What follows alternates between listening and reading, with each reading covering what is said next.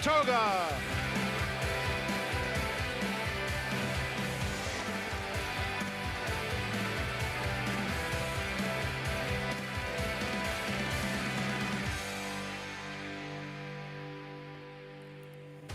Saratoga Racecourse in Saratoga Springs, New York, day 11. Exciting turf sprint headlines the program. The story, a rematch. Future is now. Aptly named filly coming in hot. Last month's Intercontinental winner. She narrowly defeated Coffee Maker by a neck. Brutal beat. How will the speedy mare respond? Today they meet again in the featured Grade 3 Caress. First Responders Day at Saratoga Racecourse, a very special edition of Saratoga Live, is always brought to you in part by America's Best Racing. For the love of the race, visit americasbestracing.net today. On this afternoon, this legendary sporting venue takes on added meaning, a day to salute and honor first responders, the men and women who put themselves in harm's way for the safety of others. They are heroes, and we thank them for everything they've done, given, and sacrificed for our well-being. Trackside, welcome everyone. I'm Lafitte Pinkai. Yeah, today's broadcast will feel a little different. Of course, we'll focus on the racing, the first of 10 races in about 9 minutes, but throughout the broadcast, we'll take time to honor and recognize our first responders. It's a yearly summer tradition here at Saratoga, and something everyone at the New York Racing Association is very proud of. Now for a very clumsy segue to today's featured event, that Grade 3 Caress. Here is the field. Presented by Albany Med Health System. Big scratch. The favorite, Roses for Deborah, is out. The defending champ. More on that story in a moment. So now, number 3, Future is now emerging as the morning line favorite in the Caress. As I welcome in my co-host, he's a 4-time Breeders' Cup champion jockey, Rajiv Mirage. Handicapper Jonathan Kinchin. Gentlemen, so with Roses for Deborah out, we start there. The focus is now on this Intercontinental rematch going in with Future is now and the filly she beat that day, Coffee Maker. What are you expecting from round 2? Yeah, I mean, I look, Coffee Maker is one who's got a lot of early speed. She ran extremely well last time. She found the front, and then looking through this race, there doesn't feel like anyone's in here that's going to make the early part of Coffee Maker's race any more complicated than it was in the Intercontinental here. Yeah, and what I like to add about the Coffee Maker is her race in the Intercontinental this day was coming off a long layoff. She hadn't run on since October of 2023. Prior to that, against tough horses like Arzak, and this was just a massive performance, battling it out with Future is now, and just getting leg weary late. I think the race really revolves around these two today, though. Looking forward to them going head-to-head once again. Yeah, I mean, look, I think that, when you have a rematch like this, you like to look back to try to take what you can from the previous race. I think there's 2 points here. Like Rajiv said, Coffee Maker was coming in off a 244-day layoff, so she has a right to improve off of that. The other note that I'll have is Future is now's got a lot of early speed. And if Future is now decides that she wants to be in front with that inside draw of Coffee Maker, she can be in front. You think she can stick with Coffee Maker? She absolutely can if she wants to. All right. Something to watch right from the start of that Grade 3 Caress, but the glaring omission is the favorite, Roses for Deborah, trying to go back-to-back. We welcome in Acacia Clement to the broadcast. Acacia, exciting filly, trying to defend her title in this Caress. She defected this morning. What do we know? What took place?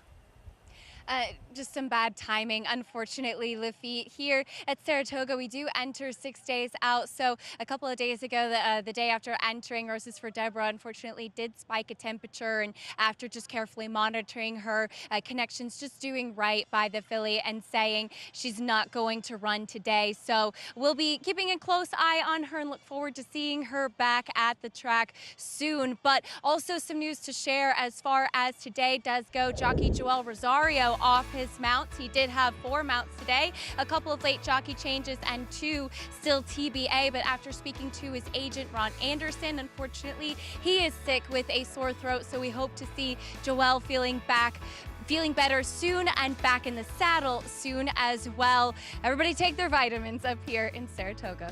Lafitte.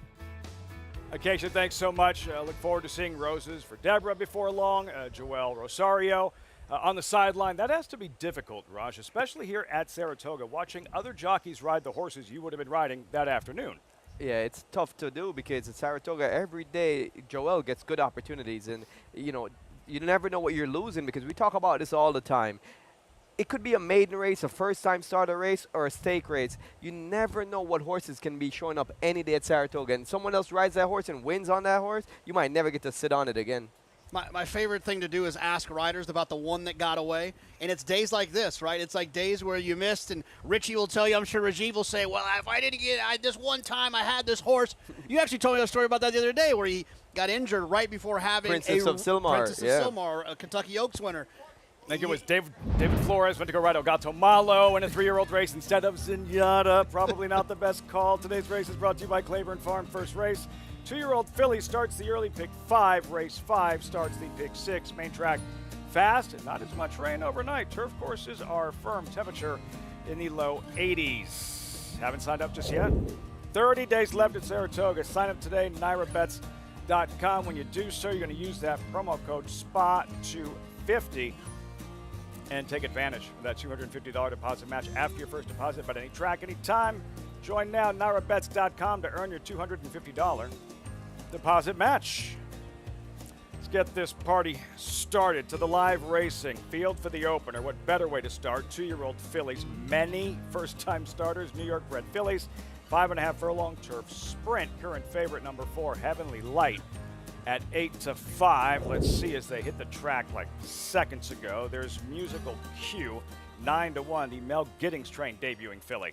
Yeah, the issue with these races, and I'll talk about this a few times, a lot of these trainers just don't have a lot of success with first-time starters. It's a first chance for second chance. Pinnacle Farms Racing first-time starter is there. She is, that's the 3, Dancing Dakota.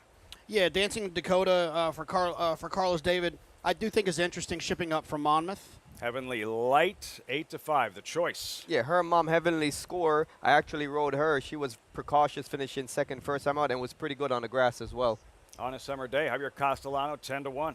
Yeah, another situation, 2 for 50 lifetime for Pregman when it comes to first-time starters. Not going in order, JK, I blame you. Lady Delilah, Seacoast Thoroughbred, debuting filly. Jimmy Ferraro, 3 for 165 with first-time starters. That doesn't sound promising. Take the other side and say she's due. He's due. Number 6, Classicals Finale at 25-1. First-time starter Cold on the board. Catalina Fina, a 3-player stable first-time starter. Doesn't show much turf pedigree, this one debuting. Looking to rock. Currently 24-1 outsider. Yeah, look, I'm only pointing these out because I'm trying to explain that these first-time starters just don't seem live to me. Amir Shashakli, 0 for 36 with first-time starters in her career. Second and 2 with experience is number 10, Miss C. Banker at 3-1, the second choice in the wagering. Yeah, and I picked this one as my top pick because it's clearly the horse to beat. Showed a lot of speed in debut, and having that experience edge is a big advantage in these maiden races. These 2-year-old fillies, 2 minutes out, race 1. Maybe you're just joining us, want to play the races, don't have past performances. Equibase has you covered. Follow along on all the stats, the horses, trainers, jockeys in today's races with free Equibase past performances. Visit NYRA.com/TV schedule to download your free PPs on all the races. On today's show, as we check back in with Acacia, standing by trackside. Acacia, what are you observing from these New York bred 2-year-old fillies warming up for most of them first day on the job?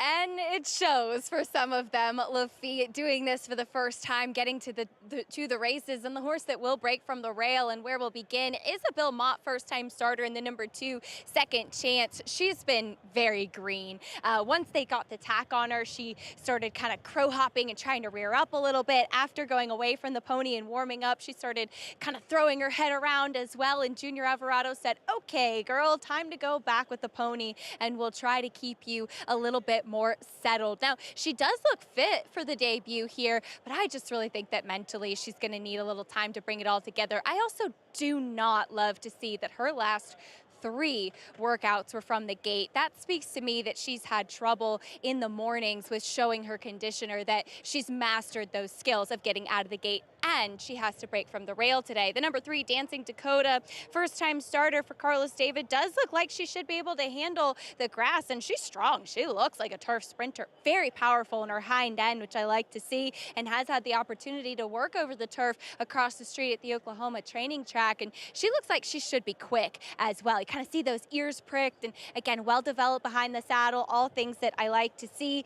Typically, maybe with turf sprinters, maybe you'd like to see them, and the board saying she's a bit cold, but I thought she was a little intriguing. The 4, Heavenly Light, though, first-time starter that's taking quite a bit of attention. She went 10-2 at the OBS March 2-year-old sale, a rather pedestrian work where she was asked along in that effort, but she does come in here by City of Light, whose progeny I really like on the turf, and the dam was a 2-time turf winner, and she's great at stakes place as well. I think Heavenly Light could tuck up a little bit as far as fitness, but a very nicely put together filly, and I do think she's in the right spot. That brings me to the 10, Miss C. Banker. She looks like a horse who has run before versus some of these other first-time starters. She's by far the most fit. She is incredibly professional throughout. She showed speed and stopped in debut, but that just shows to me that she needed the race for fitness, and I think that she's going to be stronger today. And oftentimes, Lafitte, with these 2-year-old races, experience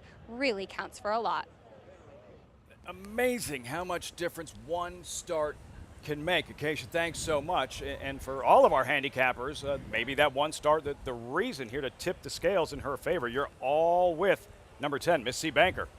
Yeah, I mean, she's got experience. I just told you about all of the, and I don't want to say this is a negative, right? Because I'm not saying that Amira Shashakli or Jimmy Ferraro or stats are stats are trying to win first out.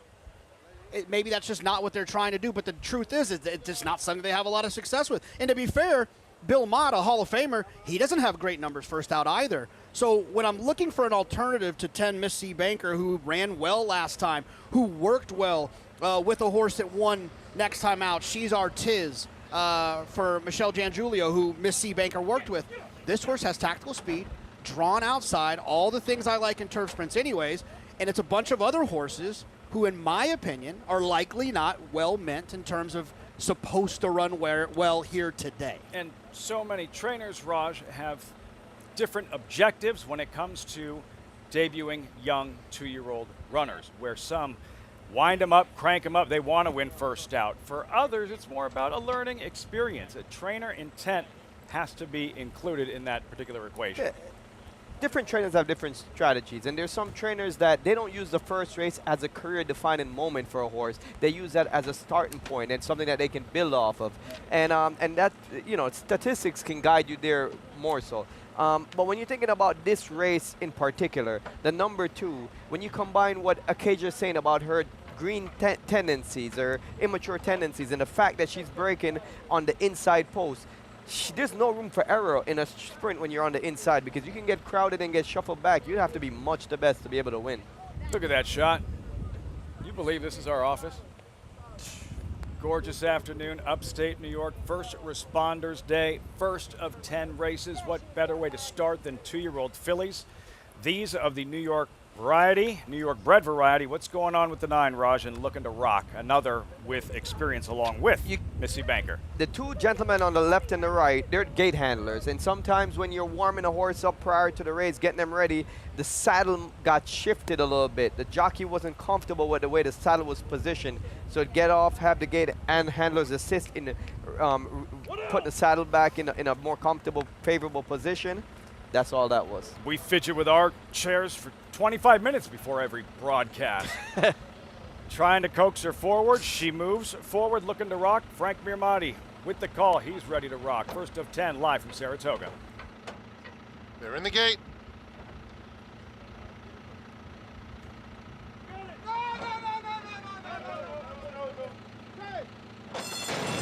And they're off.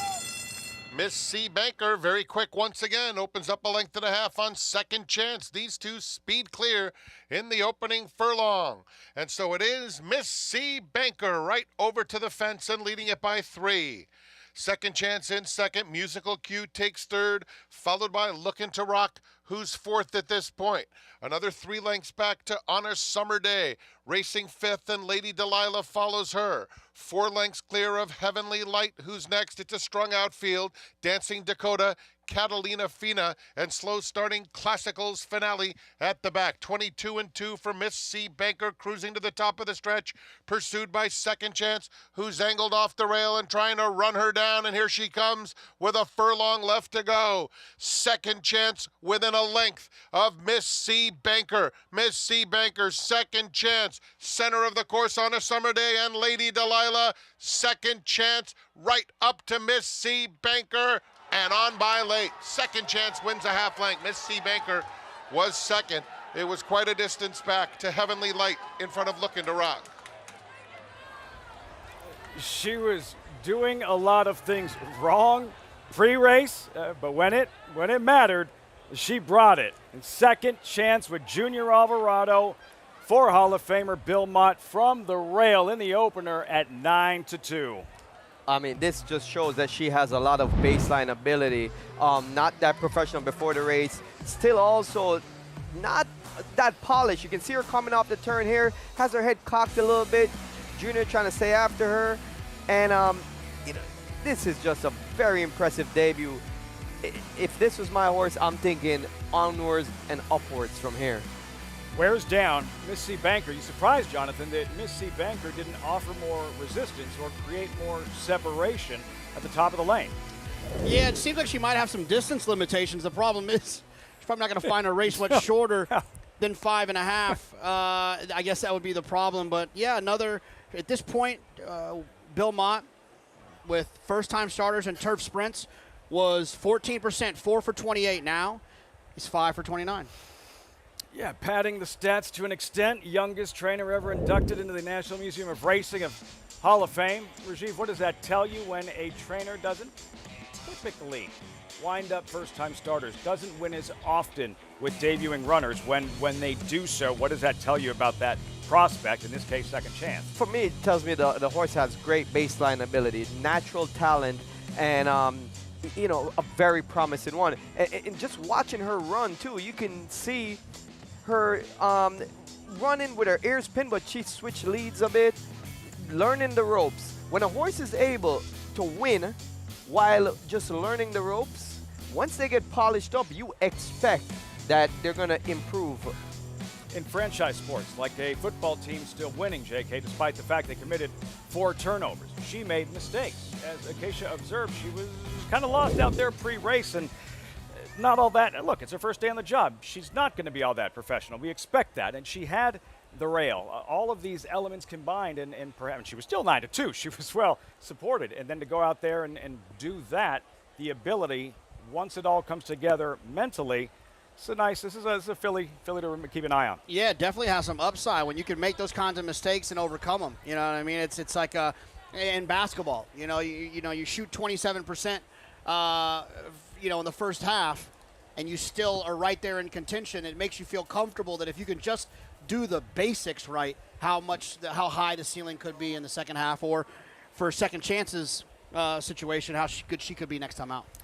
Pinnacle Farm Racing, first-time starter, Second Chance, 2-10-4-9 for the Hall of Famer Bill Mott, Junior Alvarado. Results, reaction when we come back. Plus, he's a champion with something to prove.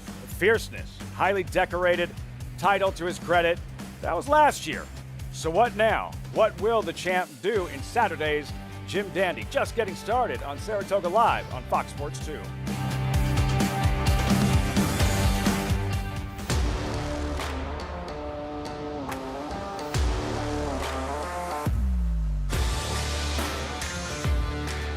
Wet Pink surging to win the Coaching Club American Oaks. 4K to win the Breeders' Cup Juvenile.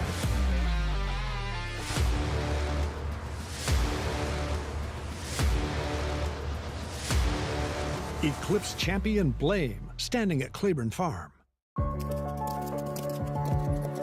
At Keeneland, a horse will always be measured in hands. Hands that see, that sense, that speak. Hands that hold our sport to a higher standard. Not for our sake, but for theirs. For the love of the horse, for generations to come.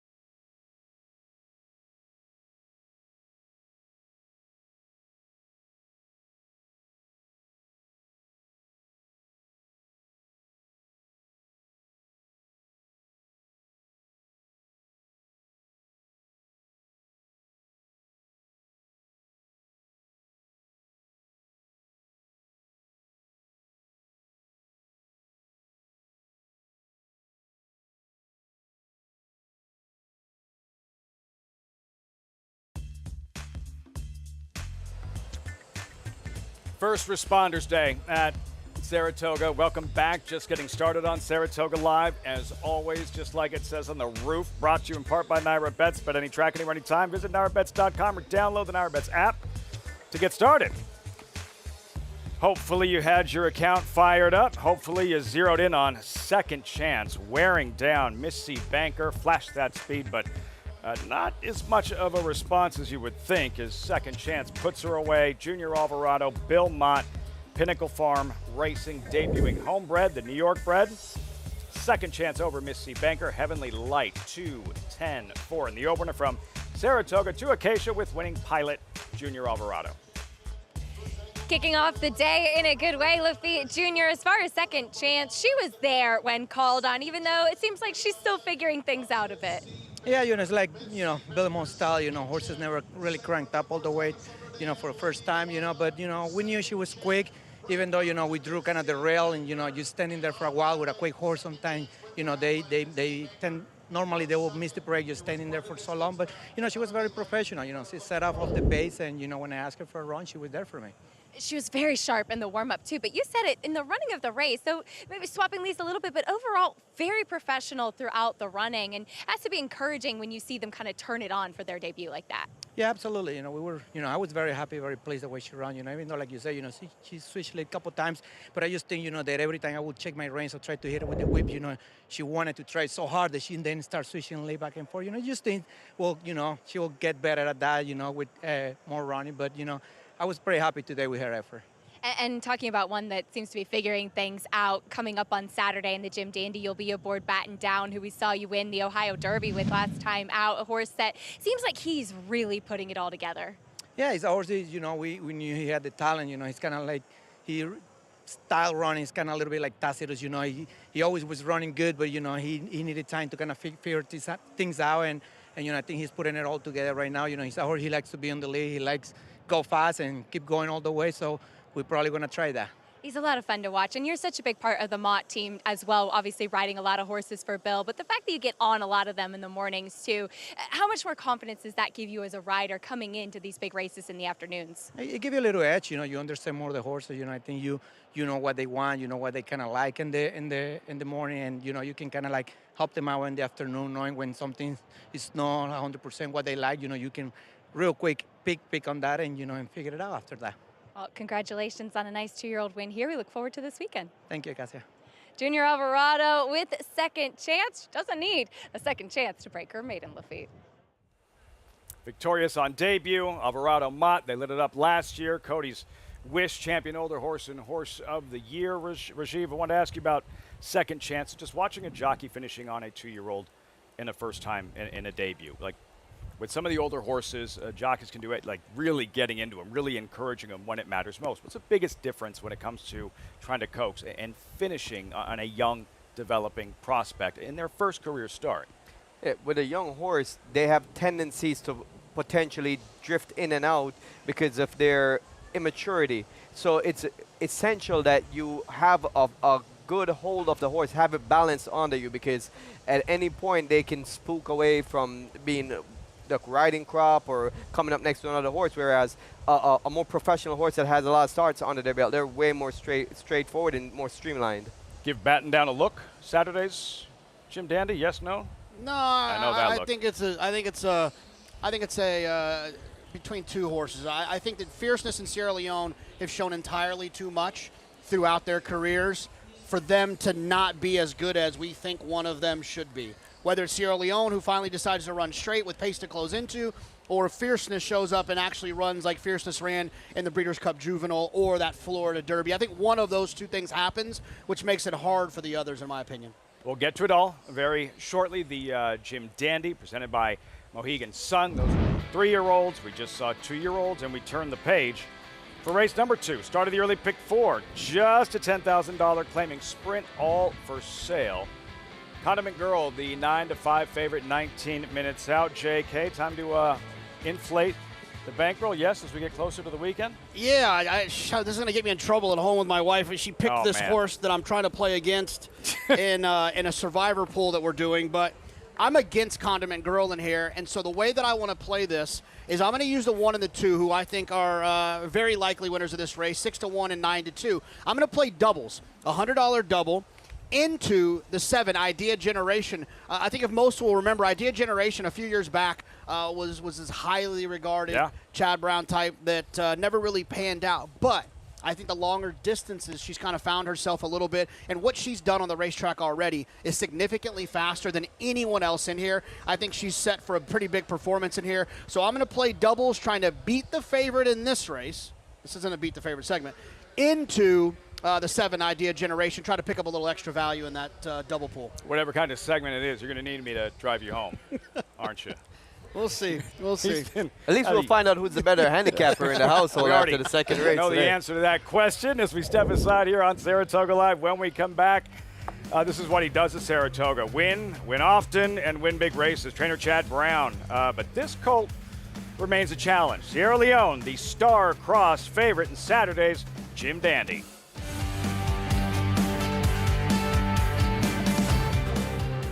But it's all Pinehurst. Grade 1 winner at 2. Very impressive in the runaway Del Blanc Futurity. Graded stakes winner at 3. Pinehurst so gutsy. The highest earning son of Twirling Candy. Pinehurst lasted home to win it for the United States. Bred on the same cross as Gunrunner.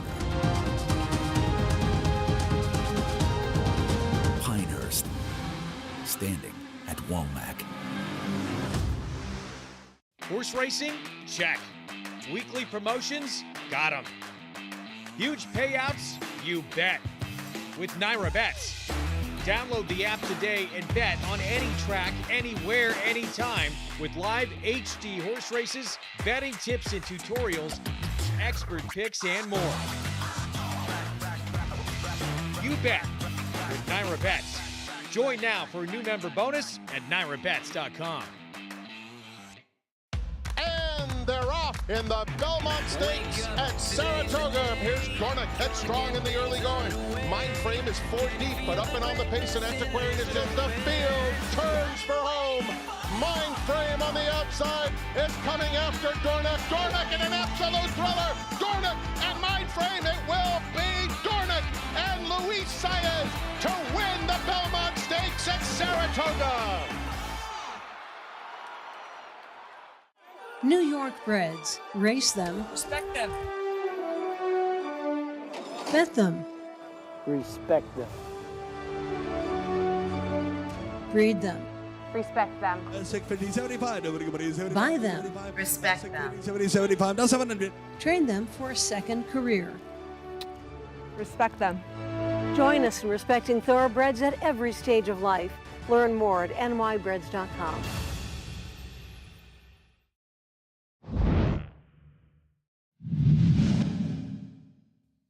And it is Wicked Strong, confronted by Totalist with an eighth of a mile to go. And Wicked Strong, strong indeed, and holding on grimly to the lead.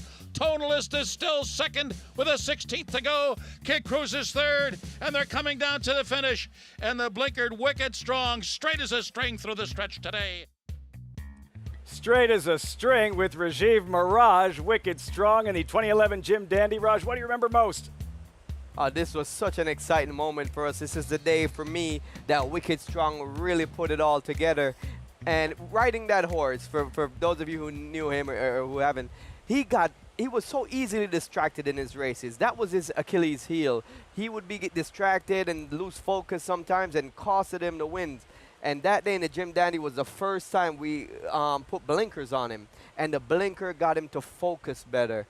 And he just put it all together. By the way, Raj, I don't think I didn't notice how you checked Bump Tonalist and Shaved Legend at the top of the stretch. I don't think we didn't notice. I think you're making it sound more drastic than it was. No. It's a little more race riding. I floated him out, and I, put a little bit tight. Not checking and Bump. Shaved him at the top of the stretch. Big race. Do what you got to do. The Jim Dandy, 3-year-olds, it is the most significant Travers Prep, the premier Travers Prep, and naturally the America's Best Racing's race of the week. 61st running Jim Dandy Stakes presented by Mohegan Sun. Familiar names, big names. Number 2, Preakness winner, Seize the Gray. Number 6, a champion in fierceness. And the favorite, Sierra Leone, drawn inside. Even money on the morning line. Let's go behind the scenes and meet these 3-year-olds in their domain. There is Sierra Leone, super talented, super frustrating spring. Yeah, I would think so, but look, he's going to get everything that he's always asked for in this race. He's going to get pace, significant pace to close into, but at the same time, he's had that before. He's just got to run straight. I feel like Chad Brown and Flavian Pratt at some point are going to get this figured out. Number 2 is Seize the Gray, the Preakness winner, 7th place finish in the Belmont. Took control of that Preakness, which was his biggest win. He ran a career best 100 buyer, which was 12 points higher than his next biggest buyer. Wasn't able to duplicate that in the Belmont Stake, and he's likely to face a lot of pace pressure early in this race. Wayne Lucas won his first Jim Dandy 1989. Jamie Torres, born 1999. Batten Down, Ohio Derby winner. Just saw Bill Mott win with a gray horse. I feel like this is an omen. Look, Batten Down, back-to-back winners. This is a different group of horses that are going to be looking him in the eyes all the way around there. Wire to wire, but open length wire to wire in his last 2 starts. The gray horse play, #analysis. Number 4 is Pony Express, least experienced California Invader. And we talk about speed just now, and there's another one that just came off a wire-to-wire win. That was breaking his maiden, jumps in the deepest end of the pool right now, but that was a 9-length victory for John Sadler, who trained Flightline. Joel Rosario, get better. You have him out in the Jim Dandy. Number 5, Gould's Gold, runner-up to Batten Down in the Ohio Derby. I'll give you some #analysis. It's a 3-year-old trained by Kenny McPeak and ridden by Brian Hernandez. No, it's not her. It's he, and he's not as fast as these horses. Now that's good enough for me. Yeah, top to bottom, Team Mystic Dan intact. Number 6, Fierceness, the highly decorated champion whose star has faded to an extent. The Jekyll or Hyde horse, his big races are probably, he's the fastest horse on baseline ability out of the whole 3-year-old crop. He's had multiple triple-digit buyer speed figures, blowout wins, champion 2-year-old, but then sometimes he just throws in a clunker. The beauty of racing, another opportunity for the champ, Fierceness. Raj, if you could ride one of the 6 in the Jim Dandy, who would it be and why? Well, in this specific race, I would ride Sierra Leone, and here's the reason why. He's drawn perfectly to the inside. He's a late closer. He loves running on the rail, and he has a lot of pace to run into. His main rivals, the rest of the 5 horses, pretty much, they are major pace factors. I'm expecting a very explosive, hot early pace, and it's going to set up for the closer. Just go out there and check and shave everybody out there, like you did back in 2011 with your Jim Dandy winner. Why don't you ask me who? I hope you don't make me get dazed. They might suspend me for a week after listening to you. Why don't you ask me who I would ride? Who would you ride? Jeez, I mean, Who would you ride? let me play pretend too. I would ride Fierceness, and I would make everyone go 46 to be in front of me, and let's see if we can get them woken up by just letting them roll out there on the front end. Can't wait for this one. You can catch it all on Fox. The Jim Dandy Fox Saratoga Saturday continues. Best horses, biggest races all summer long. The Jim Dandy Saturday on Fox. Coverage begins at 3 Eastern. Last year's Jim Dandy winning jockey Rod Ortiz not riding in this year's edition. I think he'll manage. Mind Frame, Travers bound. Meantime, Ortiz battling for a 6th Saratoga riding title.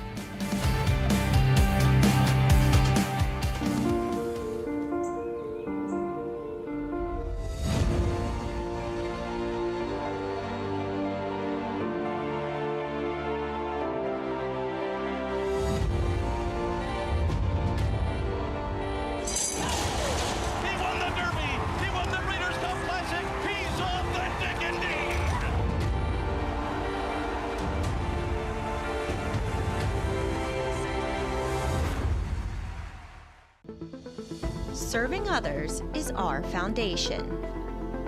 That's why NYRA is building a pathway for businesses, individuals, and organizations to support charitable groups connected to horse racing in New York State and beyond.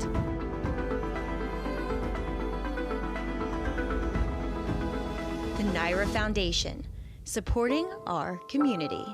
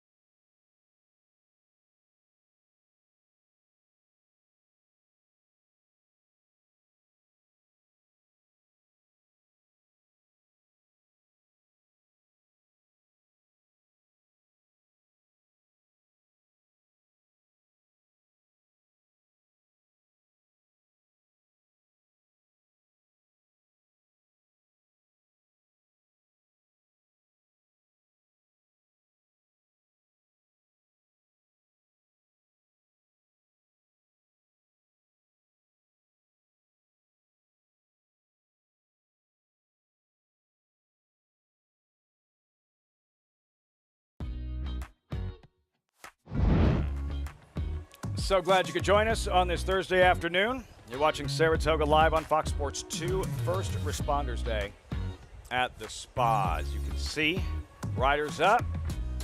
Is Kendrick Carmouche ever not smiling? He's enjoying what he's doing, and It's I think so much fun to that just radiates towards his success. Louisiana in the house. Riding our funny business in this one at 9-2. Just $10,000 claimers, 7/8 of a mile. Fillies and mares. We start with Another Day Gone By Curlin Travers winner, V.E. Day. Jimmy Riccio, the owner of this horse, I think is one of the sharpest owners in the game, especially when he starts playing in these arenas when class comes into play. I think this horse is very interesting. 7-1, followed by number 2, Our Funny Business. Second in her last pair, Smiling Kendrick Carmouche, deep closer. Yeah, this 6-time winner gets an extra furlong to run at. She's run at the distance one time, and that was a second place finish. Mon Petit Choux, claimed from Charlie Baker by Wayne Potts. Yeah, Wayne Potts, 0 for 9 so far for the meet. And I don't really love horses off Charlie Baker. I think he does a great job. Yeah. Run Devil, Wayne Potts runners will break side by side. It cuts back in distance after a 7th place finish for allowance race at Monmouth last time. Joey the Fish, the New York bred. Just so slow early, and the final figures a little too slow for this group as well. Great name, though. Condiment Girl. First after the claim, owner-trainer Linda Rice, the 9-5 favorite. I picked this one because I heard an astute handicapper in the Johnson Kitchen household picked it as the top pick. Good enough.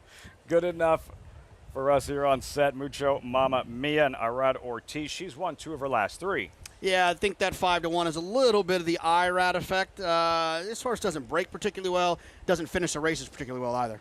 Jolly Miss Jill drawn outside. Luis Saez takes over on the Florida bred. That beat 7 lengths at the 16,000 level. Takes a slight drop in class today, trying to find a race that it's more competitive in. Just a $10,000 claiming sprint, but a competitive $10,000 claiming sprint post time, $5. 5 minutes. Sorry, I was just distracted. They're headed our way. Jonathan, you do anything wrong? You sneak anything into the racetrack you shouldn't have? Again? The only thing I got, and I wish he could help me sniff them out, is losing tickets. Save me a lot of money. You think you could train one of them to find losing tickets? Around here? Yeah. Which is just a matter of how many dogs you can get here. First Responders Day, it's amazing. It's how smart, how well trained, and again, a salute to the men and women first responders who have done so much, sacrificed so much for our benefit, for our safety. 4 minutes out here, race 2, and also a heads up, a reminder, the Friday feeder contest, $40 Friday feeder contest, low-cost way to earn your entry into the $300 Saturday contest. Registration closes before Saratoga's 3rd race post time on Friday. Visit NYRABets.com/contests. Warm-up continues, and we're going to circle back to Arad Ortiz on Mucho Mama Mia. A very good start to the meet. Raj, what else is new on a contender here? Saratoga rider standings after 10 days and a race, Rajiv. It's a lot of congestion at the top. Very different than what it looked like after a couple of weeks last summer. Well, Irad is expected to get off to a fast start, and he being atop the standings right now, and actually being tied with Flavian, it feels like he's a bit underachieving our expectations, right? We're just so expected that Irad just open up this quick, fast lead. But one thing I will say, he won the Ride of the Week for our Ride of the Week last week aboard Root Cause. He's put in some spectacular rides. It's not just being result-oriented that he's the leading rider. He is riding lights out, making optimal decisions in races, and really being a difference maker. But look at the names up there. That we can say that about the top 10 riders. I mean, everybody's riding so good at this meet. He missed a day, an entire day. He was at Monmouth last Saturday, finishing 2nd with Mindframe in the Haskell, and with Arad, for him, when he gets good, it's an avalanche. It's 14 races in 3 days. When he gets on one of those runs, we'll see if we see that before long with Arad Ortiz and aboard Mucho Mama Mia as you look at Condiment Girl. And let's revisit her latest win. Late April, Churchill down 6.5 furlongs. Condiment Girl, JK. We'll see just a resilient win in between horses and a cheaper claimer showing some class. Yeah, but this was a starter allowance race, right? The horse was protected in here, meaning that the connections did not want to lose her. She won. She ran well. She made money. Her next start, she ran in the same condition, starter allowance. That didn't go so well. And then she ran for 25, where she ran horribly and was claimed. And remember, when Linda put in the claim slip to buy her out of that race for $25,000, it was before seeing her performance, right? Buyer's remorse. I'd imagine maybe Linda would have been like, I take backs, but you can't take it back. That's how the claiming game works. Now she shows up in here for 10. So right off the rip, Linda's accepting a $15,000 loss, unless, of course, she wins today, dropping in for 10. And I think it's important because we'll talk about it a little bit, I believe, in the 5th race as well. When you're looking at claiming races up here at Saratoga, you have to play the Excel sheet, if I owned this horse game, to better understand what's happening. To me, Linda's trying to cut ties here because I think she got a bad claim. Caution lights blinking, red flags, but she is the favorite. Condiment Girl at 8-5. We check in with Acacia.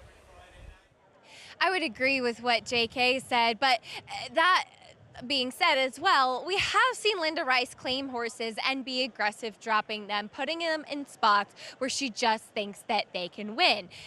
Now, this horse was very disappointing last time, especially because the top two finishers were part of the pace like she was.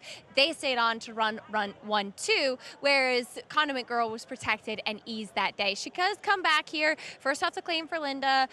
Her weight looks great. She's moving well out there. The front wraps do go on.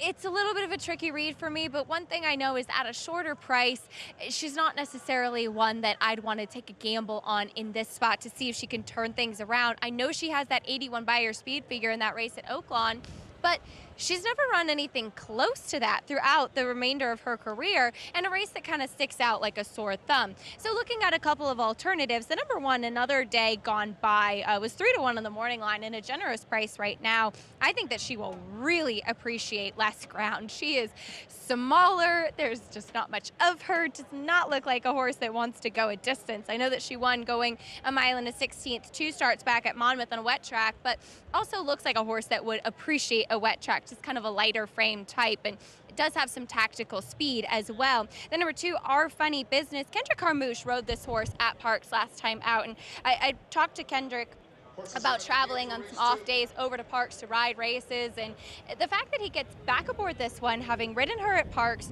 in her last race, he knows her. She stacks up beautifully with her competition in here today. She's dappled from head to toe. She looked tremendous in her weight. The one that just kept catching my eye in the paddock, she was second best and couldn't reach the winner that afternoon, but I think we're going to see a stronger performance from her today, Lafitte.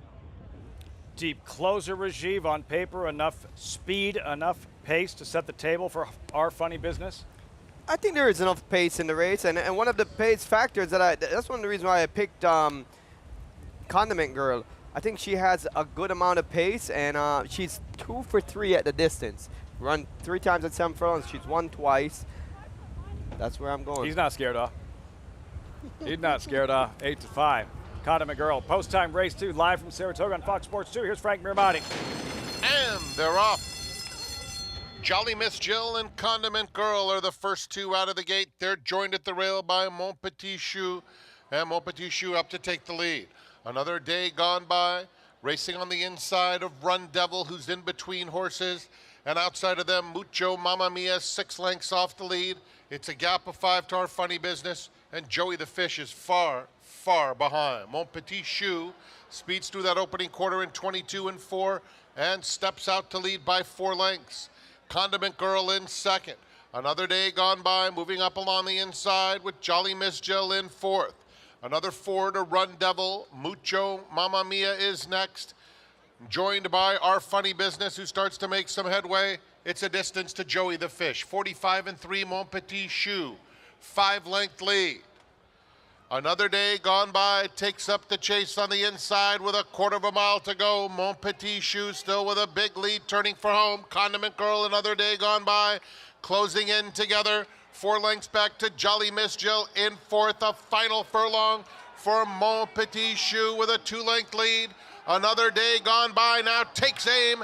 Another Day Gone By eating up the ground and has collared Mon Petit Chou. It's Another Day Gone By, pulling away in the late stages to score by 3 widening lengths. Mon Petit Chou, Condiment Girl, tight photo for 4th between Our Funny Business and Run Devil. At 6-1. Another Day Gone By goes by, takes down race 2, Saratoga. Well done, JK. I tell you what, this could not have worked out any better. Bankroll bet hit with a 6-1 shot. My top pick hit with a 6-1 shot, and my wife ran 3rd, so she's not going to be upset because she hit the show. Everything is wonderful in my world. Perfectly for you, JK, and what a good ride from Jockey Louis Rivera, sitting on the inside, being patient. I also like the fact that there was not that much speed on paper, and Lane Luzzy was on the 3. He tried to throw the gauntlet at them, stealing the race up front. But, you know, Another Day Gone By just had a perfect trip in the pocket in 3rd, angled out in the stretch, pulled away. Mon Petit Chou, big run. Lane Luzzy, as you mentioned, to complete the exact of 15-1. She tries to shake loose your concerns about the favorite, not unfounded. Condiment Girl, a dull third place finish. Meantime, another day gone by, JK, and just grinding away. Yeah, it just kept coming. I mean, look, Condiment Girl ran fine. I mean, you know, she didn't run as bad as I thought she would. I thought it was a complete give up. She ran okay to run third, but like I said it during the post parade. I think Jimmy Riccio, as an owner, is sharp. He's a you know, and I think to play the claiming game well, you have to be a great handicapper because you have to understand where horses fit and when horses aren't going to fit in spots that maybe they're going to have to be put into. And I'm telling you right now, 100% why I picked this horse was because I looked at the fact that Jimmy Riccio owned, and I trusted that he knew something that I didn't necessarily pick up fully off of paper. It all came together, inflating the bankroll. Happy wife, happy life. We got to hit idea You generation. advance. But I think we're alive pretty good. It was $100. I think I played $100. I don't remember what I played. $200. It's good. If you don't remember what you played, I don't remember what you played. You know, we're alive. That's all that matters. In your regards to, you spent $200 on the ticket. If you were gonna skip the double and just go to bet just to win on Idea Regards, you don't get that much value, right? She might be 8 to 5, you know, but this double should be coming back somewhere probably $35, $40 for $1. Yeah, I think it's 56 for $1. The 1-7. So we'll do some math there and see what we're alive to, and hopefully we can put this thing away before Andy and Paul even get on the show. 6-1, another day gone by. Luis Rivera, Greg Sacco team up for victory in the second, and later, a massive part of the racing industry, the backstretch workers, the backstretch community. Without them, we don't have a sport. That story later on Saratoga Live. Introducing a Stallion, as top class as they come. In 22 career starts, he won or placed in 12 graded stakes, competing in 15 grade ones, earning over $1.7 million. His undisputed speed is evidenced by 7 100-plus Spire speed figures, a 3-time Grade 1 winner, Raging Bull. Horse racing? Check. Weekly promotions? Got 'em. Huge payouts? You bet. With Naira Bets. Download the app today and bet on any track, anywhere, anytime with live HD horse races, betting tips and tutorials, expert picks, and more. You bet with Naira Bets. Join now for a new member bonus at NairaBets.com. Daredevil, returning to stud on U.S. soil. The only first crop sire to see 2 offspring win the Grade 1 Kentucky Oaks and the Grade 1 Preakness Stakes in the same year. She dares the devil, taking the Kentucky Oaks and the Grade 2 Azeri Stakes, and champion Swiss Skydiver, winning the Preakness and the Grade 1 Beholder Mile Stakes. With more exciting prospects on the track and multiple 6-figure sales in the ring, Daredevil's career is just getting started, only at Lane's End. For over a century, success starts at Saratoga, America's #1 yearling sale by percentage of Grade 1 winners, with back-to-back Preakness winners. She's the Grade, wins the Preakness!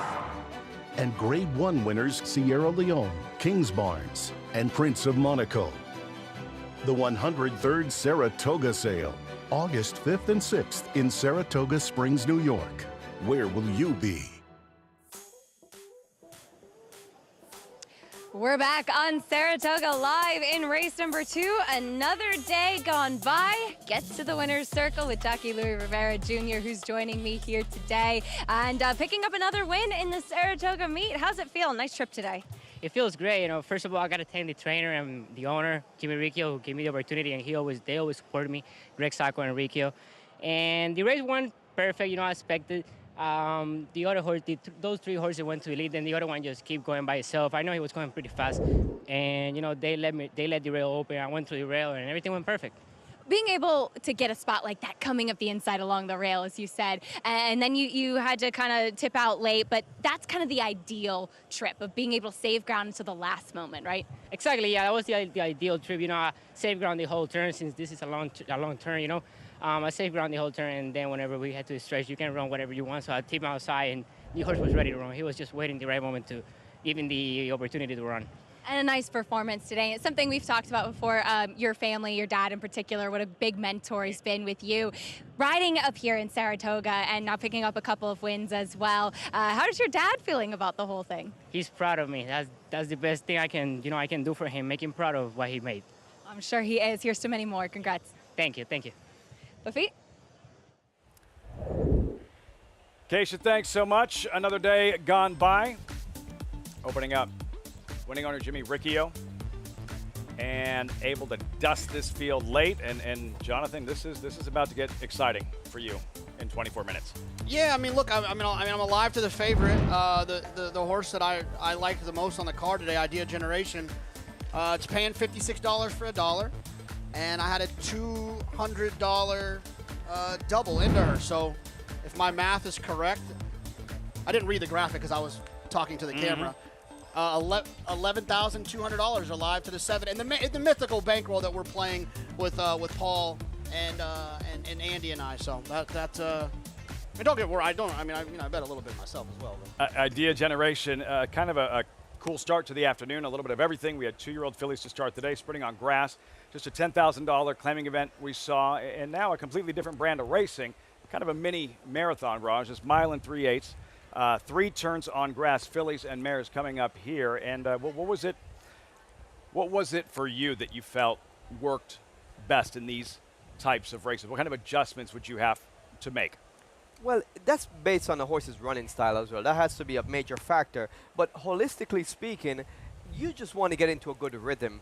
When you have such a long distance to cover, you don't want to get you don't want to be on a horse that gets too excited early, because that'll burn out the gas out of the tank early, right?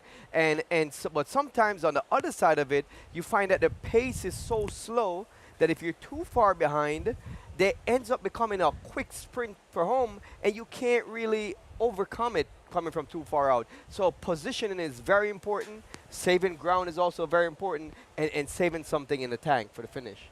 The one thing about Idea Generation that sticks out to me here in this group is that she's forward. She can find herself forward, and when it comes to, there's nothing I like more than a Chad Brown trained turf horse that's forward. Look at Rushing Fall. Look at Newspaper of Record. When they can find themselves on the front end, man, they're dangerous, because now they can kind of make their own trip, but they still finish like the rest of the Chad Brown types. Forward, I don't know that she controls, though. Well, she did in the weigh-in, right? She made the weigh-in, but I don't know about, right. and I'm pulling for you and everything. I don't know, and we'll have much more on this race.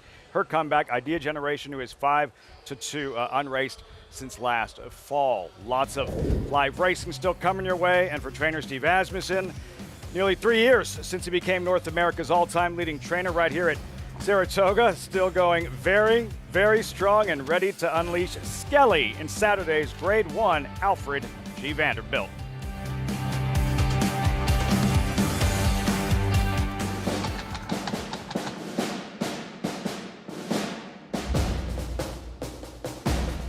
Down to the wire, Verstappen. Here's the finish, Ancient Roll. War Bomber's won the King Edward. Shield Team has won the Twilight Derby. Warfront, standing at Claiborne Farm. The spirit of Bushido. Courage. Respect. Integrity and honor. With honesty and sincerity, we hone our spirit to a winning edge. The way of Bushido runs straight and true. The soul of racing.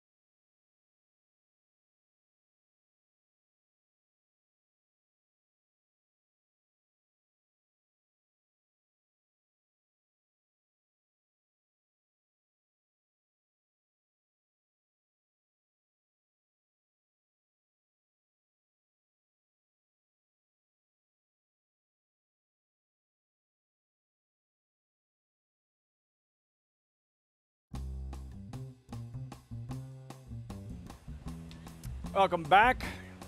Big Red. That statue even more stunning on an afternoon like this is always coverage on Saratoga Live, brought to you in part by Claiborne Farm. 100 years doing the usual, unusually well.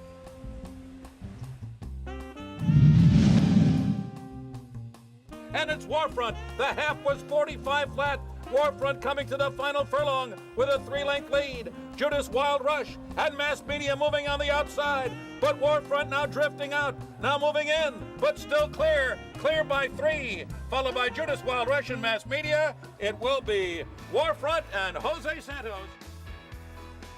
Warfront. What a sprinter, what a stallion, standing at Claiborne Farm. Raj, trained by Alan Jerkins, can you put his career as a racehorse and a stallion into perspective?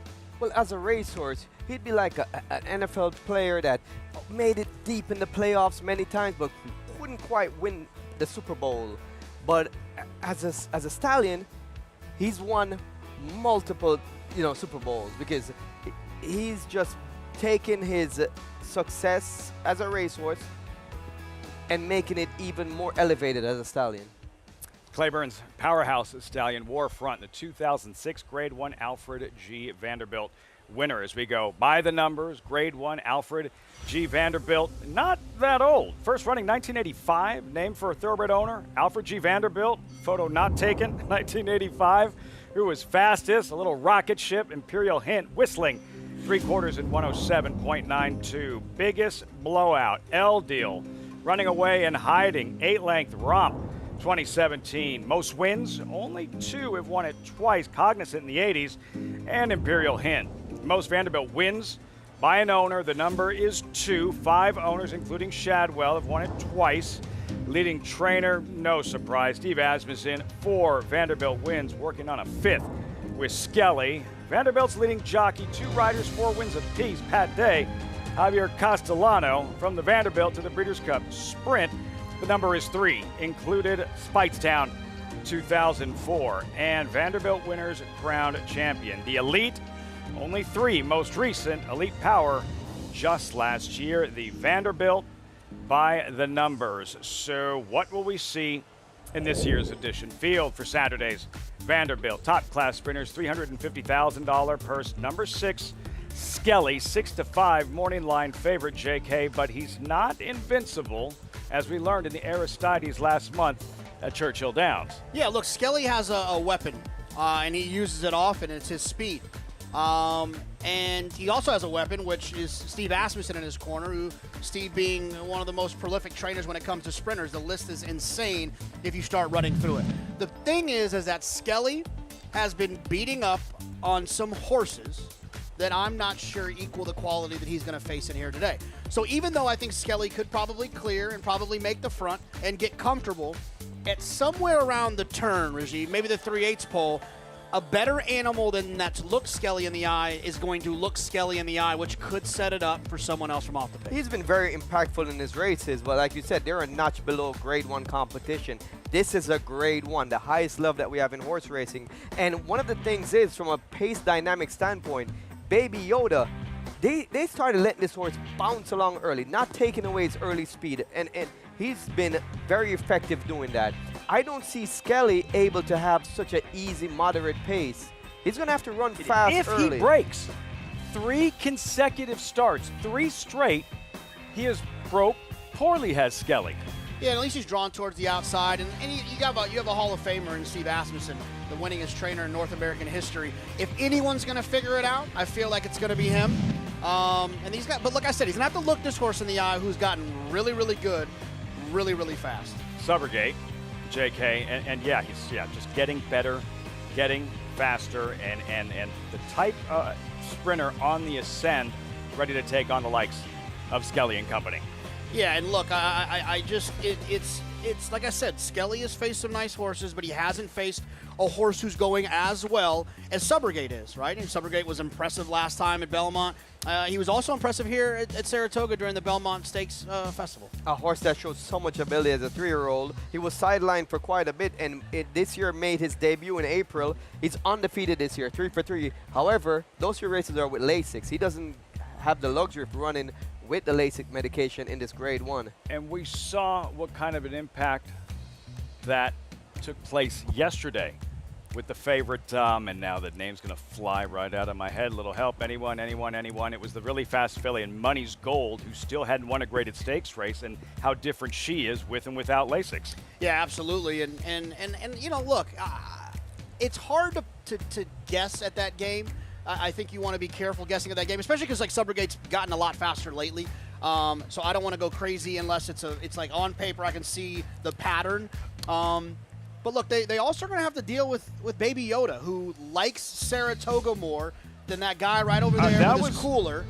Likes it more than that guy, and that's hard to say. I didn't want to, like, you're talking about guessing. I didn't want to guess if you've seen Star Wars. Something tells me you're really going to disappoint me, so I don't even want to know. I've seen it. But yeah, this was the Baby Yoda and what he is capable of. It's kind of a theme this weekend, like fierceness, which version shows up. Baby Yoda, which version shows up. At his best, he is lightning fast and hard to catch, specifically here at the Spa. Well, in his two most recent races, they were incredible. He won the True North, by 6 lengths at his most recent start, and it was a factor of them allowing him to utilize his early speed. And he can run fast and sustain it. And that's the thing about this race. I can see that being a major pace duel, and I'm picking Nakatomi to win this race because he's the horse that I think is going to be the biggest benefactor of a hot early pace. Eric Cancel, in his last 2 starts, he's been riding Baby Yoda, like, just very aggressive, and it's been working. Yeah, and I think that when you're here at Saratoga, it's easy to do. I mean, 2 of his best performances in entire life, and it's not even close, have come here at Saratoga. I don't know if it's the morning training. I don't know if it's the atmosphere. I don't know if it's the cooler morning. I don't know what it is. But it's a fact. He loves it because he's here. 4 for 6 lifetime at Saratoga. He loves it here. Can't wait to see how this one unfolds. Bill Mott last year with Elite Power. He's trying to go back-to-back with Baby Yoda, the Grade 1 Alfred G. Vanderbilt on Fox. Weekend stakes scheduled tomorrow. Fast 3-year-olds in the Amsterdam. Saturday, aforementioned Vanderbilt and Jim Dandy, presented by Mohegan Sun. And Sunday, Bowling Green local prep for the Grade 1 Sword Dancer on the undercard of the DraftKings Travers. Back to today's card, race 3, updated odds, long distance mile and 3/8 inner turf course fillies and mares. You're looking at Idea Generation. Acacia is somewhere there in the paddock. Acacia, she hasn't raced since last October. How does she look? And it's good to see her back because she's very intriguing, Idea Generation. Now, we last saw her in the weigh-out last October, in which it was raining. It was a pretty wet day that she was racing, and she was in that race largely to be a pace setter for her stablemate, McCulloch. Now, Idea Generation on her own ran very well to hold on for second and actually looked at one point like she might win the race. She's very sharp coming back here yet again. Now, always my complaint with her last year was that she just maybe wasn't the smoothest moving type. She's definitely done well with that layoff and strengthened up, putting on a little bit more muscle mass. Like I said, she's on her toes. She's fresh off the bench. I think she looks great, especially not having run since October. Looks like she's doing really well for this comeback and has made that physical jump from 3 to 4 that you like to see. The number 3, Moshiro, is another layoff runner. This one, though, over a year, about 13 months since we last saw her on the racetrack, and I don't have many notes to compare to because it's not been since 2022 that I've seen her, but she has definitely grown and filled out a lot as well. She makes her first start for Will Walden. She's gotten a bit hot here in the paddock, which sometimes horses coming in off a layoff and they get pretty hot, especially behind, sometimes indicates that they just might need a race. But I'm going to watch her warm up because I was impressed with, again, how she had filled out, how strong she looked coming in off the layoff, and she had faced some decent competition and really seemed to turn things around when switching to the turf before that big layoff. Now, the number 5, Just Deny, is taking some attention. She's a last out maiden winner. It took her a little bit of time to break her maiden, and if I was just looking at her physically, I don't think I would look at her and say, yes, she looks like a marathon distance type. She's on the smaller side. She doesn't carry a lot of conditioning in her. She's very sharp and forward in this spot, and I was impressed with the way that she finished in that race last time out to get the win. has to step up and face winners for the first time. But one thing to watch is that she finished on her left lead last time out. So still figuring things out. She's going to need to be more professional against this group in here today, Lafitte. A mistake on that left lead, but finishing strong, just denied. Looking to go back to back. JK, what's this in the money contest in happy hour? Yeah, Horse Player Happy Hour. Oh, you want me to read that? In the Money Media and the Breeders' Cup do my job for once. Horse Players Happy Hour with 3 ways to win a $10,000 Breeders' Cup Betting Challenge seat. It's a great way to test your handicapping skills with contests taking place every Thursday. To sign up to play in today's game, go to inthemoneypodcast.com/HHH. The contest starts at 5 o'clock. It's a $20 entry, which allows you to very cheaply try to win your way into the $10,000 Breeders' Cup Betting Challenge. But the best part about it is there's a charity aspect to it. There is no rake in this contest. The proceeds will go to the TAA and the TRF. So it's a nice way to have a little bit of a fun this afternoon. It starts at 5 o'clock, horseplayers.com. That went much better than I thought, and I'm, like, disappointed. You can't throw paper at me and tell me to read something. Yeah, you're reading the promos for the rest of the afternoon, man. What? Post parade, you're looking at Haystack and Tyler Gaffleone at 3-1. The entry 2-for-1, JK's favorite, 3-1. Yeah, exactly. The old buy one get one free. Yeah, I think 3-1's probably fair for these two horses. I don't love neither one of them, but it's nice to have both of them. Boss Lady Bailey, the farthest she's ever raced. It's stretching out in distance and ran a credible third 2 starts back at this level. Moshiro 14-1. Acacia like what she saw in the paddock. Yes, typically a little bit far back, but that guy sitting on our back, Flavian Pratt, he's been a lot more forward. He could be a lot more forward here today, excuse me. Yeah, he's pretty good. Flavian Pratt. Number 4, Sacred Image. Peter Brandt's homebred. Yeah, can't overlook anything that comes out of the Chad Brown barn. This one stretching back out to a mile and 3/8. Impressive maiden win. Yeah, just denied. Just graduated at the distance. Yeah, it was close last time, but that pace was slow. So I think that's probably why previously hadn't shown a ton of early speed. Number 6, Lullaby Land, Florida bred, Park Shipper. This 5-time winner looks a little bit below par on paper on numbers, but did have a tough trip last time. Good luck, Jonathan. Idea Generation, unraced since last October, powerhouse connections. Yeah, I just think that maybe this is just what she wants to do is go long. She's got the opportunity to grow up from 3 to 4. Acacia mentioned that she looks like she grew up from 3 to 4. We have a Haystack. We have a High Stick. There she is, representing outside speed and could impact the pace early on. This one has a big say in this race from a pace dynamic standpoint. She has early speed, and she's also the second choice on the morning line, so expected to drift down from those odds.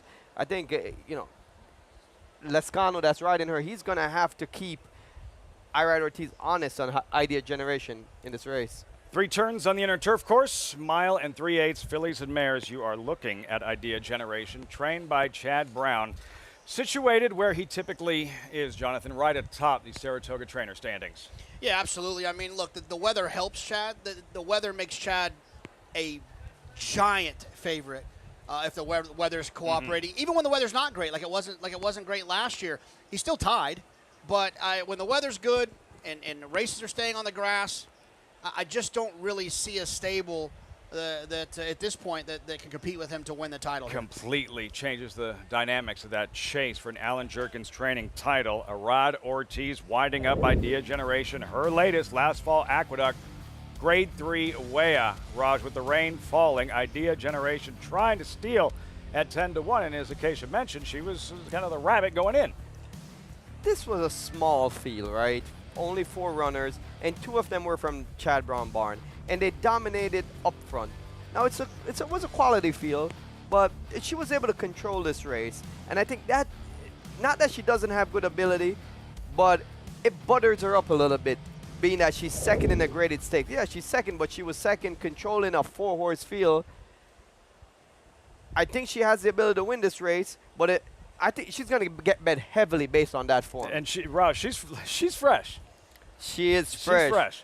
And that's one of the things, too, that could be a concern for me. If a horse hasn't run since October, it's a long layoff, right? 10-month layoff, and she's going to have to run such a long distance. if she's too over-eager early from her freshness, her spontaneous freshness, it might not do her any good in able to regulate her pace.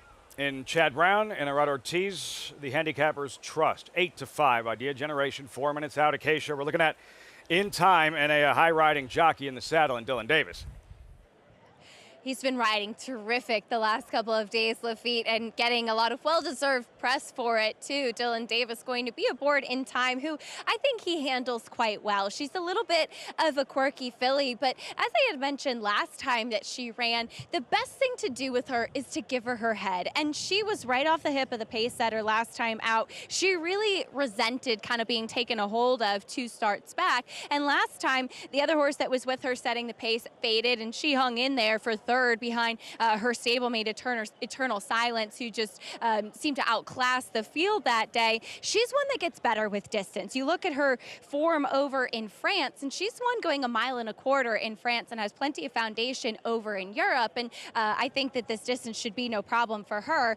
It could be interesting as far as how the pace plays out because, like I said, she's best when forward, and as Raj mentioned, Idea Generation is really fired up out there on the track. The number 8 High Stick could also make things interesting with the pace. She was set the pace last time out and had company to her outside throughout. Jose Lezcano going to be aboard her today. She's another one that can be a little quirky. Last time out, even the last time Jose rode her as well, when the rider goes to the crop in the stretch, she starts swishing her tail, and it's something that she really does not like. And Rajiv can, I'm sure, speak to this more, but when you have horses like that, you have to be really careful about going to the riding crop because they could react so negatively and sharply to it. You have to be very quiet in response. So I like that we do see Jose Lezcano coming back aboard High Stick because he'll be aware of those quirks. High Stick towards the outside with Jose Lezcano, and something to watch in the stretch. High Stick at 7-1. Her most recent late June Monmouth in a shorter race. Raj, High Stick battling on the lead. Tough, just eventually gets worn down. Yeah, High Stick is down on the inside here, and when her foes came outside of her, she was really fighting back. And this is the reason why I think she's going to appreciate the added distance. For me, she looks like a filly that's just grinding her gears, steady pace. She doesn't have a quick acceleration. She has a high cruising speed. And I find that those kind of horses are able to run at a high pace over a long distance. And that's what she gets to do today. And she can potentially bottom out her competition. And you saw it there, as Acacia mentioned. She felt the crop. The tail went up. If you don't feel like going to the crop encourages the horse underneath you to try any harder, what other options do you have? Well, I felt like her jockey, Paco Lopez, that day, he went to the crop because ultimately that's the only other thing he could do. It was a desperation move because the winner, Sensitivity, had passed her on the outside, and just a hand ride wasn't going to get the job done. And if you're going to get beat, you have to do whatever's in your wheelhouse to try whatever you could try to try something different. You cannot continue to do the same thing. And I think if she was taking him to victory, he wouldn't have went to the crop. But it was more for desperation. Hey, my last option is to try something new, which, you know, try using the crop, see if she got something out of it. And the draw, JK, it's presents a challenging scenario for that superstar jockey, Arad Ortiz, in Idea Generation. Does her best running on or near the lead, and High Stick and the speed that she possesses, the pressure he will feel from the outside. The last thing you want to do in a race this far is go too fast too soon. Right, but I think if you watch Chad Brown's horses work in the morning, whether you pop up on our friends at XBTV or wherever you can find morning works, they always, a lot of them, work in company. They're trained to sit and listen to the cues of their rider. So with High Stick drawn towards the outside, who probably doesn't want to get hooked wide, running in her longest race of her career, having some tactical speed, and Jose Lezcano, you think they'll probably send away from there. It's ideal, and it's likely that Idea Generation's not going to be forced into some situation where she has to be uncomfortable on the front end. She'll be able to sit right off of High Stick, where they'll be cruising along at which should be a fair to honest pace, just like she does in the morning. And I'm not too worried about her off a layoff. I don't think if she gets beat today, it's not because of the layoff. She's worked 9 times basically every week since June. No, that's not a question. Chad Brent knows how to get him ready off the bench. But just for a race this far, Raj, it feels like there are more speed-oriented types, whether it's the French filly In Time, part of the entry, or Idea Generation, who you're looking at, or High Stick. How do you think? What do you think is the key? What are you looking for right from the start? From the gate to the first turn, it's really going to set up shop for what to expect in this race. I think it's going to be a cat and mouse game between Irad Ortiz and Jose Lescano, drawn right next to each other, sizing each other up, leaving the gate. Because if I'm in Jose Lescano's shoes, I'm going to make it as difficult as possible to my main competition that's to my left. And I also feel that vice versa as well.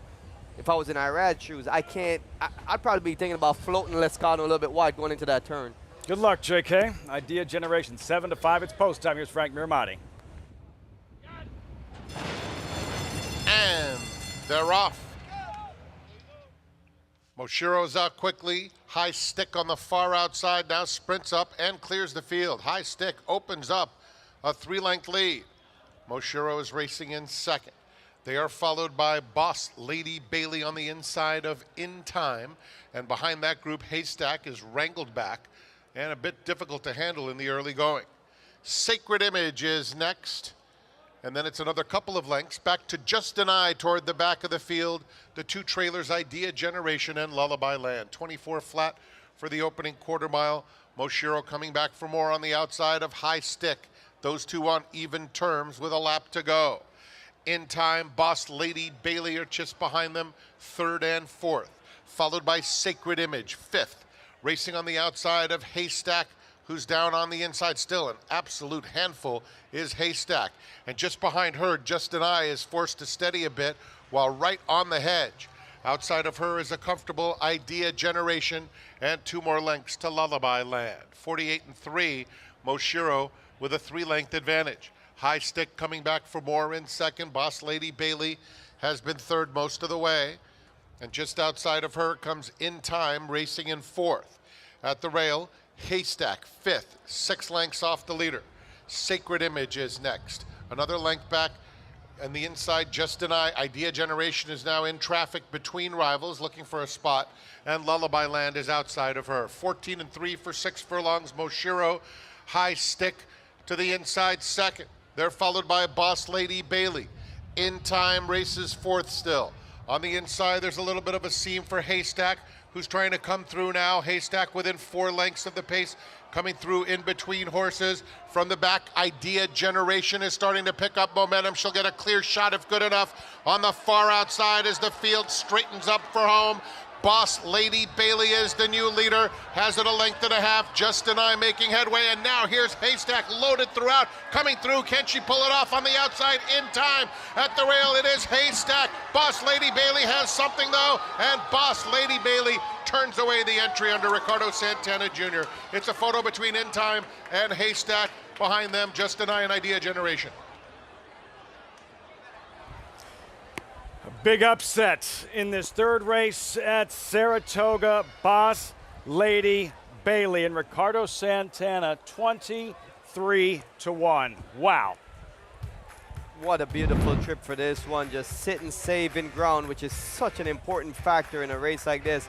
And then the parting of the Red Sea coming off the turn. This rail just opened up wide. Didn't have to lose any momentum coming off the turn. Slingshot it to the lead. And at this point, when Gaffleone ducked Haystack to the inside, I thought Haystack was going to get by.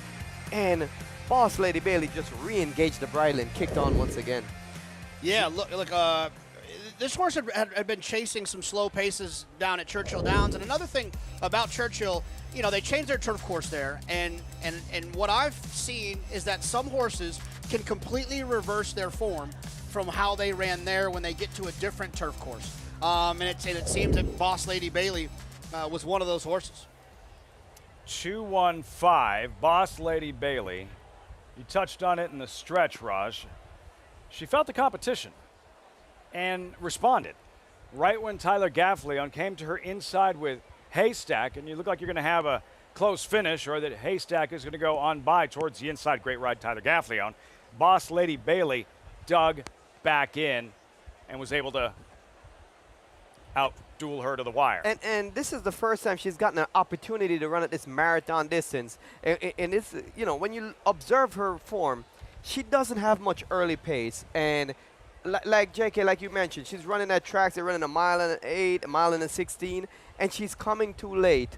She appreciated the slower pace and the longer race, made her stay connected somewhat within range of the leaders coming off the turn, and able to just maintain that steady pace. Hootie's Racing LLC, winning owner, Boss Lady Bailey, winning trainer John Ortiz, Ricardo Santana, 23-1. Idea Generation, the favorite, a non-factor in this one. Boss Lady Bailey, in an upset, we told you, Kendrick, always smiling. Some of the events coming up at Saratoga, the bottle signing, Casa Amigos, chance for the fans to meet their favorite jockeys, all for a great cause. That's coming up next on Saratoga Live. The classic looks of a two-turn type, yet the precocious brilliance of an undefeated G1 2-year-old. Maxfield, a breathtaking run at the top of the stretch. Maxfield. He took it to the max in his chosen field. Now you need a mini Maxfield in your chosen field. His first yearlings are selling now. Maxfield. Classic looks and precocious brilliance. Darley.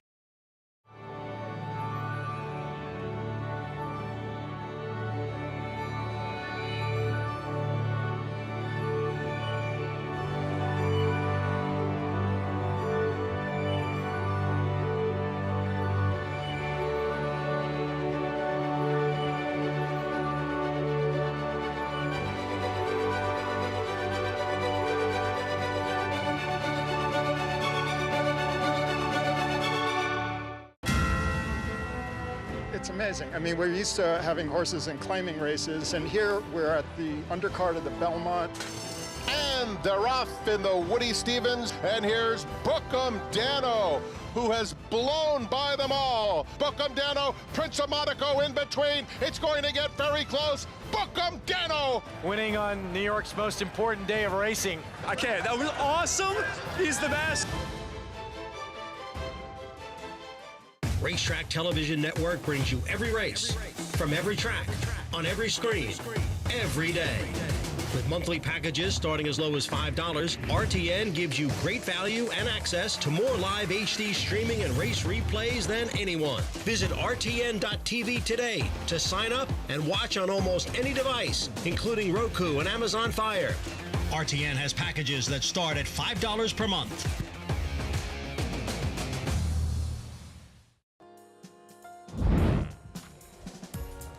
Crowd still buzzing after that stirring upset. Boss Lady Bailey, second career victory for trainer John Ortiz. Ricardo Santana, farthest she had ever raced, Raj, and at 23-1, a shocker in the third here at the Spa.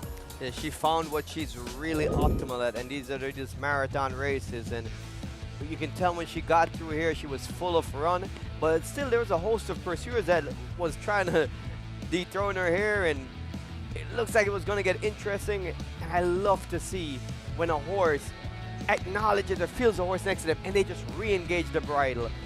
It shows that determination, it shows that grit.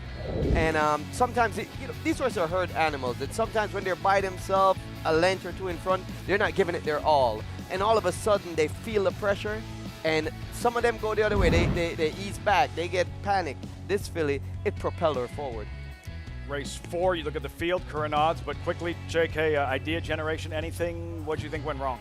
No, I mean, she was a little bit far back, a little bit uncomfortable. She was 3 wide into the first turn.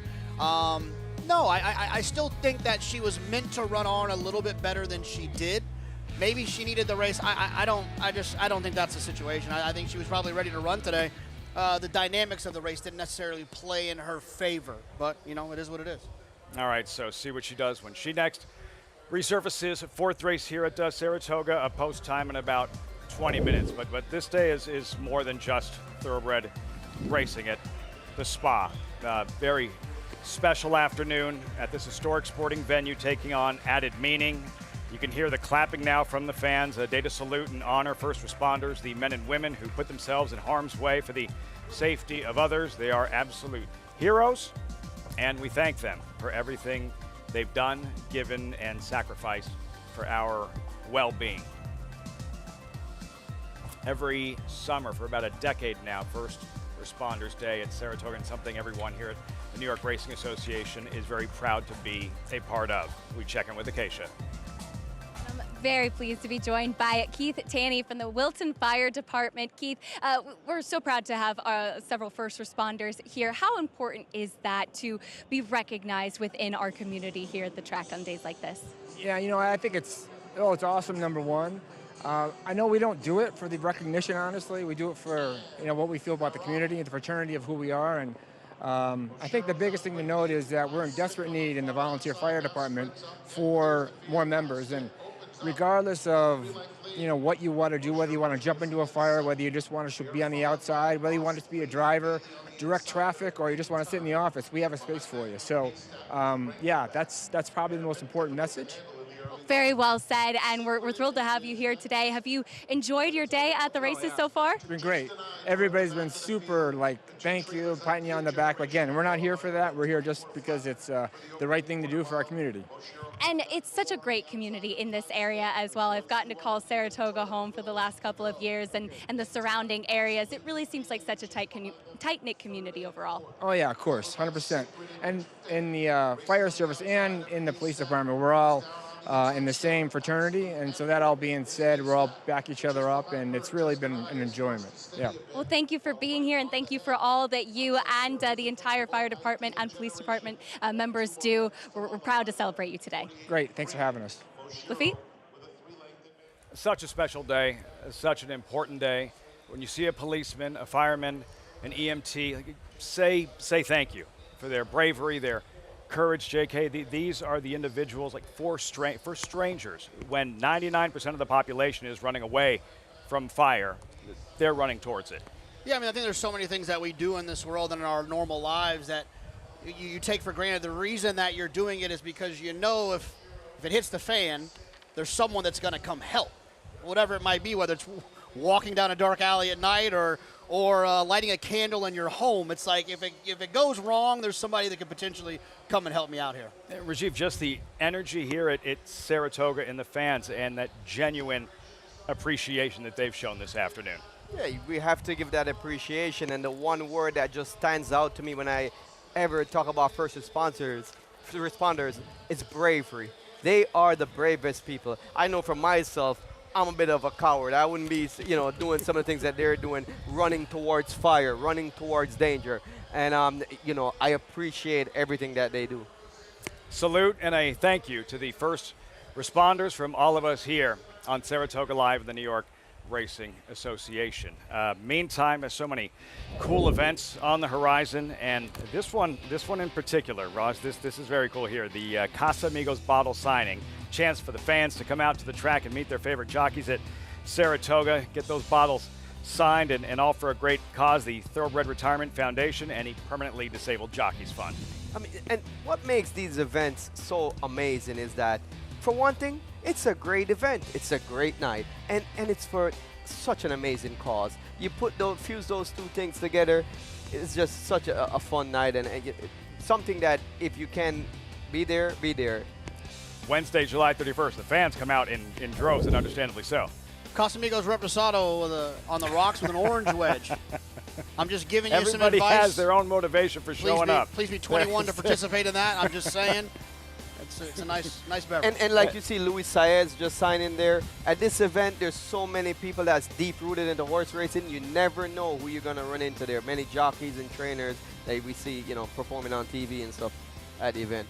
August 20th, TRF Barbecue in the Barn. And I know how much you miss this, Raj, but just because you're tired doesn't mean you can't take part. So I expect to see you at the Saratoga Jockey Karaoke at Vapor Nightclub Sunday, July 28th. Always a blast. I can't give away too much. Save some of it for the excitement of the night, but my partner Julian Leperoux and I, old time. We haven't been able to do this together for many years. I haven't been there since 2019. We won as a group doing Village People, YMCA. Who do you think I was in that group? Oh, you're going to get me in trouble. I can't guess that, man. The Indian. The Indian. Like I said, I can't guess that, man. Oh, here's the one thing I do here. That night, For you, it's like difficult to get you to keep your shirt on when it comes to performing. Like that's the first thing that goes. So I've been told. That's why it was formatted, because I didn't wear a shirt. It was just topless. I didn't have a shirt to take off. The internet is breaking. The ticket sales have just gone up. There will be Casamigos there, we promise. Jockey karaoke, that's all coming up here. There's so much more to Saratoga than just the racing, and all for a great cause. Guess which character I was. Are you nuts? Much more racing coming your way, plus a look ahead to the feature this afternoon, the Caress on Turf, later on Saratoga Live.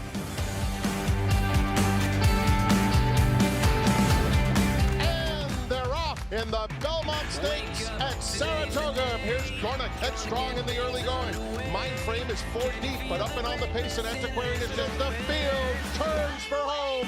Mindframe on the outside is coming after Dornick. Dornick in an absolute thriller. Dornick and Mindframe. It will be Dornick and Luis Saez to win the Belmont Stakes at Saratoga.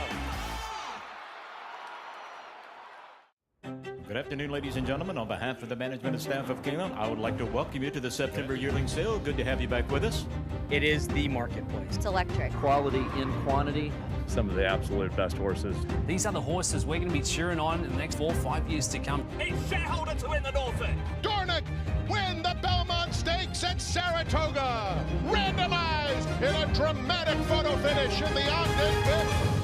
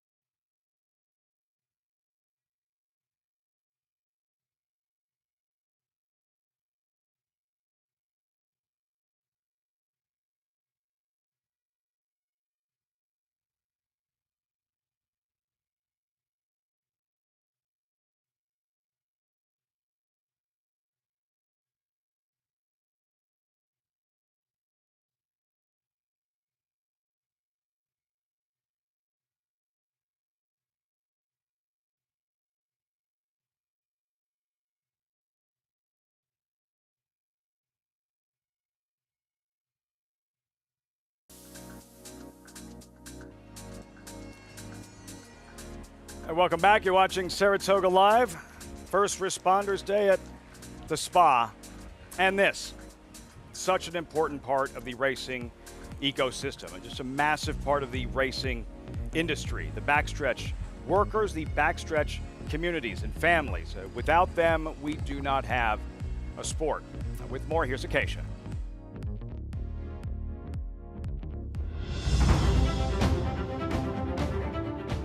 Lee Vickers has been on some of the best horses throughout history and has such a great relationship with the Clermont stable as well.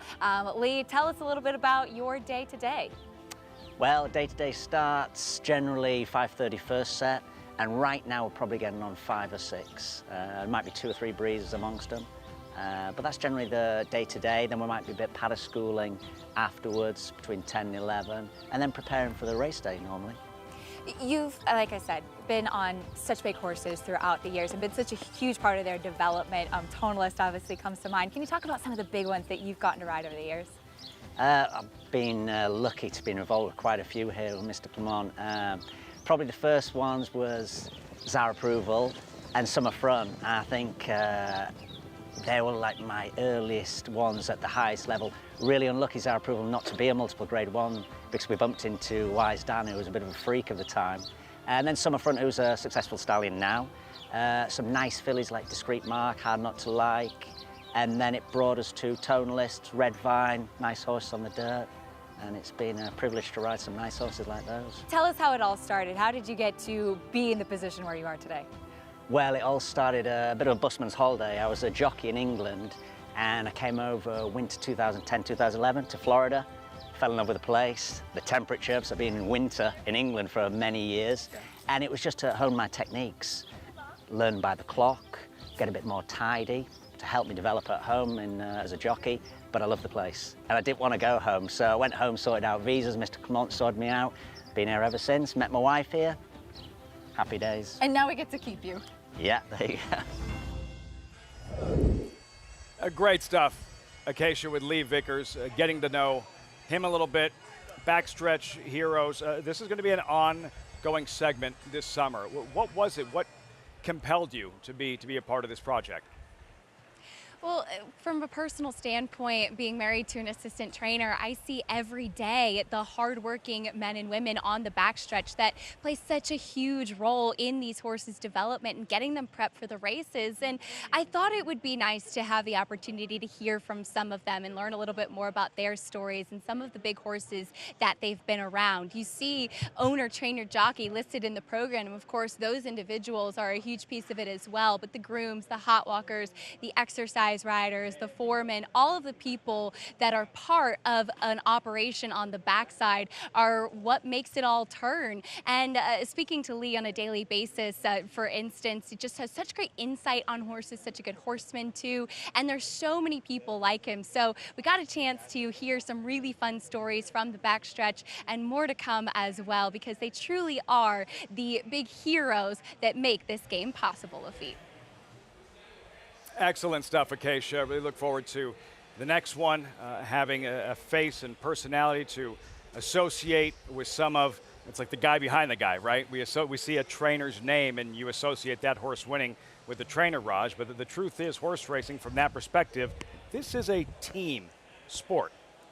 Yeah, it's definitely a team sport, and the heartbeat of that team is essentially with these backstretch workers. They are the ones that are spending on the front line every day with these horses, and you know, the dedication that they have. Many of these backstretch workers actually reside on the backstretch, because what it takes to care for a horse, it takes a commitment all day from sun up till sundown. Yeah, I mean, I would kind of relate it a little bit to, I bet you everyone knows who Patrick Mahomes is. But can you name two of his offensive linemen? You know, I think most people outside of you crazy fantasy football nut, wouldn't be able to do that. I think the same can be said on the racetrack. Everyone knows Christophe Clement. But do you know the people that are behind the scenes that are helping these horses get to the winner's circle, or helping them not get to the winner's circle, and not in a bad way, but just helping them regardless of their success? And I think that that's is a great idea to kind of get to know those people a little bit better. It's, you know, the exercise riders, the grooms. You have an owner of a horse, a trainer, a jockey. Like, nobody spends more time with a horse than the groom, almost like living with the athletes and doing everything they possibly can to make sure that racehorse is ready to do his or her best come race day. We have much more on Saratoga Live, this fourth race. Coming up next, live look. Pelota Sisters, the current favorite, 2-1 as our coverage continues on this Thursday, First Responders Day from the Spa. Gunrunner is the sire of 13 millionaires and 10 Grade 1 winners, including Gun Pilot, Bava, Toyota Bluegrass winner Sierra Leone, Champion Echo Zulu, two-time Grade 1 winner Cyberknife, three-time Grade 1 winner Taba, track record setter Society, Locked, two-time Grade 1 winner Gunite, and classic winner Early Voting. Hall of Famer Gunrunner, standing at 3 chimneys. Horse racing? Check. Weekly promotions? Got 'em. Huge payouts? You bet. with Naira Bets. Download the app today and bet on any track, anywhere, anytime with live HD horse races, betting tips and tutorials, expert picks, and more. You bet with Naira Bets. Join now for a new member bonus at NairaBets.com.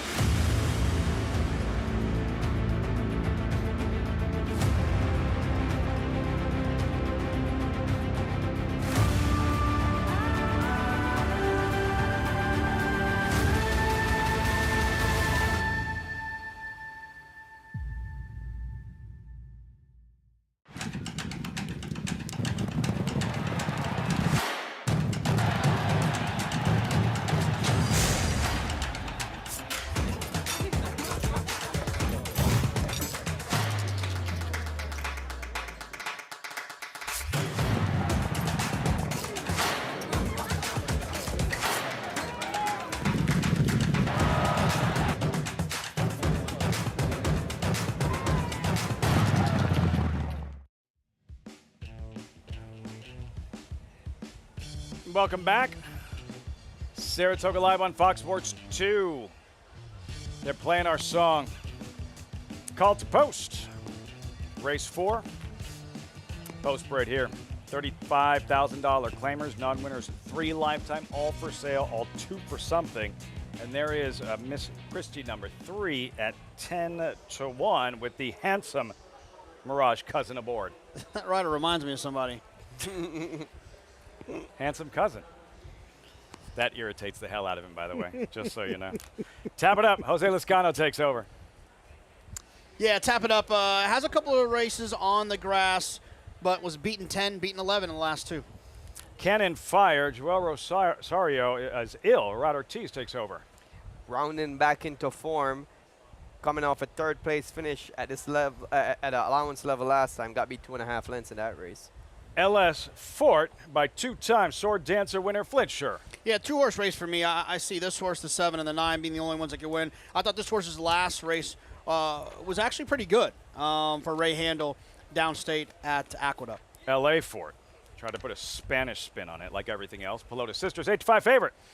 Yeah, another one I just feel like is a likely winner. You get Manny Franco, has some tactical speed, but also doesn't have to be over the top in terms of aggression and in a forward position.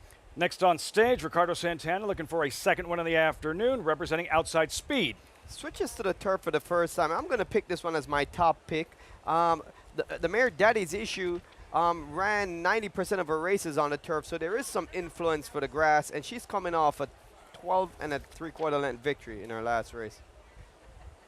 Fillies and Mares, mile and a 16th on the outer firm turf course. You're looking at Pelota Sisters and Manny Franco, the 8-5 favorite. Let's revisit her latest late May JK at Delaware, and there she is winding up from off the pace. Yeah, look, she came running here and she got the job done. Rajiv was asking this question, and the fact that she shows up in here for a tag is a little bit interesting off of a win. You don't usually see that. Yeah, this race, if she duplicates it, she's by far the winner, undoubtedly. What concerns me is she's a well-bred filly out of Biofuel who was 4th by a length in the Breeders' Cup, graded stake winner, and they finally got her into form. She's never run for a tag before. They tried her in graded stakes company, got beat 3 lengths, so they always held her in high regard.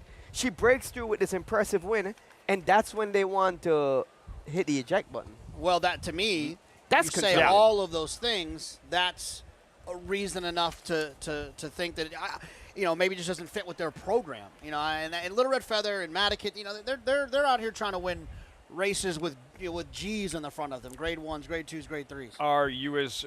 Would you be as concerned about the drop in class as you were, say, with the Linda Rice runner back in the first or the second race, that there were several red flags you felt and a heavy favorite that wind up finishing a dull 3rd?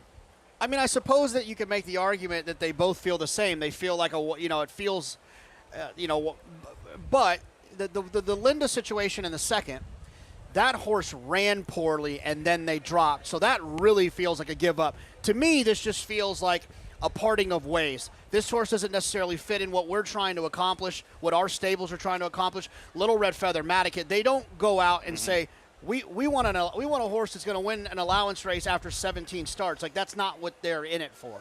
My counter to that, though, is she won last time. It is arguably her best performance since they had her. So the natural progression from that is going towards those races. So you're saying that they think that she's not that kind of horse. Yeah, and the other thing, too, is these horses can have issues that, not a soundness issue, but just issues that can prevent them, whether it be a funny throat that makes it harder for them to be able to really reach down and get all the air they need to be able to be grade 1 performers. And so sometimes it's just like, this is a thing that we're going to part ways, and if someone else wants to do it, they can, but we're not going to. Just cut bait at some point. Later we have a Rapoli Pletcher $750,000 purchase running in a $16,000 claiming event. There is LA Fort, second choice, 2-1. And Rajiv, her latest, early May, Aqueduct, and a solid effort from off the pace, starting to find her rhythm, gather momentum, but in the end, going to miss by about a half length. And that has been her MO. She has 23 starts, 2 wins, and then 10 seconds. That jumps out on the paper to me. And when we're talking about like LA Forte, horses like this, and Pelota's sisters, one thing where we're stressing, these are the 2 favorites. These are short price horses. And when I'm handicapping the race or looking at it, I'm looking for either making a big case for a short price favorite and saying go all in, or finding vulnerabilities and some kind of alternatives. And so for me, a horse that finishes second 10 times and only wins 2, I'm looking to beat that kind of horse. Alphas and pack animals, on paper, looks more like an 8-pack animal. And then there's how they look in person, physically. Acacia, what are you seeing? Well, she looks tremendous, Lafitte. And by the way, very proud of your French pronunciation on take 2. LA Forte, which does translate to she is strong, a name that I've always liked. But as Raj mentioned, she does have the propensity to finish second. But Ray Handel's horses this meet have been ready to roll and have been really well spotted. This is probably one of the best time I've seen her look. She always carries good flesh, but she's really touted herself in the preliminaries and with Dylan Davis. And I don't love that she hit the front last time and then got run down to finish second in that effort, but she's dropping in for the $35,000 today, and maybe that will help her to take a step forward. The number 9, Pelota Sisters, also taking a drop in class. And I see what Raj is saying, but to JK's point about a horse that's just not going to get to that level, sometimes you have to go out of town to some smaller tracks to get them the win, especially with fillies, because it helps their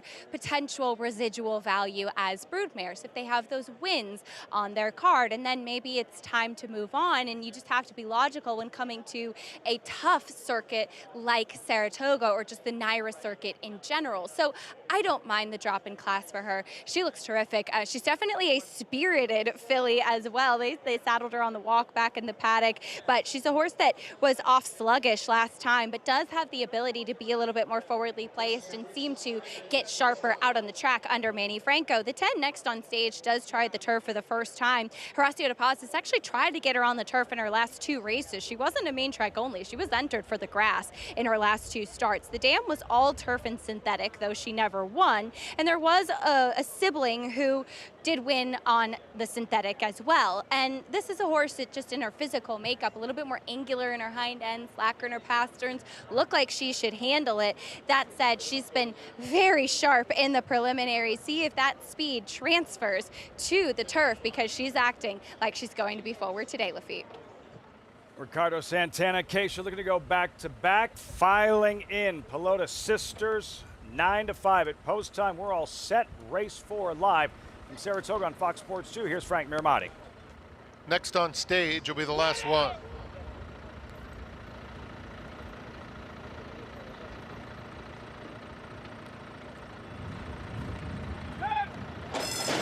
And they're off. Cannon Fire is very quick away from the gate, but it's Pelota Sisters who's a little bit quicker on the outside. Next on stage, and Tap It Up comes through to be third through the opening stages. Cannon Fire, who broke so well, now settles in a good spot fourth, 5 lengths off the new leader, and that new leader is next on stage. At the back of the field are LA4 and Miss Christie far back. It's next on stage. The opening quarter went in 24 4/5 seconds. Pelota Sisters under a tight hold in second. On the outside comes Tap It Up, a closer third, 2.5 off the pace, a gap of almost 8 to Cannon Fire. LA4 and Miss Christie remains as the trailer. It's next on stage. Leading the way, Tap It Up, inches up, but a very keen Pelota Sisters is still holding that second spot and very eager too. Another 4 lengths back comes Cannon Fire in fourth as they round the far turn, and LA4 is starting to launch a bit on the outside. Next on stage, trying to repel these early challenges from Tap It Up and Pelota Sisters. 3 lengths back comes LA4, Cannon Fire. There's room on the inside for an aggressive Pelota Sisters. Next on stage, trying to fend her off as the field turns for home. Pelota Sisters on the inside, and next on stage are head and head. LA4 red cap, one from the outside, then Tap It Up. LA4 has good momentum up to those embattled leaders and right on by under Dylan Davis and pulling clear late. It's LA4 clearly best, aggressively ridden to the wire to score by more than 3.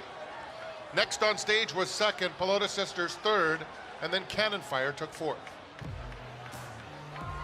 She was the alpha on this afternoon. LA4. Dylan Davis, another win for trainer here.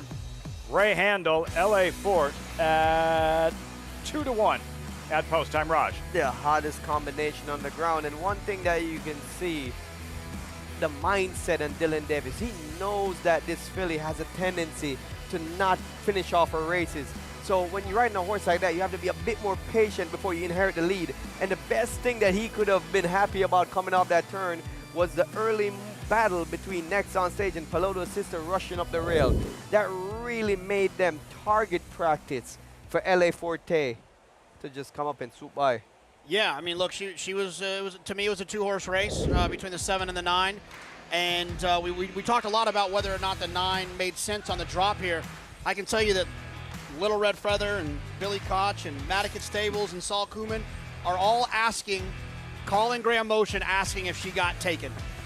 Because, you know, when you have a horse that runs like this off the trip she had, it's probably time to part ways for what it is that they are looking for. Okay, she'll be on the case.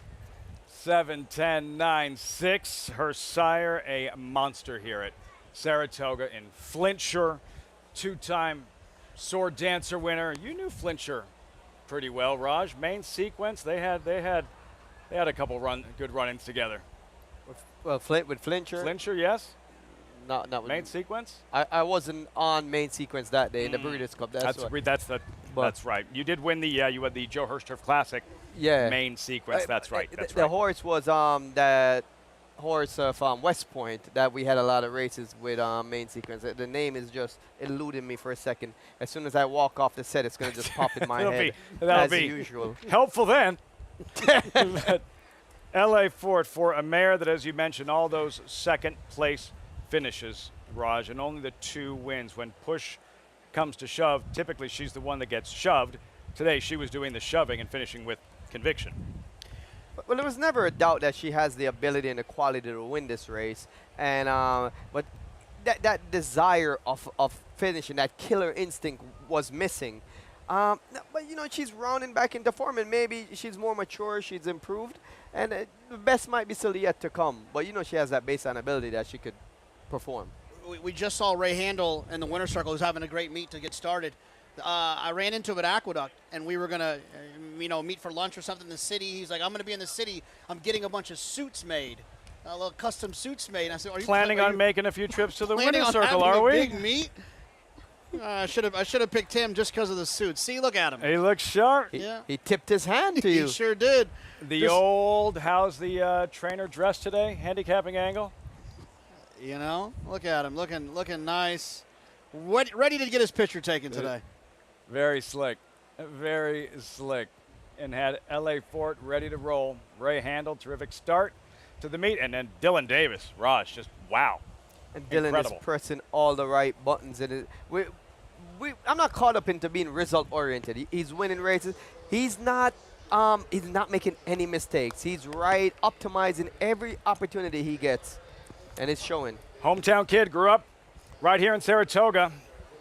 Racking up win after win after win. That 4-win day on Saturday, including the Grade 3 at Lake George. Another win, Dylan Davis, L.A. Fort at Saratoga. We'll pause briefly and welcome in a brand new audience.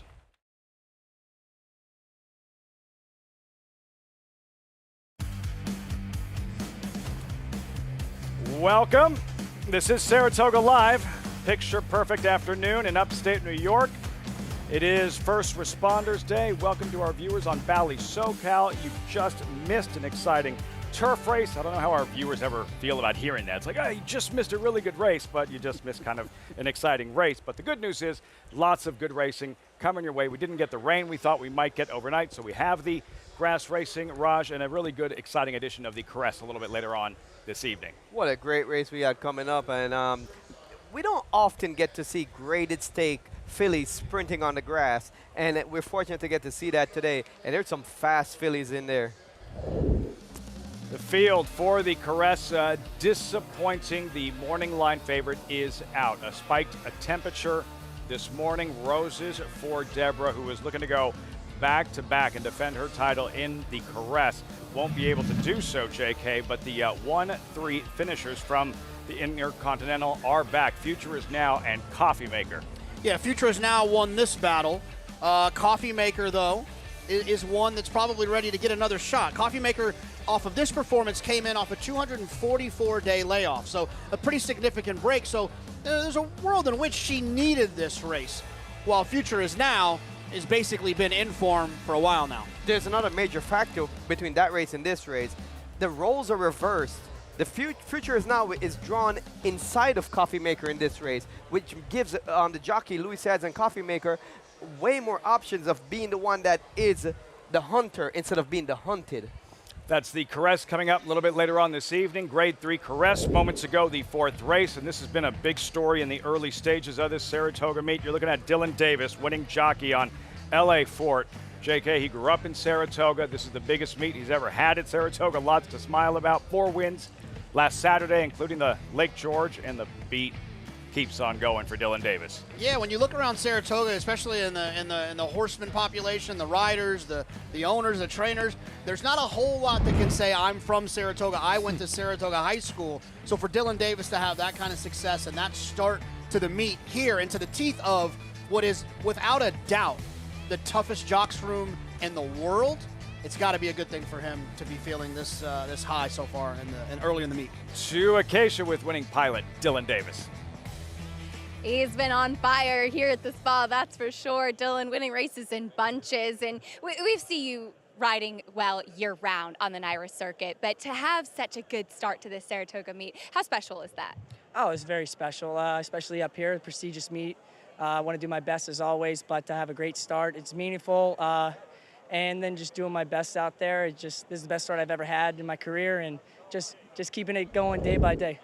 A lot of big wins to come still, I'm sure, but picking up this one here with L.A. Fort, and she's a filly that tends to run second a lot, and you seem to time it perfectly today.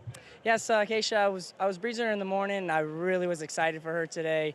She was nice in hand on the dirt. I never breezed her on the grass, but I know what I had underneath me, and I think it was more of a timing thing. And once I made my move, it was more of an explosive move than just a long, sustained run.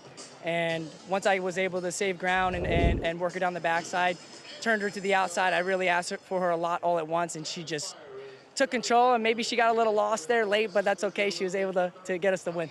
She was clear at that point. Now, riding turf and dirt is different, too, and you talked about kind of that explosive move, that turn of foot we talk about on the grass.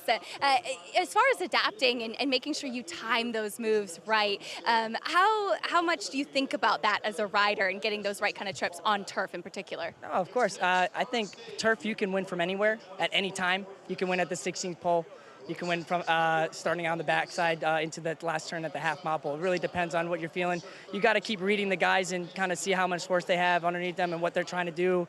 And you kind of visualize where everyone wants to be and what's going to happen. And some riders don't like for other riders to do what they want. But after that, you can really be very patient, and you could split horses at the 8th pole and win a race. But I think versus the dirt, you can wait longer. The dirt, you can make a nice long run and a nice momentum run. So those are the differences there. Some good insight there, and a great start to the meet for you. It's fun to watch. Congratulations. Thank you. All right, Lafitte, Dylan Davis adding to that tally. And not the last time we'll hear from Dylan Davis. Rajiv, this riding colony, as JK mentioned, the superstar talent in that room, superstar rider after superstar rider, it can be intimidating. You can tell just by his presence now, Dylan Davis. You can tell he knows he belongs. One thing about Dylan, he has a lot of confidence in his ability, and he articulates himself well. He knows what he's out there, goes out there with a plan, and he does his job. There is no doubt that he can do it. And however, you always hope and wish to have a good meet starting out at Saratoga. No matter how good you are, you need the opportunities. And I think Dylan will say this start has even exceeded his expectations.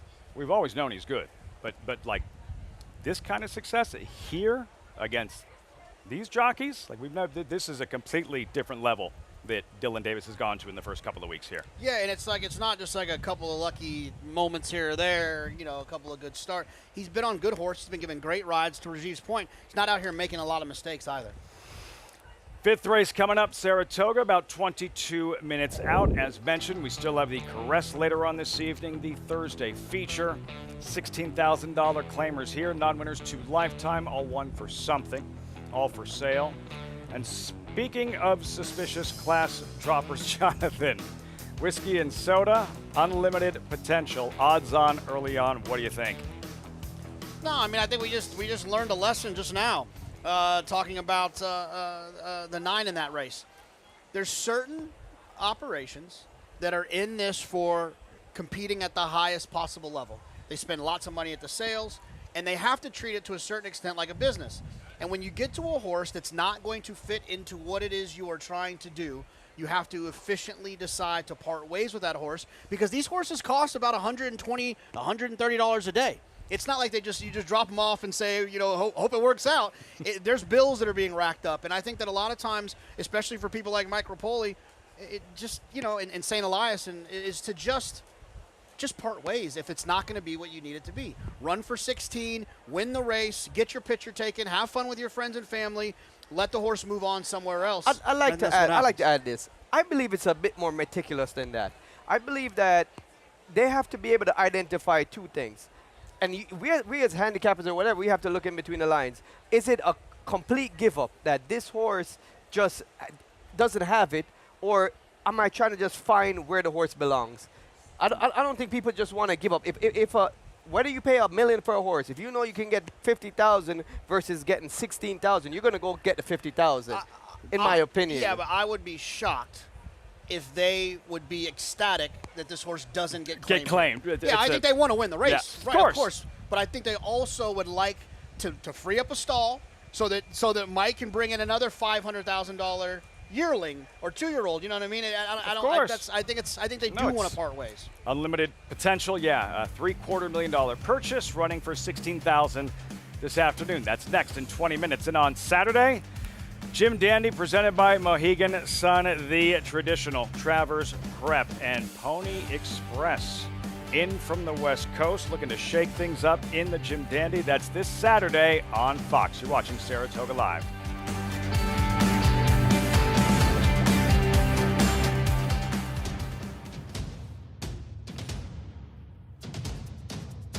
Drain the Clock will win and win by as much as he wants. He'll win by 6 in the end. It is Drain the Clock who will bound home the winner in the Bayshore.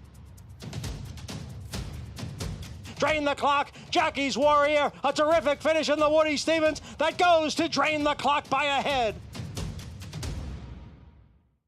It's America's original sport, and no one covers it better than americasbestracing.net. From the sport to the lifestyle. The best races, horses, and destination venues. Cocktails, gambling, fashion, and more. America'sBestRacing.net is a sport for you.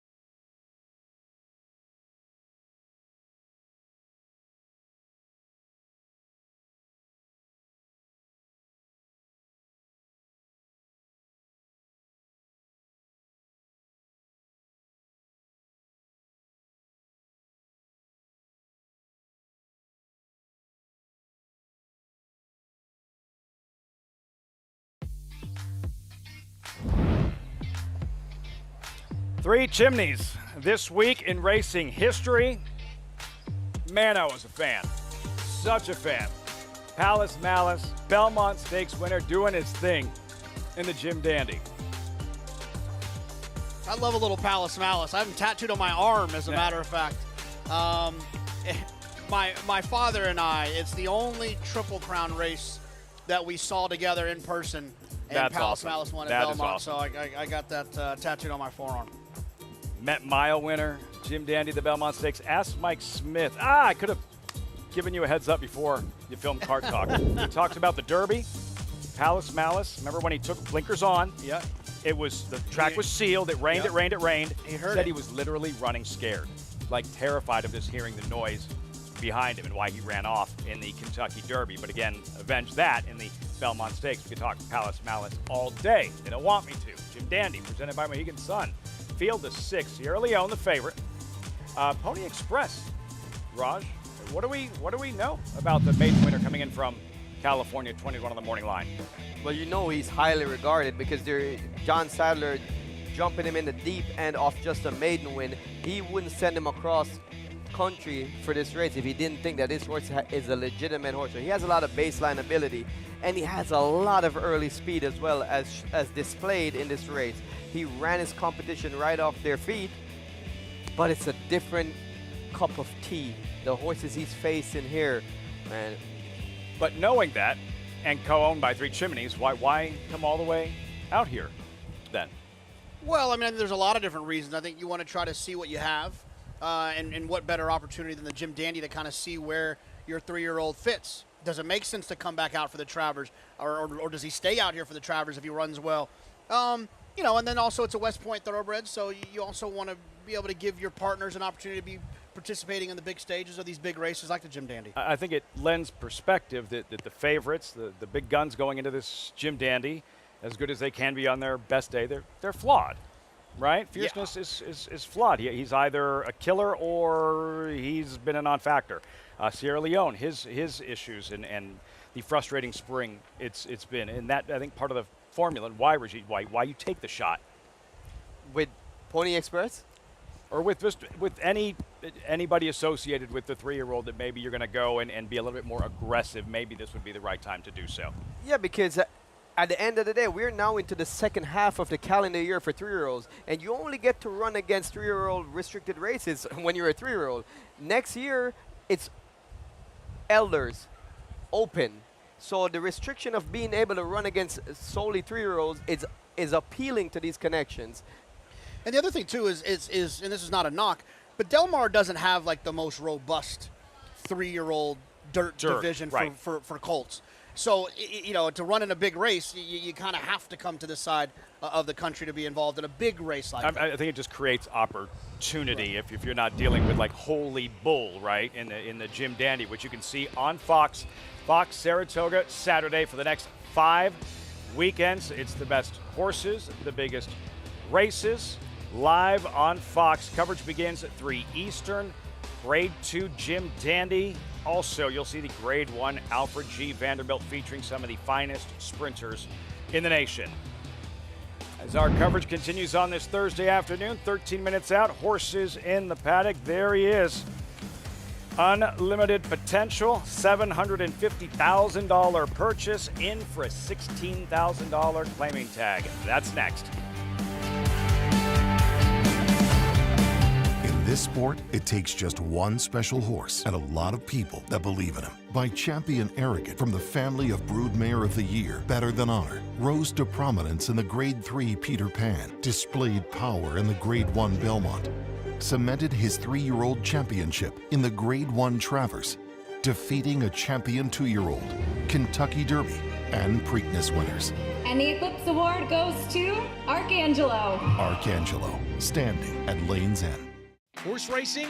Check. Weekly promotions? Got 'em. Huge payouts? You bet. With Naira Bets. Download the app today and bet on any track, anywhere, anytime with live HD horse races, betting tips and tutorials, expert picks, and more. You bet with Naira Bets. Join now for a new member bonus at NairaBets.com. For centuries, the bond between horse and human has been forged in trust and hands-on care. Now the sport of thoroughbred racing is combining those timeless traditions with cutting-edge technology to raise our standards of equine safety to the highest level. Wearable biometric devices measure subtle changes in a horse's stride to help optimize safety and performance. State-of-the-art imaging technology helps pinpoint areas of potential concern for early intervention by expert veterinarians.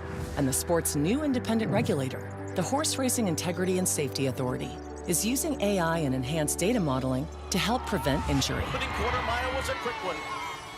From sunrise to sunset, there's an ecosystem of trust and care and a commitment to well-being. So win or lose, it's safety that runs first. To learn more, visit safetyrunsfirst.com. Welcome back to Saratoga Live as we have horses in the paddock and about to get the call for riders up here in this upcoming 5th race, a mile and an 1/8 with a heavily favored entry, both taking a drop in class. And we'll start off with the one that will break from the rail, the plain one, Whiskey and Soda, who's taking a drop in class. Not quite as big a drop in class as his stablemate, but this is a horse who did break his maiden first out at Tampa, and then last time out just totally run off his feet after hesitating at the break as well. He never looked comfortable to me with the kickback. Now, he has been gelded before coming back here. I don't have anything to compare it to, but he has been very quiet in the paddock. I do like to see horses when they're stretching out in distance to not be expending excess energy, but I do hope he perks up a little bit out on track. Now, the 1A Unlimited Potential is a horse that won a maiden special weight at Keeneland 2 starts back with an 87 Beyer speed figure and now taking a huge drop in class down to the 16,000. I have seen Todd Pletcher do these kinds of aggressive class drops, particularly throughout the winter at Gulfstream. Oftentimes they will win, but they will always be a very short price. I remember Unlimited Potential in his debut where his stablemate Expressman won wiring the field, but this was the horse that was more highly touted touted coming into that, and just has not unfortunately lived up to that potential. He looks fantastic, as he always does, and I don't have any problems with him at the 9 furlongs, but I do have a problem with the short price. One alternative I thought was interesting to mention, the 3 Painters Prodigy getting back on the main track. I know his first race was very slow, but he's a horse coming in here, making his first start for Pat Reynolds, into this spot, back to the dirt. He looks like a horse that wants the 1.125 distance. He's a big horse, he's very fit, he's nicely forward, should be into the race, hopefully breaking a little bit better as he's been off slow in his first 2, but with Manny Franco aboard today, hopefully we'll get to see him into the race a little bit earlier. Lafitte? Something to watch right from the start, Acacia. All right, so if you're going to take a stand against the odds-on favorite for aforementioned reasons, then which direction do you pivot? If I was going to try to beat the horse, I would take the 9, Masterwork, for Tom Worley. Consistent, right? Been running for a tag, ran for a tag last time, but his figures are just pretty consistent, so you kind of know what to get. He can't run fast enough if the real unlimited potential shows up, but if that horse doesn't show up, then Masterwork kind of inherits that spot. The entry, here they are, Whiskey and Soda, $360,000 purchase. Yeah, I mean, this is just a little bit of a bonus if you're playing the 1 here for a little bit of protection. Unlimited potential, $750,000 purchase. Yeah, this is the one that I feel like is a likely winner. It depends on who's doing a drop like this that makes me really question it. Watch Hill, number 2, 15-1, graduated 2 starts back. 4th at this level last time after encountering a very wide trip. Painter's Prodigy from Maryland to Florida to Saratoga. Yeah, this one hasn't raced in 201 days, shows up in here for a tag. Manny Franco in the saddle, number 5 at 17-1. Poppy on Ice, 1 for 32 lifetime. You know, these for the bourbon drinkers out there, some might say that Poppy on Ice is like a problem. I don't think it's a problem. Why wouldn't you want something delicious to be cold? Number 7 in October, Bliss and Dylan Davis looking to go back-to-back. Comes back in 11 days. You get to Dylan Davis, the red-hot Dylan Davis, goes from turf to dirt. Contender towards the outside, Masterwork. Big start to the meet for the Flying P stable and Jay Provenzano. Yeah, this is the alternative for me. Recently, a gelding comes back off a 91-day break. Endowed towards the outside, and Arad Ortiz aboard. Drops a bit in class after finishing 5th by 8 lengths at the 25,000 level last time. The one concern for me is that 1 for 14 lifetime. Likes to finish 2nd and 3rd. Jungfrau, number 11, by the 2016 Travers winner, Arrowgate. Yeah, I want to go out on a limb and say that he's not as fast as Arrowgate was. Nobody ever was. At Not a mile and a quarter. Fastest mile and a quarter ever at Saratoga, the late great Arrowgate. Here's what you need to help your handicapping. You get the inside track on handicapping with NYRA Bets Track Stats. Want to know how many winners are closing from the back at Saratoga? Track Stats has the answer. For more stats on tracks across the country, visit NYRABets.com. Have you identified, either of you, any trends one way or the other? Turf, dirt, people, anything? Not really. I mean, I would say that, I said it a little bit earlier. I think some of the horses that have been running on the turf at Churchill can kind of reverse form, getting onto a new surface. Outside of that, nothing really grabs me. And I think it's a dangerous game to start playing the is there a trend game, unless the trend needs to punch you square in the nose. Because otherwise, if it doesn't, it's going to lead you down paths that are going to make you make mistakes. What ends up happening, you start overcompensating with that in mind. And unless something is particularly sticking out, which we haven't seen this meet, I feel like it's been such a fair track, on the main track. We've seen horses win from off the pace, horses win on the lead. It's all situational if the horse can do it. Tyler Gaffleone, nice pat on the neck for unlimited potential. 2 starts back, graduating at Keeneland. There he is in front, top of the stretch, Rajan, and he is going to show some fight and tenacity in this one. Yeah, and the one thing about that is he doesn't have a quick acceleration. He's one of those horses that just steadily grinds their gears, and I think that's very suited to this 1.8 mile distance, this longer distance race, 2 turns at Saratoga here. It's a track that's very favorable to horses with that steady, grinding pace. The entry, 1 to 2, 4 minutes out. course, this is First Responders Day at Saratoga, presented by Albany Med, as we check in with Acacia. That's right, Lafitte. And with today being First Responders Day, with Albany Med being the presenting sponsor, I'm thrilled to be joined by Jill Van Kuren as we have some fun festivities going on today. Can you tell us a little bit about that and Saratoga Hospital's involvement? So we're thrilled to be joined by our Albany Med partners here today. It's kind of a first for us. We've got career advancement opportunities here. We've got a lot of education going on, and all of our first responder partners have booths for education and just opportunities to get to know them better. It's always nice to know who your first responder is and really get to know them as people. We have a wonderful thing on the backside with the Saratoga Backstretch Clinic. Can you tell us a little bit about the care provided from Saratoga Hospital to our Backstretch workers? Sure. So we've been involved in the Backstretch Clinic for a number of years. We've recently moved into a beautiful new home thanks to Mr. Hendrickson's wonderful donation.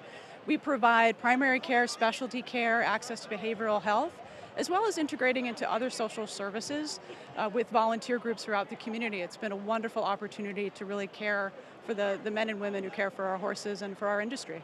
So well said. And what are some things that you hope for our viewers to know about Albany Med and the involvement throughout the Capital Region?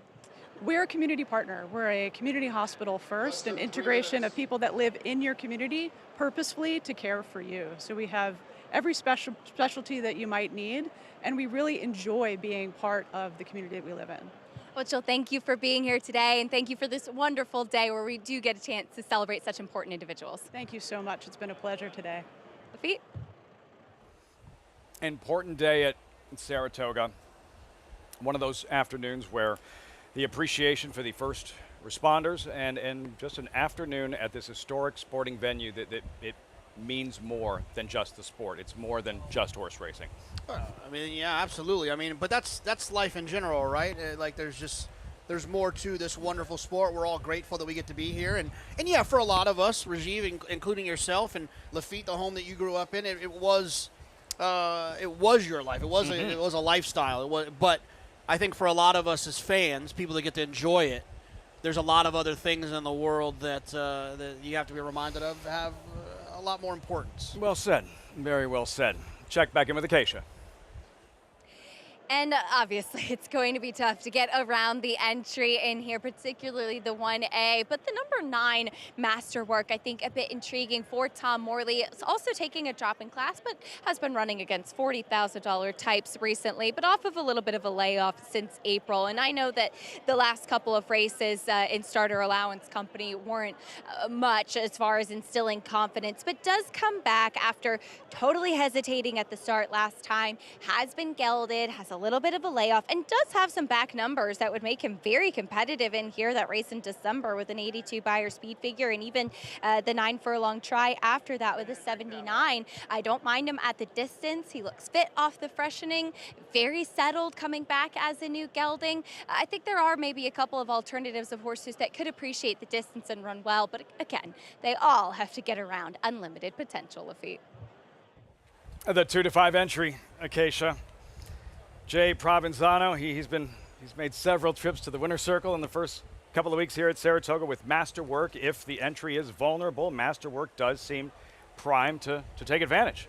Yeah, I mean, these races, Rajiv, are a kind of a battle of, are you going to take what appears to be the superior animal at 2 to 5 in unlimited potential, or are you going to take a horse that on paper is not as good, but might be better today? I think value of what you're betting a horse at, the odds you're betting them at, has to be determined by the chance of the horse actually winning. So a horse could be 2 to 5, and it could be good value if you think that if you run the race 100 times, that horse is going to win 95 times out of 100.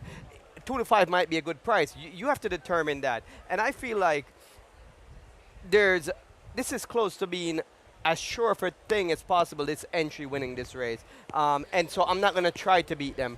But how much can you bet on a 2 to 5 shot to make money? That's another question. So how I would look at betting it is who I think could run second at a good price and make an exacta. And I think the number 2, Watch Hill, had a wide trip last time, gets a complete, from the outside post, now gets an inner post. And I believe that this horse will save ground, and I could see it running 1-2, and that could be a good payoff. Newer viewers that don't follow horse racing necessarily, JK, this is horse racing's version of poker.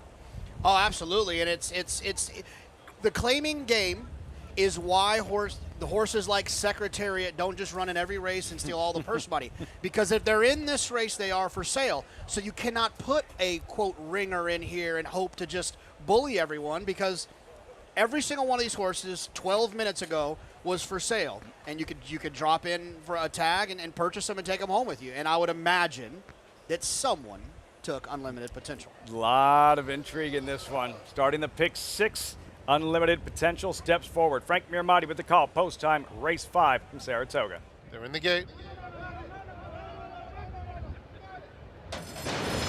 And they're off. Unlimited Potential is hustled out of the gate. Jungfrau is up on the mix. On the inside, here's Whiskey and Soda. And there's some crowding in behind. Whiskey and Soda, and Unlimited Potential. Unlimited Potential is a little bit too fast. And they're followed by Watch Hill in third. And Dowd is racing fourth, 3 wide, 4 lengths off the pace. Followed on the inside by Painter's Prodigy, who now just steadies ever so slightly. October Bliss is next through an opening quarter that went in 23 and 4/5 seconds. Jungfrau is just outside of that rival. It's then a gap of 4 to the next flight. On the inside, Pappy on Ice is right next to Masterwork.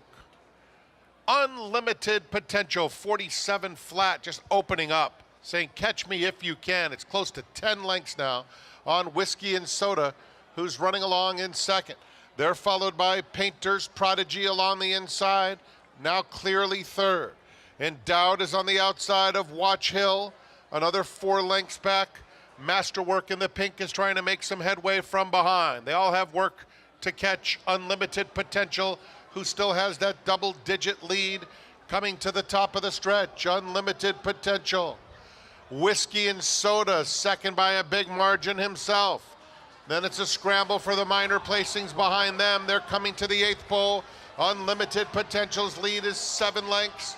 Whiskey and Soda second by a similar margin. On the inside, Painter's Prodigy is trying to cling to third. On the inside of Jungfrau and Watch Hill, Unlimited Potential ran them off their feet. He was far too good.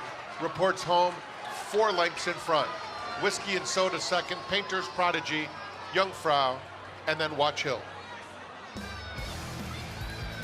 His best Secretariat impersonation. Well, when they turned for home, he only won by 2 at the end. Not quite 31 legs, and he was claimed. Unlimited Potential, Whiskey and Soda, Unlimited Potential in complete command. Not only, I'd like to know, if we can, how many people dropped for him, because if there's a multiple claim, they do a shake where they kind of basically, it's like a raffle to see who gets the horse. I'm curious how many people actually dropped for 16. Look, this is the game we play. When you're handicapping these types of races, is understanding the intent, understanding the connections, understanding what it is they want. While I'm sure they love to see Unlimited Potential show some of that potential in winning this race, doesn't fit into what it is that they're trying to do and what their operation does. It already shown what his hand is, and it's not what they're looking for. It's not a great estate kind of horse, but he could be a useful horse at certain levels in a different barn. They just don't spend a lot of time in trying to make a horse like this something that he's just incapable of. We won't see many races this summer where the outcome is determined so early on, with so much real estate still to be covered. And for trainer Todd Pletcher, another trip to the Saratoga winner's circle, 14-time leading trainer here, Todd Pletcher.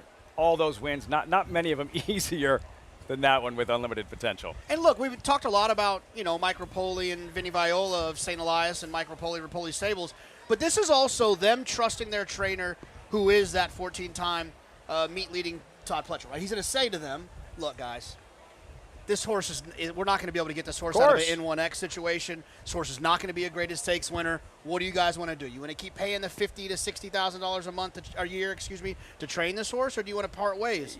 and then the Yeah, decision can be it's made. not a mistake. It's not like anybody in the Pletcher camp is like, oh, why did we drop this horse? Why did we run him? No, that's not there. He won. If he got claimed, all's good. It's like poker, right? You get dealt pocket aces, 2 black aces, and you have the best starting hand. The flop comes, it's all hearts.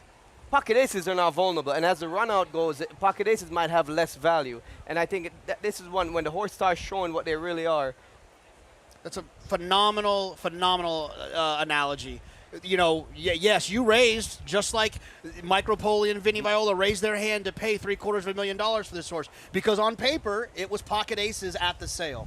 But then when the flop came and he started running a little bit, it's not as attractive as it once was. And sometimes you can keep chasing it. You can call that all in if you want to, but if you want to be sitting at the table for a long time, sometimes you just have to fold. And that's what they did here today. Rajiv, I've heard, aside from performing on stage YMCA, that you're a very cagey poker player. So I've been told. Don't give away my secrets. That's my hidden value there. Tyler Gaffleone, Unlimited Potential, the favored entry, dominates. Much more coming your way from the Spa on this Thursday. Stay tuned.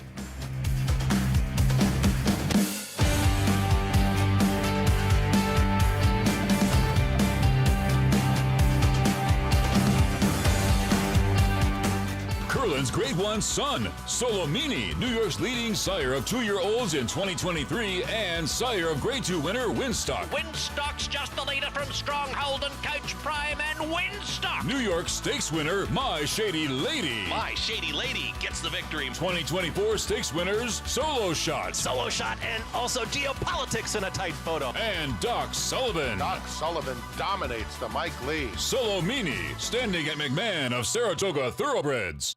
There's a big, bold, beautiful world waiting to be explored by you and your friends, of course. But not just any friends, the best of friends. The kind of friends who let you do you. Because in this world, it's positive vibes only. And when you get in the zone here, you stay a while. These aren't just good times, they're the best of times. And your time is now. So come explore. Resorts World.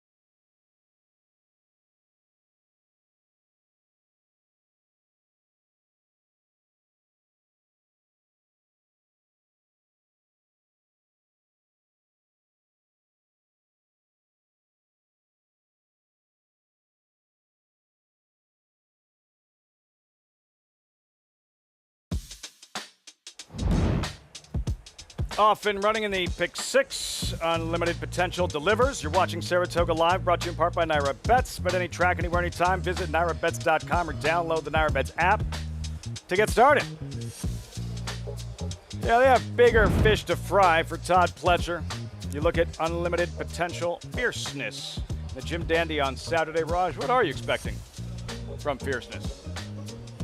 I don't know what to expect, and just like everyone else, I can say his workouts are a little bit substandard visually watching him than when he was going into the Florida Derby. I've always held Fierceness in the highest regards earlier in the season. his big wins have been big, but I feel like it's time for him. He has something to prove. We're not going to tell. We're not going to tell Todd Pletcher you said that. We're not going to tell him. He's standing by with Acacia in the winner's circle. Acacia.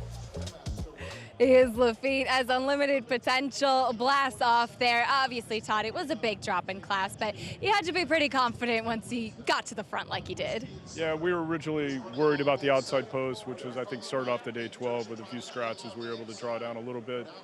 He broke alertly. Tyler was able to get a good position going in the first turn, and he was just simply better than them today. A five-way shake for him to be claimed today. And as far as class droppers here in Saratoga do go overall, sometimes with horses, it's just being realistic, right? Yeah, I mean, unfortunately, he didn't live up to his name. He's a horse that we've been very patient with, giving him every chance, and we felt like, now's the time to place him aggressively and see if we could win a race at Saratoga. A horse that always seemed to have a lot of potential is Fierceness, who's coming up on Saturday in the Jim Dandy. We know that he has the talent. What have you seen from him leading into this weekend? Well, we've seen what we'd hope we would see, which is a more energized horse than we saw after the Derby. He's been training really well. His breezes have been very impressive as usual. So we're just hoping for a good trip and, for him to show up and run his A race. Can't wait to see it. Thanks, Todd. Congratulations here. Thank you. Lafitte?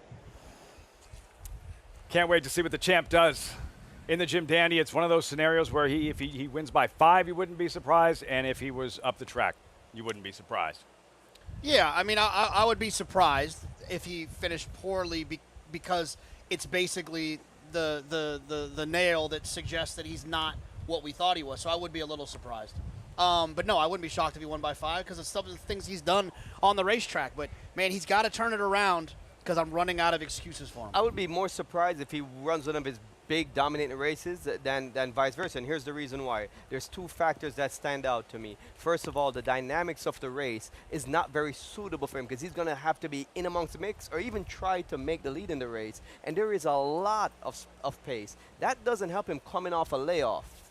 He hasn't run since the Kentucky Derby, so he has to be at optimal fitness to be able to sustain that pace pressure and be able to put away other top horses. These are tough. It's a tough race. Your friend said hello. He said good guys work. He said good guys work. It is the traditional the hazing Travers continues. Prep. The Jim Dandy this Saturday on Fox. 2-year-olds coming up next. Spendthrift 2-year-old race of the day brought to you by Spendthrift Farm, home of North America's 5-time reigning champion General Sire into Mischief. New York bred 2-year-olds. There's the field updated odds, 5-2. Shake it for the bird who graduates. Yeah, I mean, Anthony Ferraro and Kyber Koa 5-2 at Saratoga. The money is usually right in these types of situations. That's coming up next, and start of the late pick 5 here at Saratoga. That'll wrap things up for Rajiv, JK, and myself. Coverage continues on the other side with Greg Wolf and the crew. First Responders Day at Saratoga continues.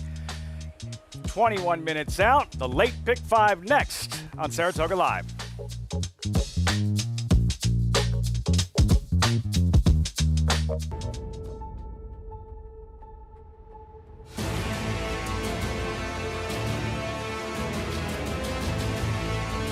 In the Pilgrim Stakes, they come on for the finish. Annapolis by a head. It is Annapolis in front. It is Annapolis to win the Coolmore Turf Mile.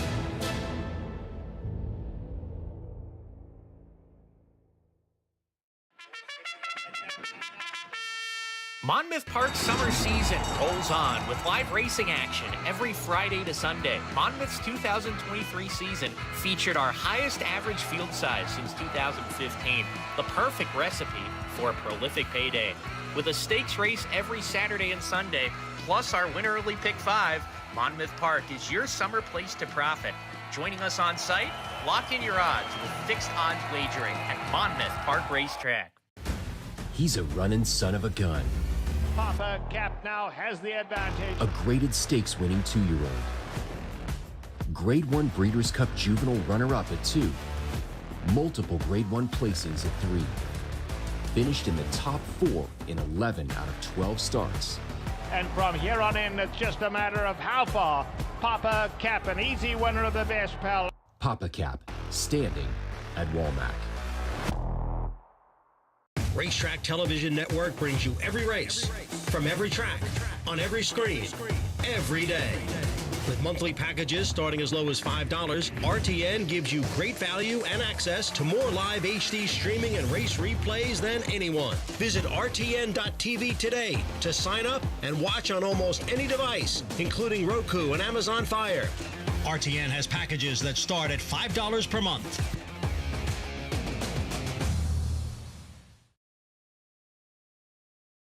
And they're off at Saratoga.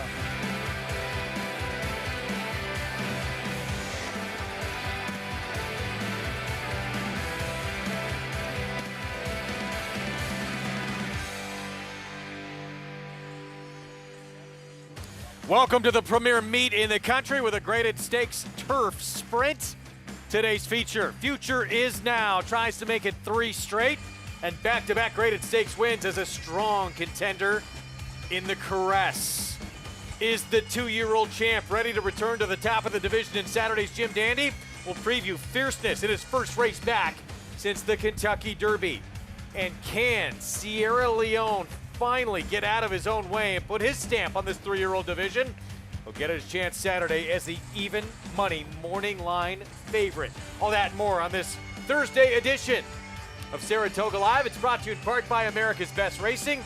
For the love of the race, visit americasbestracing.net today. Pipes and drums out playing on First Responders Day. Free admission for all those first responders as Saratoga pays tribute to those that put themselves in harm's way. Great to be with you on this Thursday edition of Saratoga Live. And as mentioned in the open, the feature today on the lawn, fillies and mares sprinting. 5.5 furlongs in that grade 3 Caress. Big scratch in that race. The morning line favorite comes out. Roses for Deborah, but a filly who had beat her legitimately last time out. Future Is Now. She will try and make it 3 consecutive wins for trainer Michael Trombetta. 7-2 morning line. That price, obviously, prices of all these runners going to come down with Roses for Deborah coming out of the mix in this race. With me on set to talk through all the action, including this late pick 5 that includes that feature coming up. New York Racing Association handicapper Andy Serling, 4-time Major League All-Star Paul Duca. Mig won a couple of races here. Richard Migliore. Good to see you, former champion jockey. Your thoughts on the Caress? Well, you know, what's interesting about, obviously, you don't like to lose a good horse like Rose for Deborah in any situation, but it enables the horse on the far outside, the 11, for Godolphin Star Guest to get in. And she may not be as highly regarded as some Godolphin horse we've seen in the past, but Charlie Appleby thought enough to bring her all the way to Saratoga and enter in this stake. So she's probably a runner. So while we lost a big player, we gained a real player too. Yeah, and I think it opens up the race a little bit. I understand the 11 probably will end up being the favorite, the Charlie Appleby charge. I don't know. Maybe it depends. Maybe because of his reputation. We'll see what happens. But when you draw the complete outside, and Mig knows this, it's probably not the best draw. I like a little bit of a long shot, but Future Is Now right now is very sharp. Yeah, absolutely. But the one thing about Star Guest, it might not be an ideal draw being drawn wide, but if she breaks a little bit European, a little bit slow, at least she's not going to get pinched or squeezed back between two horses. Yeah, I don't worry that much about that draw. The rails are way out. I don't think it's a situation where you need to save ground in this course, so I wouldn't be worried. Now, I'd be more worried she's not good enough because there are some very good horses in this race. Including one we've talked about, and she's living up to her name, Future Is Now. She's going to try and win her 3rd in a row, and this was her first graded stakes win, and she beat Roses for Deborah on the square in here. No question about it. Roses for Deborah, and you'll see it. She has the entire stretch to get by, and she just can't get to the top 2 horses. Future Is Now wins. She does pick up Coffee Maker late. I think the interesting cat and mouse game here is what do the riders do, Richie? Because Future Is Now and Coffee Maker are the 2 speeds, but with Future Is Now inside of Coffee Maker, do you think that Paco Lopez lets the 4 go? And if he does, could that help the 4's chances? Well, absolutely. I mean, she had to work so hard to get by her last time, right? But she was drawn outside of her. Now she's in a little trickier situation. And one thing, listen, you cannot say anything but Paco has success. He does things a bit unconventionally, a little bit unorthodox at times, but he wins. And so I can't handicap what he may or may not do. I know if I'm drawn inside of her, I'm coming out blasting off to make sure that if she goes, she really has to go. And I think the post those two horses draw this time relative to last time is kind of the story in the race. Yeah, I think there's going to be a ton of speed, so it might open up to a horse that could be from off the pace. I honestly think so. Like, when you look at the race, I get it. Future is now could be the speed of the speed, and it's very, very sharp. But I don't think she kind of needs the lead. I think she's so sharp she can maybe lay off at all costs. But I thought that there's some other runners in here with plenty of speed in here, and in that you might get a fast pace in this race. Oh, Run for the Hills, Secret Money. They were second, third in the Grade 3 on Bridled Sydney. This was a yielding turf course at Churchill Downs, and Secret Money wind up being beat a neck here, Andy, for all of it. And they finished second and third behind a highly regarded horse, a star guitar from Louisiana named Overcharge, who was a heavy favorite, and she just kept finding more in the stretch in this race. And both these horses ran well to be second, third, and I think with Run for the Hills, I just think at this point, even if you don't love her, you'd be remiss not to realize how well Mark Cassie's horses have been running here. She is coming back on 14 days rest, though. A pretty quick turnaround after that nice win on the dirt. Hottest trainer through this first couple of weeks, with trainers with at least 10 starters or more. He had 6 wins through the first 2 weeks. He was winning. He's come down a little bit, but was at 38% early on coming into this week. I remember throwing him out of a race once when he came back into Grade 1 a week after winning an ungraded stake race, and just another bad decision on my part, as he's done it before. And Mark's one guy, as you know, he's not afraid to come back on short rest, and he's done it successfully. That feature part of this Late Pick 5, which begins next, and it will begin with our Spendthrift Farm 2-year-old race of the day, home of North America's 5-time reigning champion General Sire. Into Mischief. A lot of first-time starters in this field. Wide open group of New York-bred maiden special weights trying for that first win, going 6 furlongs. Let's go to Maggie Wolfendale for more. And Greg, we'll check in with some of those first-time starters, beginning with number 2 for Kenny McPeak of Torpedo Anna fame. I'm sure we'll hear a little bit more from Kenny McPeak a little later on in the week regarding where Torpedo Anna runs next. But he'll send out Man of Mischief in here. This is by a freshman sire, Instagrand. And while he's only had 13 debut runners with 1 winner, in talking with several trainers, they have liked what they have seen, at least with the handful of Instagrams that they train. So this one here, Man of Mischief, on the bottom side, he is a 3/4 brother to Sinner Sin. It was a decent dirt sprinter for Ron Moquette, as well as half to Praetorian Gold, both of which good sprinters on the main track. And that's what this guy is built like. And furthermore, he of the first-time starters is actually the most fit looking. A little bit green to get the tack on, but I'm not too concerned about that. On the flip side, I didn't love his OBS sales workout, but that was back in March. So I don't know if it's a really good, gauge. He worked 10 and 2 that day and was just looked to not cover that much ground. But I would take a gander to say that he has grown a bit since that sale from March to now nearly August, because he makes a lovely impression here in the paddock. But the one taking the money early is number 3 for Anthony Ferraro, shipping in here. Actually has had some works here, I should say, at Saratoga, and that's Shake It for the Bird.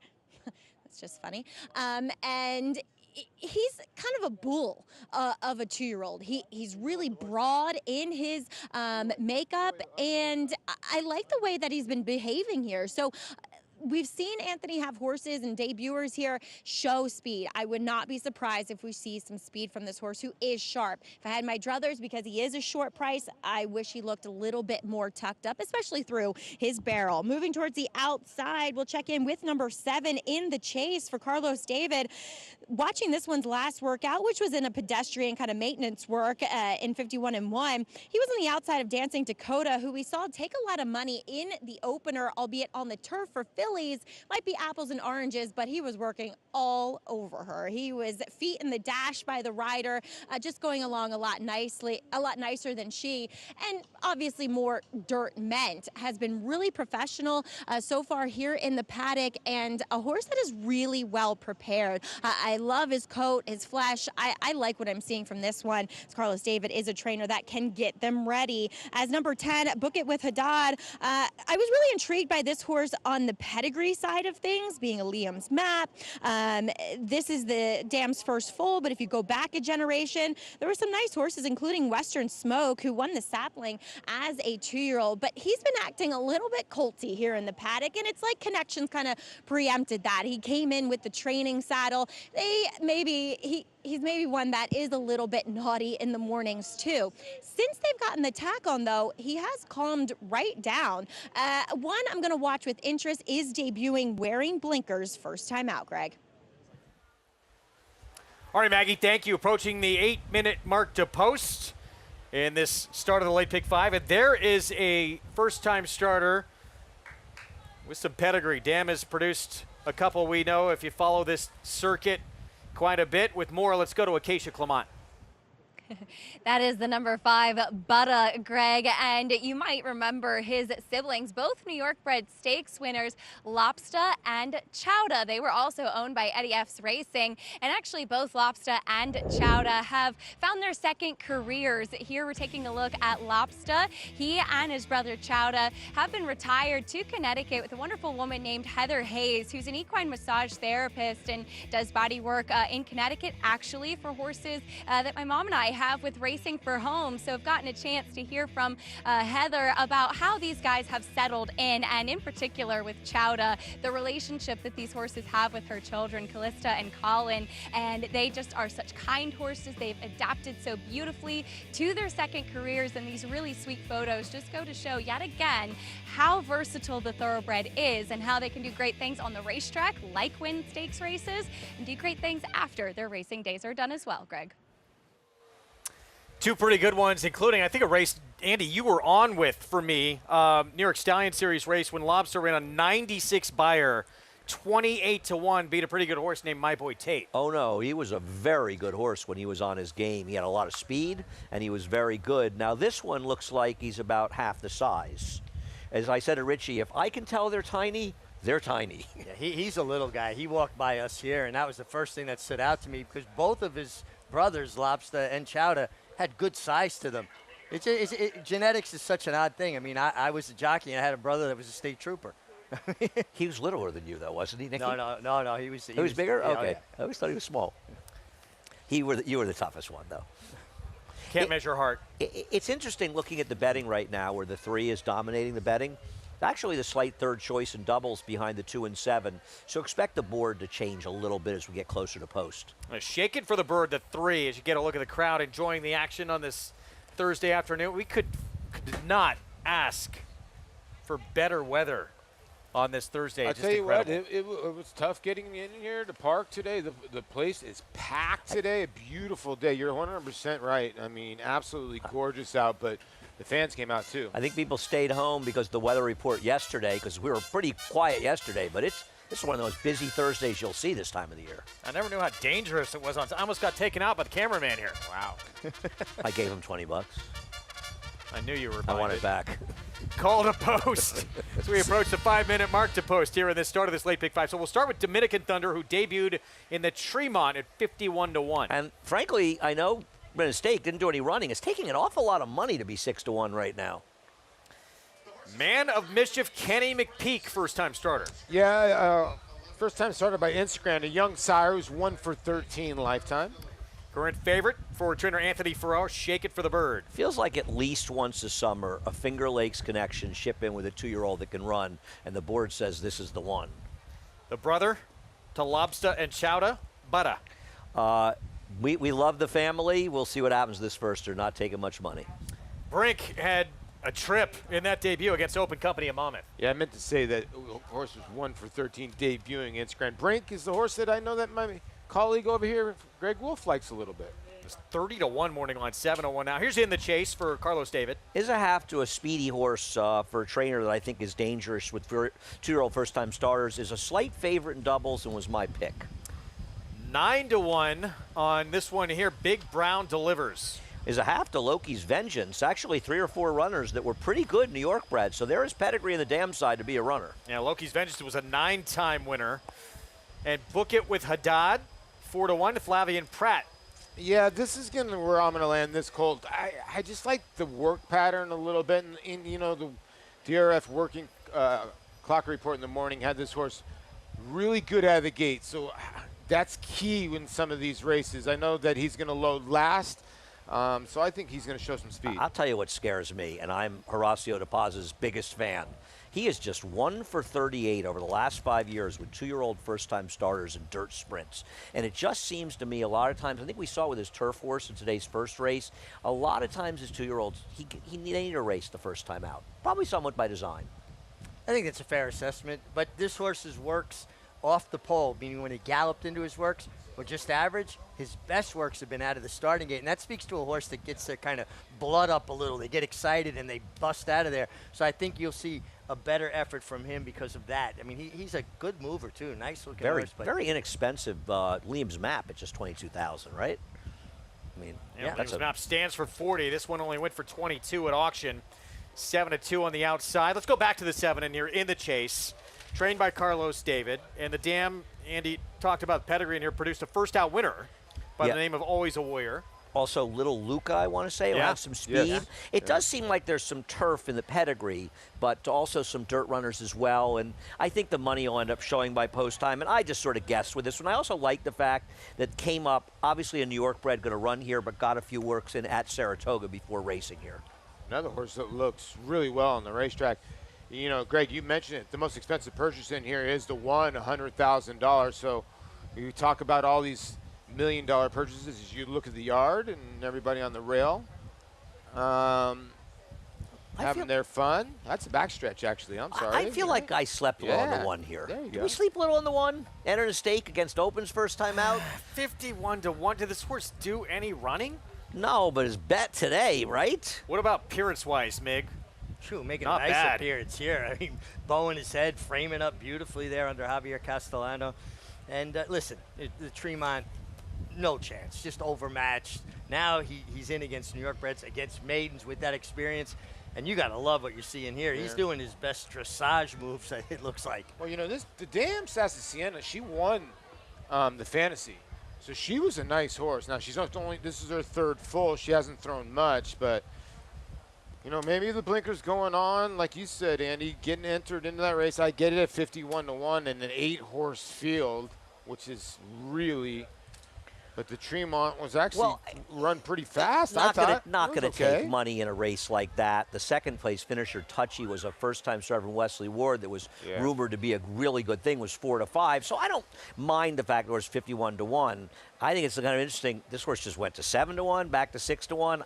I may have slept on this horse because I didn't pick him anywhere. Minute to post in a race that kicks off this late pick 5 on the Thursday card. Let's go back to Maggie. Andy, I don't blame you for sleeping on this one. How could you really, pick up on him given the debut? But now he's in a field where you're dealing with several first-time starters, and I'll be honest, they might win. The firsters that are taking the bulk of the play, the 3, 7, and 10 in here, all just gave me the vibe that looking at them, that they would need the race. So why not take a horse that, as you guys mentioned, is warming up beautifully? Hall of Famer Javier Castellano does stick aboard, though he does ride for this barn on the regular, and he's a lot more fit, like I mentioned, than any of the debuters, and I just think that now there's some intention with this horse. Got the experience. Will have to break from the rail, but I loved the warm-up that I saw. Moving on to another first-time starter in number 9, Big Brown Delivers. Now, this one is half to one of my favorite horses, if you go back a long ways, in Loki's Vengeance. He was a very accomplished multiple stakes winner for one of our good friends, the now retired Mike Hushin. Problem is, good old Subtle Sweetness hasn't had a horse that can run as of late. Now, this is the first time they've stepped outside of Frost Giant to get a foal here. And Big Brown Delivers actually has a lovely frame to him. Do I think he'll need a start to kind of click everything on? Probably, because he is quite laid back and furthermore just looks heavy. But again, I thought that was a little bit intriguing that it's the first time that she's been bred to somebody else, as number 2 continues to be the firster that I wanted. I went with the 1 after watching the warm-up, but number 2 in here for Kenny McPeak just looks the most fit, Man of Mischief, and he's just done everything right in this debut so far. When it comes to the preliminaries, we'll see. Things can definitely change when the gates open, Greg. Our Spendthrift Farm 2-year-old race of the day coming up, and it starts this late pick 5. You know, Kenny McPeak, we all know his go-to rider, and he said intentionally he kind of gives his first-time starters a race. If they win first time out, great. Sometimes they do, but he likes to give them a race. It's an old school approach. You want them to have a good experience. You want them to learn. If they happen to win, great, but more importantly, you're setting them up for their career going forward. Guys, I went with that horse taking all the money from Finger Lakes. I love the work pattern. I love that the gate works were done and put away 4 works ago. And Anthony Ferraro does not ship here, particularly with a horse that he bred and owns, unless they've really shown him something. There's Butta. Got a lot to live up to with those 2 brothers that were pretty good. This is the debut coming up. Lane Leslie will ride. Late pick 5 begins here in this 6th race. Let's go upstairs to Frank Miramati for the call. Thank you, Greg. Butta gets a little nudge into the gate. Book it with Haddad to the outside.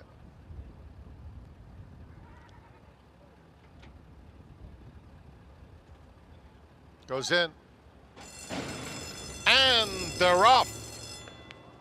In the chase, rockets out of the gate, quickly gets right over to the rail. Man of Mischief, Dominican Thunder, 2nd and 3rd. And they're followed by Shake It for the Bird, 4 off the pace in 4th. Butta breaks in mid-pack, a length and a half in front of Brink.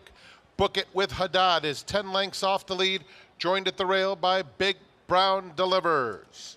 In the chase, heads to the 3/8 pole through an opening quarter in 22 and 4/5 seconds. Shake It for the Bird moves clearly into 2nd. Within a length of the front runner, 3 lengths back to Man of Mischief in 3rd. Dominican Thunder is 4th. Then Butta moving up a bit on the outside to take that 4th spot, racing 3 clear of Brink as they come to the quarter pole. In the chase, cruising along, Shake It for the Bird, drifts wide while trying to rally. Man of Mischief has to go even further out as they come to the 8th pole. In the chase, 4-length lead. Man of Mischief gathering momentum, 3-length now for In the Chase, who keeps on going. He's strong on the front end. In the Chase broke out of there like a rocket ship and will take them all the way. In the Chase, a good-looking debut. Man of Mischief was 2nd. Shake It for the Bird 3rd, and a 3-way photo for 4th. Looked like Brink in the middle.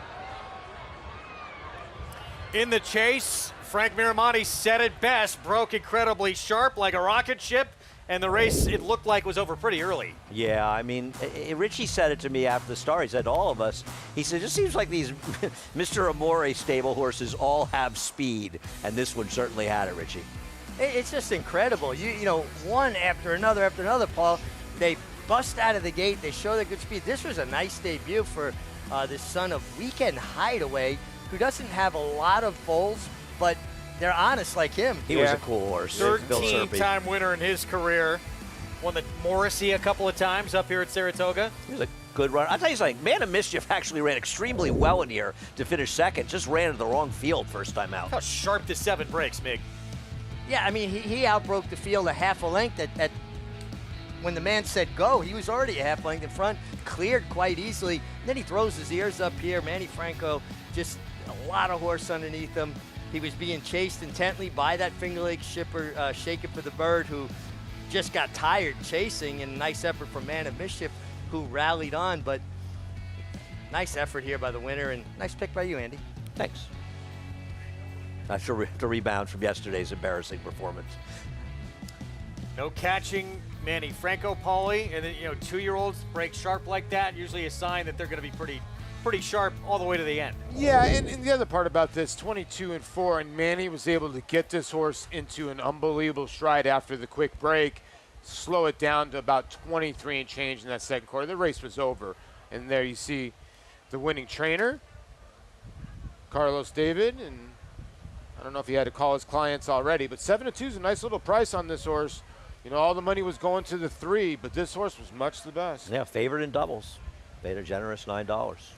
7-2, 3-6. Manny Franco with a victory. Had a 4-win day on Sunday. Keeping things rolling here. Staying in the mix. And yeah, son of Weekend Hideaway had some great moments up here in his long career. Won a couple of commentators downstate, a couple of Morrisseys as mentioned, 13-time winner overall with a good one here. And I love the way this horse came back. He's just got a great, intelligent look to him. He just came back like, I'm the man. He knew he did good. And just a really handsome horse, much like his sire. Very, very well-balanced individual. I'm going to give you a half a star for Brink closing out the Superfecta. Thank you for that. Half a star for that. You get a bigger star for your 1, 2, 3, 4 picks in the second race today, but that's another story. I'll keep adding them up. We're taking a time out. Big one coming up. 4 stars for that. On Saturday in the Jim Dandy, Sierra Leone, is it his moment to shine, or can the 2-year-old champ reclaim this division?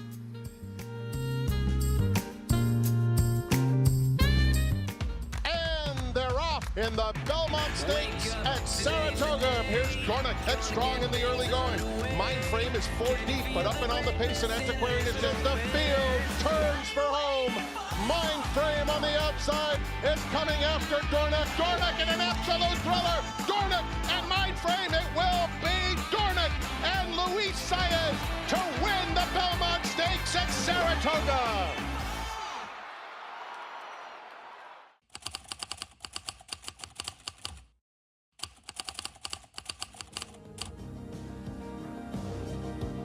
Complexion. Phoebe in Wonderland. Galabrand asserts herself. Poppy Flowers putting in a late burst here. Poppy Flower with the momentum.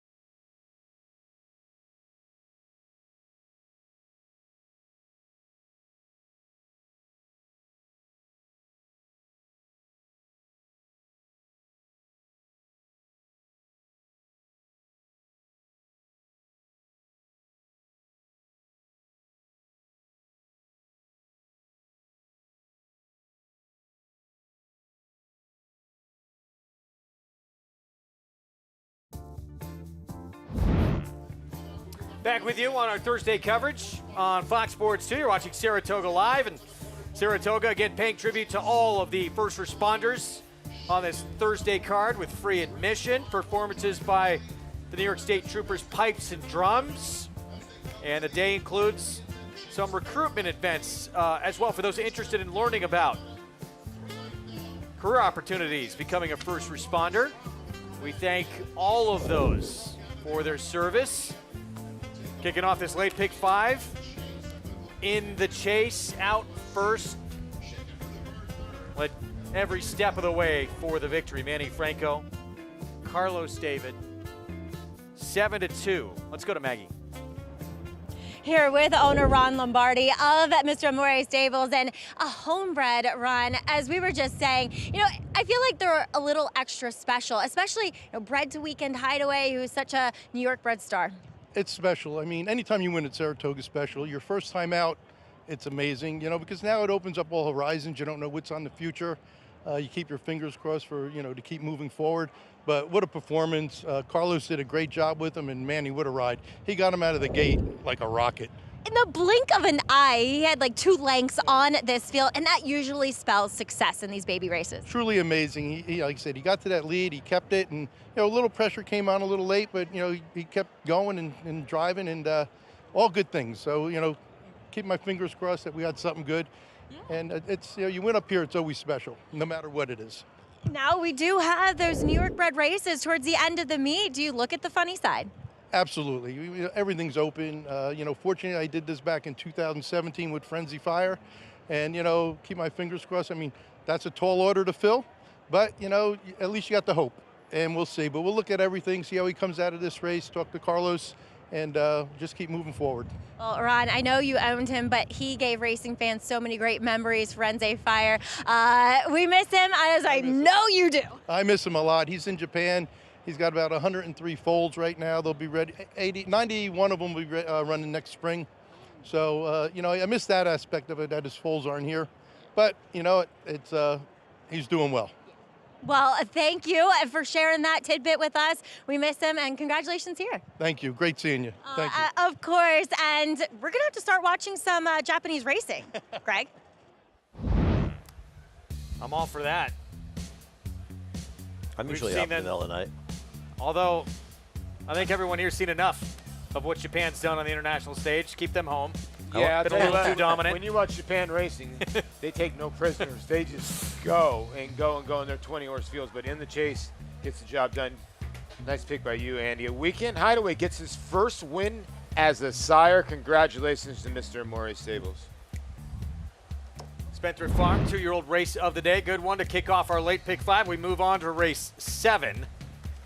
And a look at the current odds in here with the scratches. This race completely changed, Andy. Yeah, with a scratch of Kingdom and also talking Pharaoh, it took a lot of speed out of the race. And it's obviously going to make the job of Print Rack much easier. So while I'm trying to beat him in here, he is going to be tough to beat. And I'll back up for myself a little exacta behind my top choice. But I like the 8 Reddington in this race. Reddington, to me, is one of those classically dirtied up horses. Yeah, they probably paid a little bit too much for him when he was bought at auction 4 starts ago for $120,000. But the reality was he was in a very, very, very tough allowance. That race with no chance. The next time out, going 1 1/8 too far against better horses. Then he got caught up in a pace in another very tough allowance race. And his last race, it was a good inside track. Horses that were down towards the inside dominated the races that day, including the winner. And he ran against Donegal Momentum, who's running back in tomorrow's Amsterdam and is a player for Tom Morley and Donegal Racing. I didn't think he ran that badly with a very wide trip and not a good trip at all. Now he gets a good outside post. He is compromised a little bit by the pace coming out of here, but he's not that slow. And I thought he has a real chance to upset this race. $100 to win on Reddington, trying to get a winner in the bankroll contest. 8-1 right now. That would race a lot of whiffs. That just means I've had at least one winner this meet, and I'm going for one. Stop. All right, we'll get to this race coming up.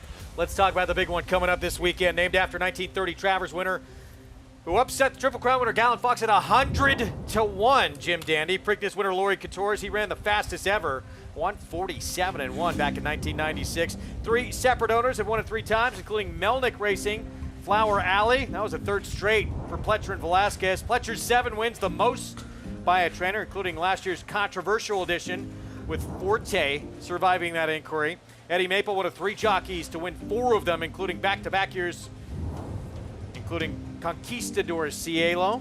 12 have pulled off the double with the Travers, including 3-year-old champion, Essential Quality, and 7 been crowned 3-year-old champion, the last Epicenter for Steve Asmussen. 4 named Horse of the Year. Conquistador Cielo's here included the Belmont Met Mile and Dwyer, and 2 are in the Hall of Fame.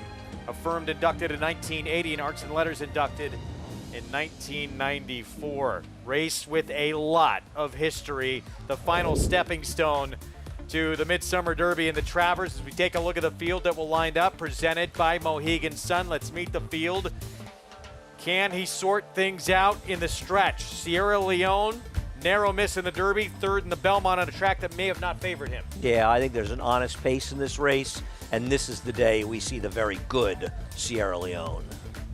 Next door, the Preakness winner sees the gray for D. Wayne Lucas. D-Wayne Lucas always in for the fight and always in for the W. And you can see the big gray here. I would think it's going to be forwardly placed, and I would think it's going to be part of the pace in the race. A couple new faces on the scene in this division. One of them for Bill Mott, batting down. He comes in off back-to-back wins, including a graded stake win. I think he's the real wild card, the potential upsetter if Sierra Leone doesn't get it done. He's got to improve to do it, but I liked his race in the Ohio Derby, and he's an improving horse with a huge pedigree for a very dangerous trainer. A maiden winner last time out is going to show up first time against winners in this spot. That's Pony Express from the West Coast. Yeah, this one for the John Sadler barn. John Sadler, obviously the trainer of, oh my gosh, I'm missing his name now. Flightline. Flightline. He wouldn't send this horse over after a maiden win. 20-1 though. Kenny McPeak, he'll be represented with Gould's Gold. It was second in that Ohio Derby. He was second behind Batten Down, and he's an improving horse. Whether or not he's as good as these remains to be seen. He's an improving horse, and he's not impossible to at least get a piece. And the 2-year-old champ, he still has the best race run by a 3-year-old this year. Yeah, what are you going to get from Fierceness? He did have that just unbelievable debut here at Saratoga, so maybe it's that success. And can he get away from this group? We'll see if we get the old Fierceness. He's not getting away from Sees the Gray. He's quick. Sierra Leone, we know no matter what. You talk about at least the most consistent runner in this class, it might be him. He will be making his presence known late. Can he sort things out down the stretch this time around? Well, that's really the question with him, whether or not he can do that, because he really was at his goofiest worst in the Belmont Stakes. But, you look at some of his races, it's not like the Bluegrass or the Risen Star. He acted that badly in those races, and I think there will be pace in here. And coming towards the Travers, a long way to go, it feels like almost all the contenders have speed except for him. He's the truest closer in a race packed with speed. He's trained extremely well. He started training solo after the Belmont Stakes, and he doesn't want to lay in as bad when he's by himself. I contend that it's when horses come out and he makes contact with the horse. He wants to get over on top of horses. He's a bit of a bully. I think with the pace that he's going to encounter, he could probably run by them quick if they're coming back to him, and he might not get engaged. I thought the Belmont, besides not braking well, right, kind of blowing the brake a bit, when the Pletcher trainee came out and bumped him, that set him off. He was actually running pretty straight at that point. Once he got bumped, then he wanted to lug it. Could being inside be perfect for him? He doesn't have to correct him at all the first part of the race, and then could see how it sorts out in front of him. I almost would love to see him try to rally up the inside one time. That workout, by the way, courtesy of XB TV. With more on that workout, he looked. Let's go to Maggie. Your thoughts?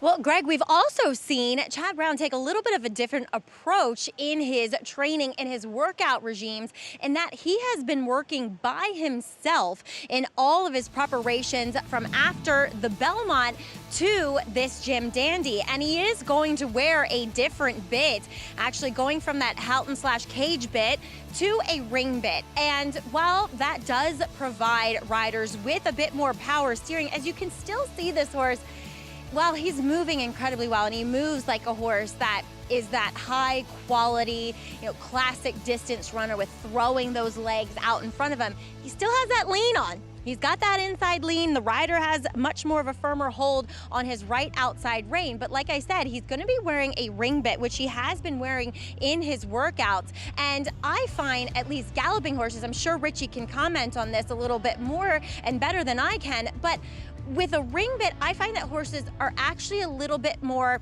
inclined to run forward, where a cage bit, they can get a little stuck on it sometimes, or they don't want to really go forward through it. So I think a ring bit could ideally be the best equipment change for Sierra Leone. Big, what do you think? Back to a ring bit? Is that going to work charms for him? Yeah, well, a ring bit gives the rider control for, slowing them down as well as steering, where the cage bit or the Houghton bit is more for just steering. I think this could be a perfect blend. And the fact that Flavien Prat now has an experience with him, I think that's going to help him a great deal. Because anytime a horse is difficult, the first time you ride him is the toughest time. After that, you kind of get a little, a better feel for it, and you figure it out. and he gets real pace to run into. He's never run a bad race. And I guess, look, he's the even money morning line favorite, with the exception of if fierceness shows up, the fierceness we've seen, he probably doesn't deserve to be. But in terms of if that doesn't happen, I guess, do you think that's fair? Well, right. What you're saying basically is that if you take fierceness out of the race, he could be 2-5 or 3-5 in here. Not to say he's going to win, but he's an overwhelming favorite. But you do have to factor in the fact that there is a fierceness out there that's faster than him. Now, that fierceness doesn't seem to show up very often, but he has shown up a couple times, and if that fierceness shows up tomorrow. But I think the real question with him is whether he can rate off of an honest pace against some solid speed horses. And even though the horse for John Sadler shipping, obviously off a maiden win, that was still a very good maiden win. It was a fast race, and I can't believe that Sadler, who doesn't ship that often, is coming all the way across the country with a horse with absolutely no chance. No, I said it earlier. I mean, he's an unbelievable conditioner. He's not sending a horse over here for just playtime here, and I would think Pony Express has got plenty of talent. Now, he's jumping into the deep waters here, but Johnny's really good, man. I mean, he's had champions over champions. I know you know him very well, so he wouldn't have sent a horse over here. I just think Sierra Leone, to me, the horse just gets out of the gate in one piece is going to be a bear to beat. Well, he really gets a setup, I think, this time. But, hey, guys, I got to tell you, maybe no horse has trained better into this race than Seize the Gray. He's taking it to another level in his training. His next win will be on me, but I respect part of our that. Fox Saratoga Saturday coverage. It begins at 3 Eastern this weekend. Grade 2 Jim Dandy final prep for the DraftKings Travers. That is going to be a fun one coming up on Saturday afternoon. Back to today's action. The 7th race, 7 furlongs, $20,000 starter allowance. And again, with the scratches, this race looks like it goes through print track. The 6, Romero Mirage will ride. Let's go to Maggie.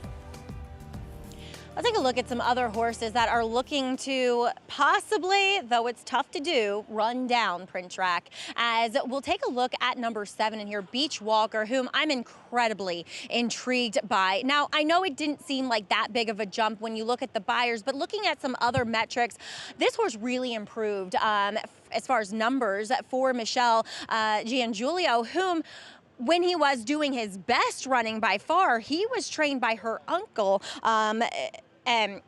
Juan Carlos Guerrero. So there's some familiarity in the family with this horse, and she gave him the break, the time that he needed, and he came back with an improved effort. And I will say that he even looks that much more tucked up and fit. Now, having that race under his belt, he looks like a happy horse and, more importantly, a healthy horse, which was not the case over the winter. And then there's number 8 in here, Reddington, who I know that Andy is intrigued by. We'll see how he does. Probably setting up shop outside the main speed as he does turn back in distance a little bit here to the 7/8, but comes in here looking like a happy horse. He kind of marched into the paddock well on the bridle. His coat is resplendent, and he just looks better than what he did a few starts ago when I last saw him, Greg. I think Maggie wants to hop aboard your play of the day here. I think she said I looked resplendent. I don't believe it. Oh, she was referring to you? Okay, yeah. Right. And you do have some dapple. I'm looking pretty good. You're all dappled out, I see. 7 to 1. I don't have a lot to work with, but Reddington with a slight cutback in distance. I like all of it. I like the slight cutback. I like the fact, to me, he's the classic, what I call dirtied up horse. A horse who looks at first glance, the PPs, like he's been running lousy and he's just not good. But you start taking his races apart and you can make real excuses for them. And the competition's right. I love the outside post. I'm scared of Prit Rack, don't get me wrong. He's tough, but I think he's got a big chance. Now let's look at the one who's going to try and wire this field, and his job made a lot easier with both the 1 and the 4 coming out of this race. Yeah, I mean, he's in great form. He got away with a slow first quarter last time, Richie, but then he sped it up. But we often talk about this with lone speeds in 7 furlong races. It's often easier to wire going 7/8 of a mile than 6 3/4, because 3/4 they tend to go very quick early. Where at 7/8, they'll let a guy get away because they think he can't get the distance. In that first quarter, it's almost a 5/8 of a mile race with an advantage. Yeah, just getting a comfortable rhythm. And that first quarter last time told the tale, right? 23 flat. He's 3 for 5 at the 7/8 distance, remaining half of the entry. Here is the 1A got Thunder, breaks third to the outside. The one David Jacobson leaves in does come off a win, but this is tougher. The rail to the 2 dots dollar. Flavian Pratt will try and get his first win today. Yeah, won nicely last time at Aqueduct with Flavian aboard, and he sticks. And this horse is a major player. 5, Magnolia Midnight, undefeated at Saratoga. He chased Print Track last start. Yeah, I think Magnolia Midnight is a player here, but I felt like if there was more speed, he had a better chance to turn the tables on Print Rack. Here he is, 11-time winner, including 2 in a row. Print Track. Yeah, and he's 8 for 17 the last 2 years, 1 for 4 here. He's a tough customer. Beachwalker, 5-1. Kender Carmouche for Michelle Giangiulio.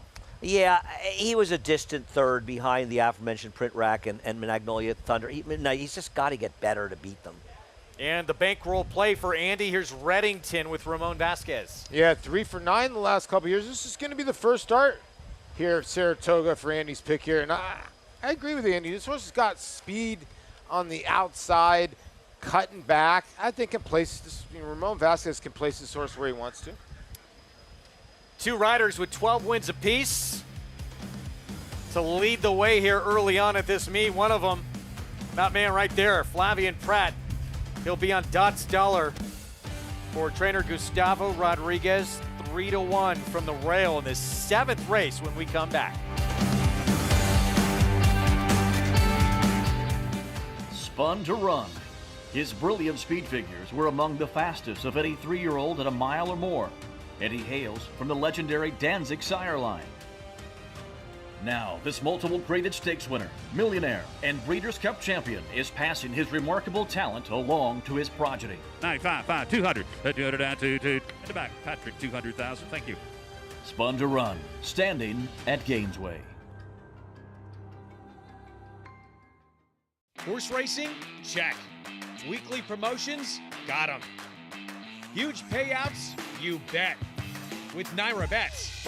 Download the app today and bet on any track, anywhere, anytime with live HD horse races, betting tips and tutorials, expert picks, and more. You bet with Naira Bets. Join now for a new member bonus at NairaBets.com. They say breed the best of the best and hope for the best. Vacoma broke well on the outside. But you don't expect to get speed like this. It is Vacoma, the one to catch. Vacoma has a 5-length lead in this Grade 1 corner.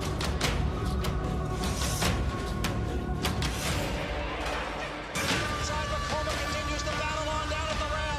It is Vacoma who's going to win the Met Mile.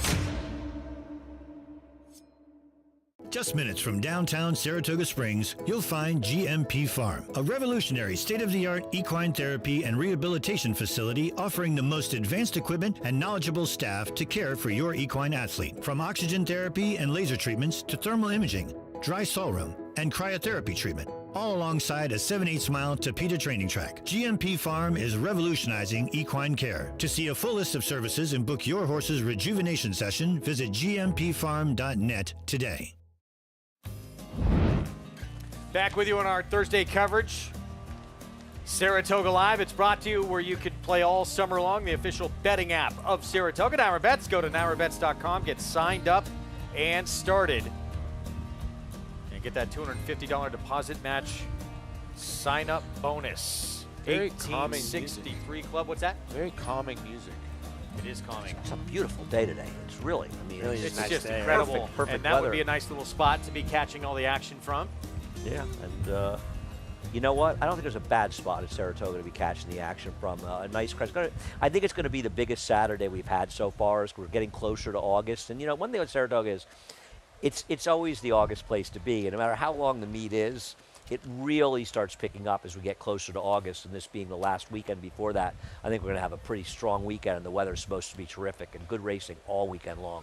A lot of the younger people don't remember when it was a 24-day meet, and we got here in August, and we left in August, and we had a big Labor Day weekend down at Belmont Park. Yeah, the Jerome was the Labor Day feature. But look at this place on a Thursday, Greg. It's amazing. No, it's a magical place. And, you know, I think because of yesterday, the predicted bad weather never came, thankfully. That man right there, Mig, what a start it has been for Flavien Prat, including a 4-win day and a 3-win day already. Yeah, listen, he is such a complete rider. He can ride any kind of horse. I call him a chameleon.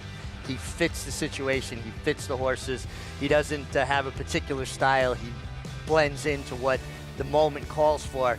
And I think we've seen a lot of really good riding here right away. And I think a lot of it has to do with the fact that we were racing at Aqueduct, the Belmont at Big A meeting, where guys didn't have to adjust from riding on a 1.5 mile racetrack where you ride completely different coming to a 1.8 mile track where position is so much more critical. We went from a 1.8 mile track at Aqueduct right here to a 1.8 mile track, and you don't see that adjustment period. That's interesting. That's a great point.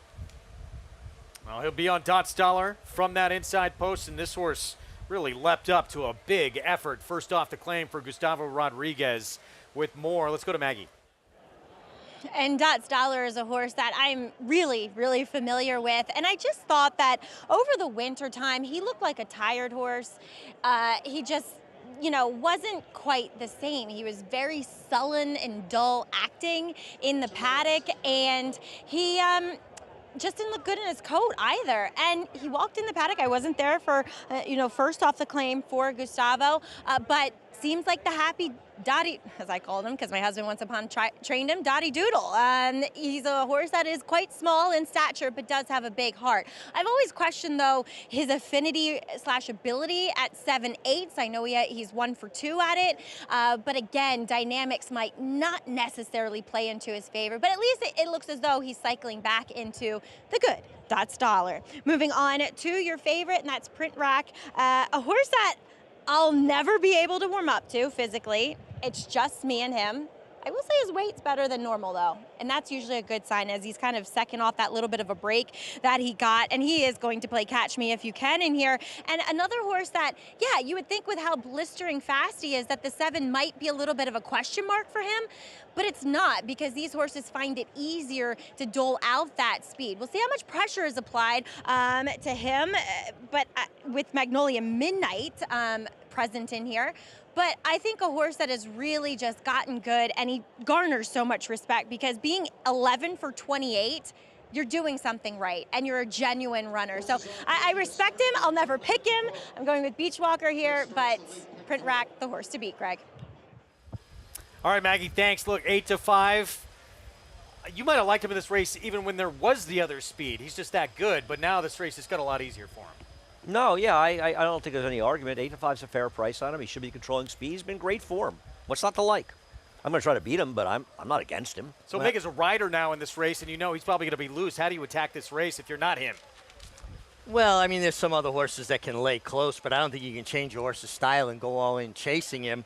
I got to be honest with you. I'm rooting for Romero Mirage, the handsome Mirage here. Because, I was out early this morning, and you know, he hasn't won a race yet in Saratoga. He's out super early in the morning, working hard, big smile on his face. I just love his attitude, and I like to see hard work rewarded. And you know the other Mirage was home sleeping while his wife was taking care of their kid, you know, so it's hard not to root for him. 3-2 favorite. He's been on board for each of those victories the last 2 times out. Paulie, where'd you wind up? I landed on the 7 Beachwalker. I thought there was going to be more pace in here, and Beachwalker needs some pace. But I honestly think this 7-year-old is doing a lot better. I'm hoping that the 5 in here, who didn't break that good last time, can maybe break a little sharper and put a little heat on Print Track, or maybe Manny can maybe force something here. They all got to chase. Rajiv's cousin. Romero Mirage on Print Track, 7-5 favorite. Now that price continues to creep down.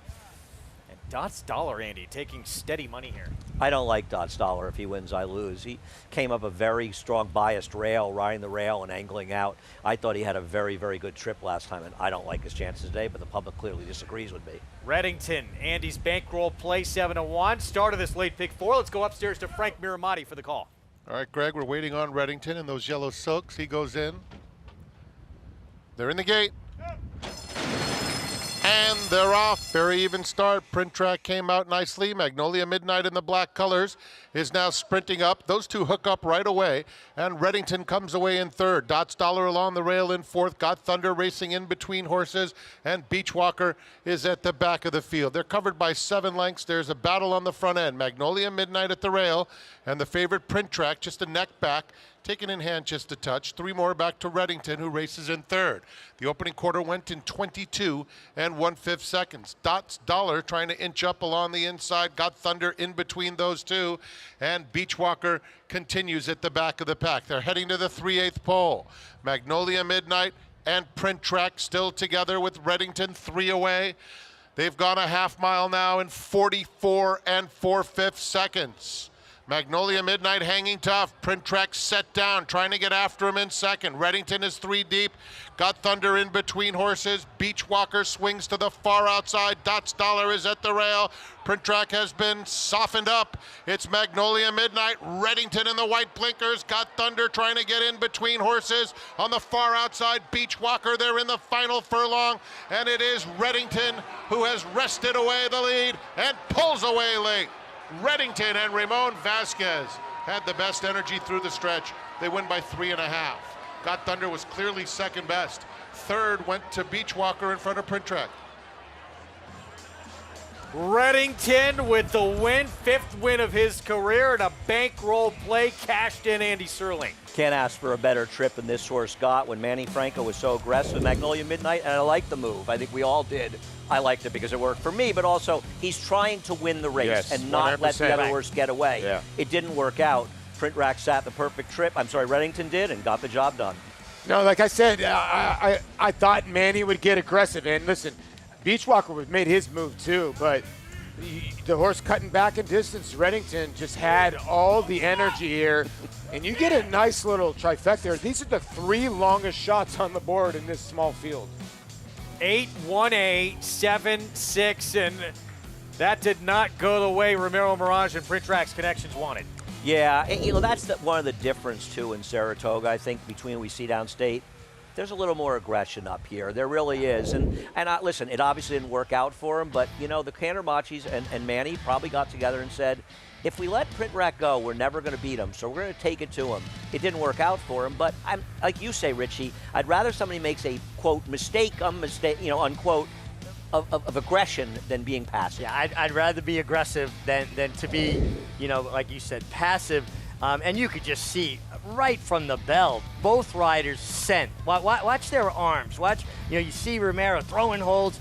Watch Manny. He's throwing holds. They're inciting their horses to go forward, and it turned into a wickedly fast pace.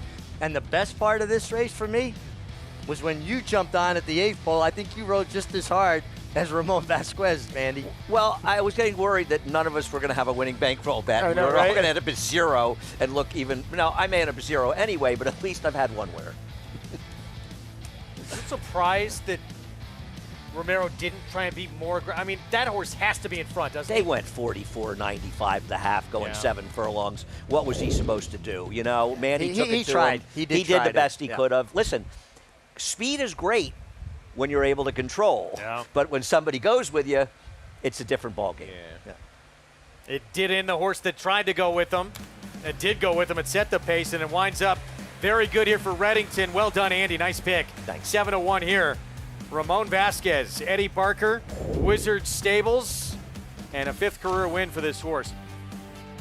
Spirit win, gate to wire. Future is now, coming off the first graded stakes win of her career. She's going to try and go back-to-back in the Caress next. Grayson Jockey Club Research Foundation was formed in 1940 with a simple goal: to raise funds for research to enhance the health and soundness of horses. Since then, we've provided millions of dollars to hundreds of projects at universities around the world, leading to major advances in welfare. Our process of selecting and producing peer-reviewed research has become the trusted industry standard. And with your help, we'll be here for many years to come, supporting the health and wellness of all horses. The spirit of Bushido. Courage, respect, integrity, and honor. With honesty and sincerity, we hone our spirit to a winning edge. The way of Bushido runs straight and true. The soul of racing.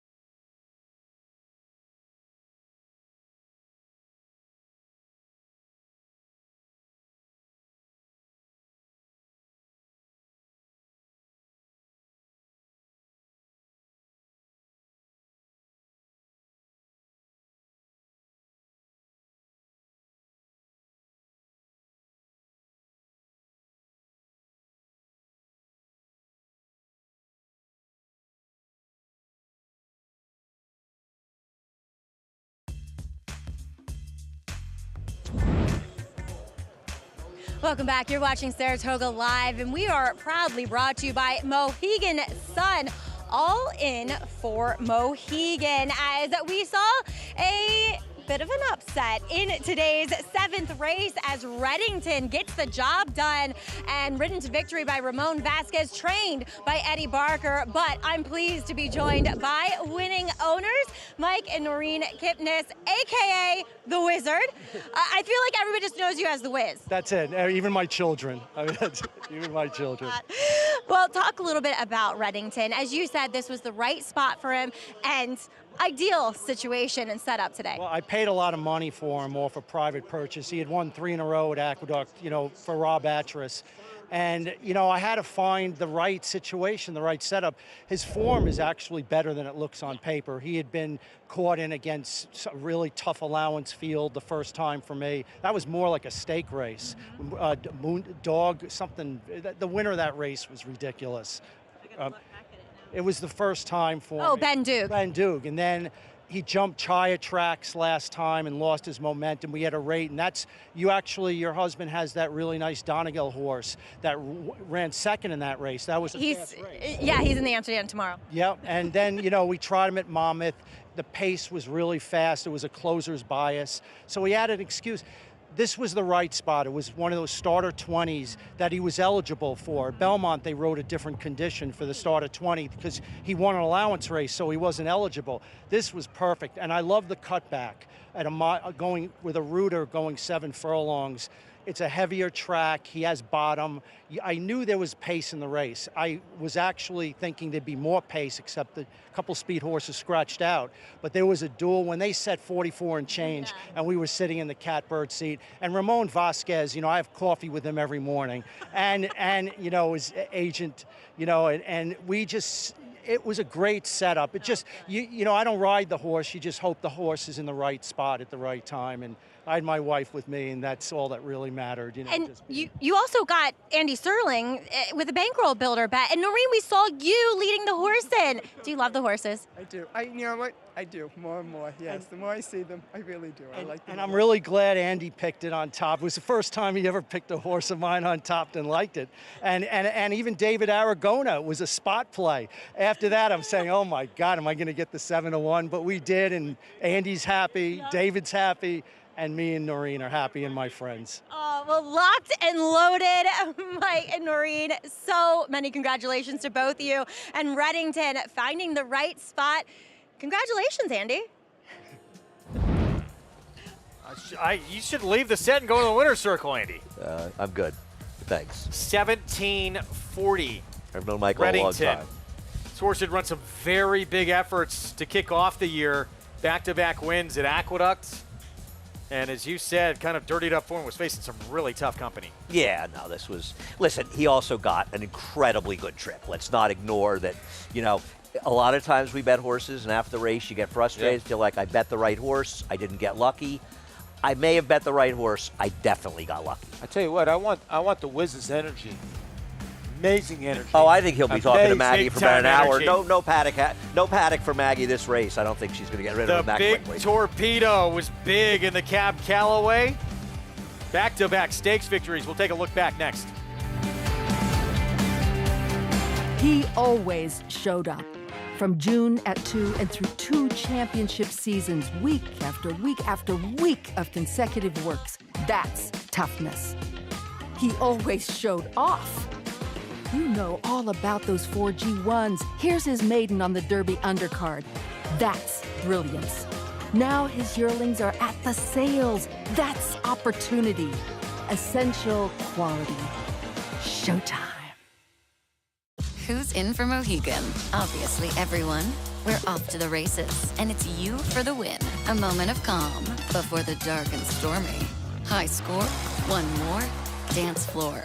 Who needs skill when you have style? And feeling like it's the best time ever? Smile. Abs, craps, and nightcaps? Yes. Then it's down for the thread count to start it all again tomorrow. This is how it feels when you're all in for Mohegan. Mohegan Sun. Good afternoon, ladies and gentlemen. On behalf of the management and staff of Kingdom, I would like to welcome you to the September yearling sale. Good to have you back with us. It is the marketplace. It's electric. Quality in quantity. Some of the absolute best horses. These are the horses we're going to be cheering on in the next 4 or 5 years to come. A shareholder to win the Norfolk. Dornick win the Belmont Stakes at Saratoga. Randomized in a dramatic photo finish in the Ogden Fifth. Racetrack Television Network brings you every race, from every track, on every screen, every day. With monthly packages starting as low as $5, RTN gives you great value and access to more live HD streaming and race replays than anyone. Visit RTN.tv today to sign up and watch on almost any device, including Roku and Amazon Fire. RTN has packages that start at $5 per month.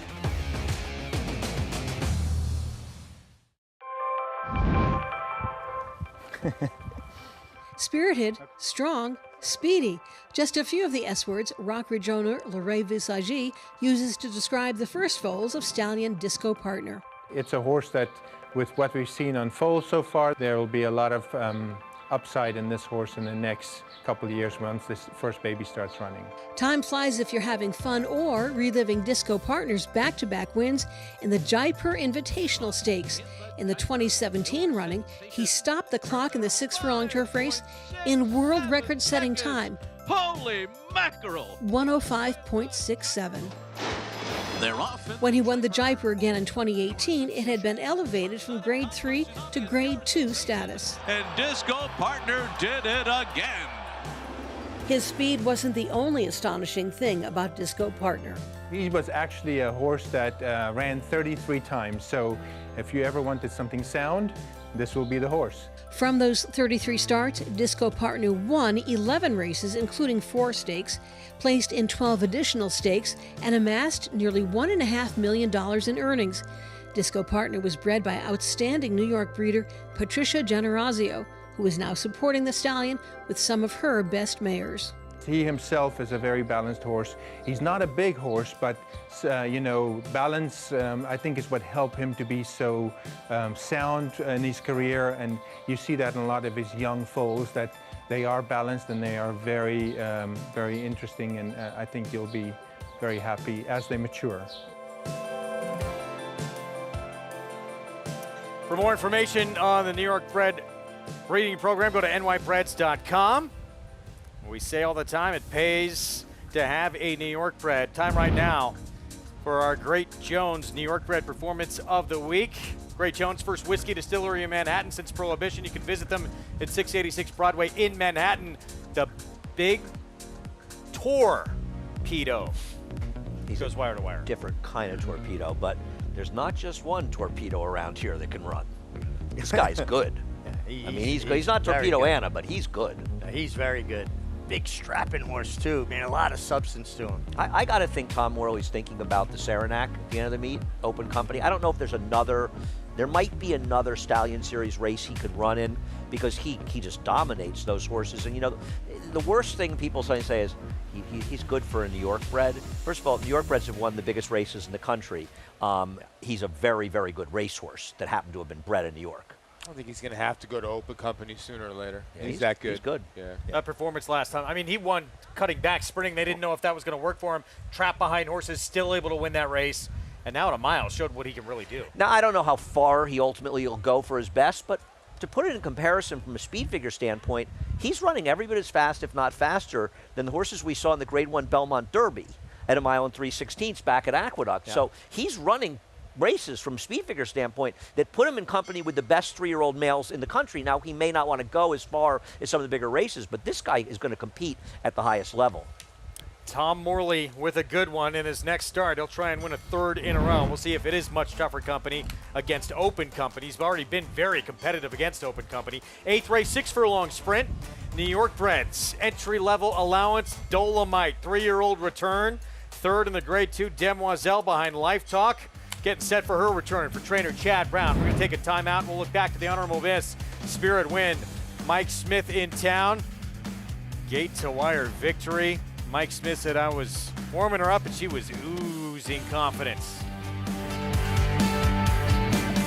Deep in the heart of horse country, from these Kentucky hills has sprung a legacy rivaled by few. From the all-time greats of yesterday to the breed-shaping bloodlines of today, our roots hold strong with the promise of tomorrow. For over a century, our passion has guided us to where we stand and everything we stand for.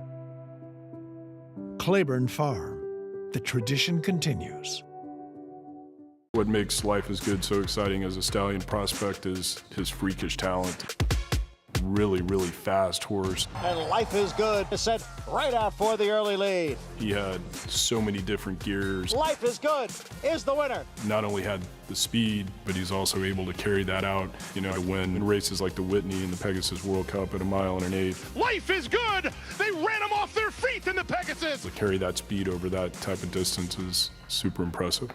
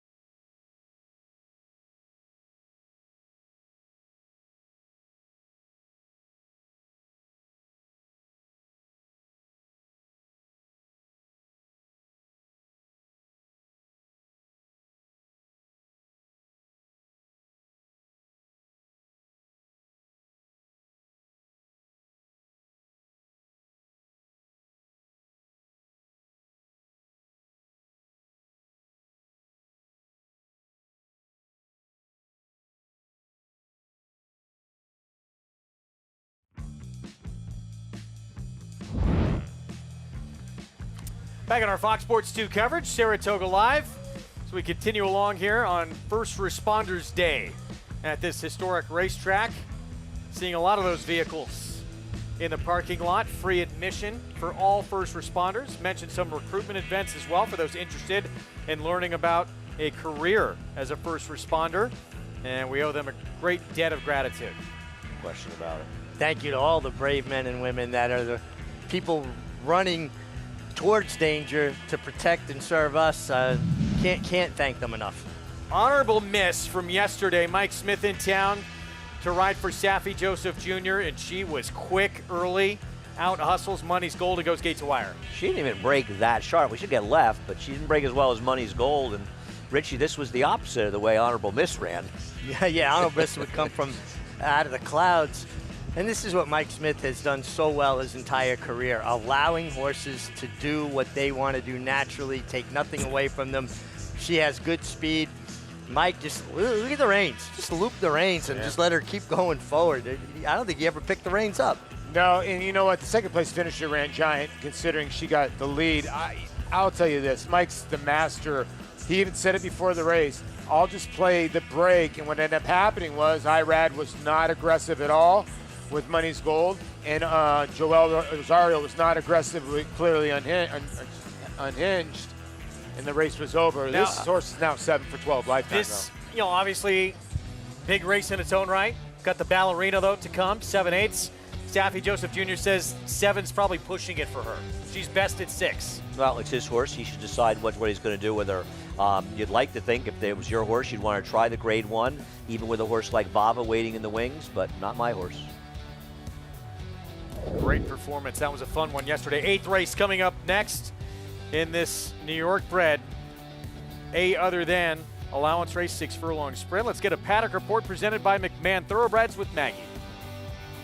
And we'll take a look at your current favorite on the outside. That's at number 8 in here, Dolomite, who returns for her 3-year-old bow for trainer Chad Brown. And we saw her finishing 3rd in graded stakes company last time out in the Demoiselle. And I was actually fairly intrigued by her doing such because she really looks like a 9 furlong type of runner.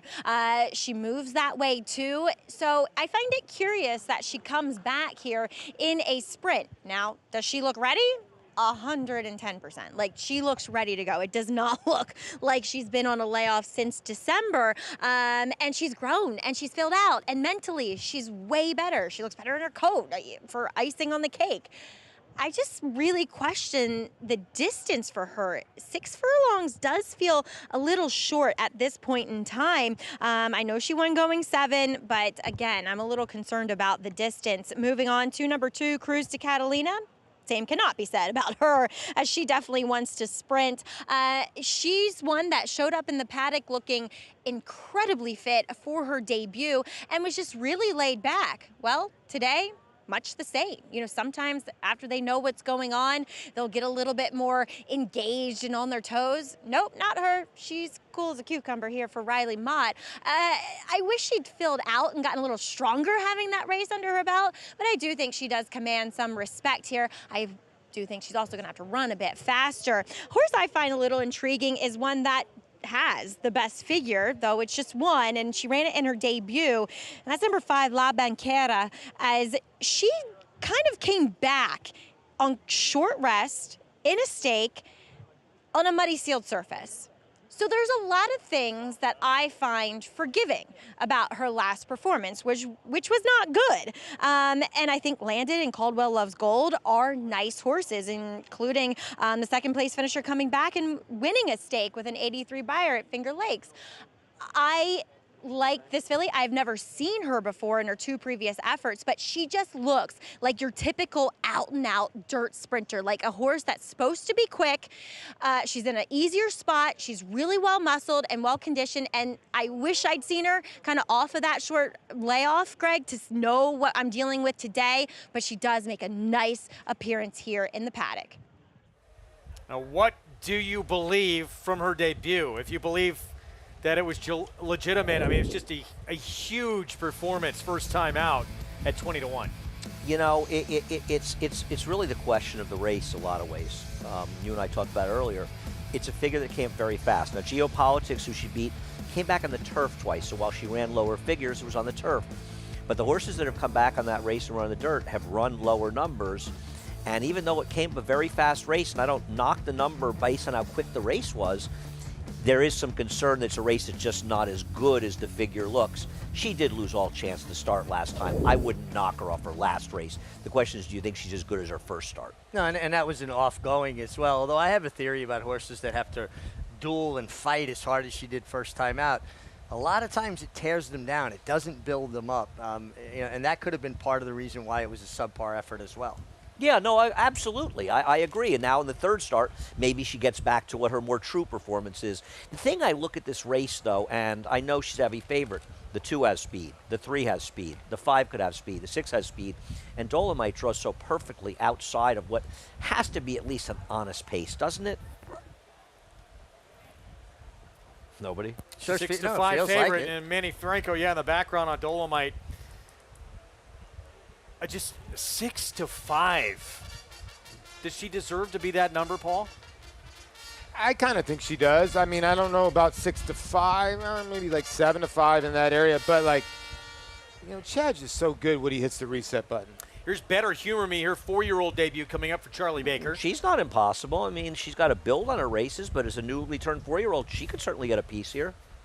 Cruise to Catalina. Riley Mott, and this filly won first time out. Yeah, taking a lot of money, too. She won by 6.5 lengths first time out and trying to go back-to-back.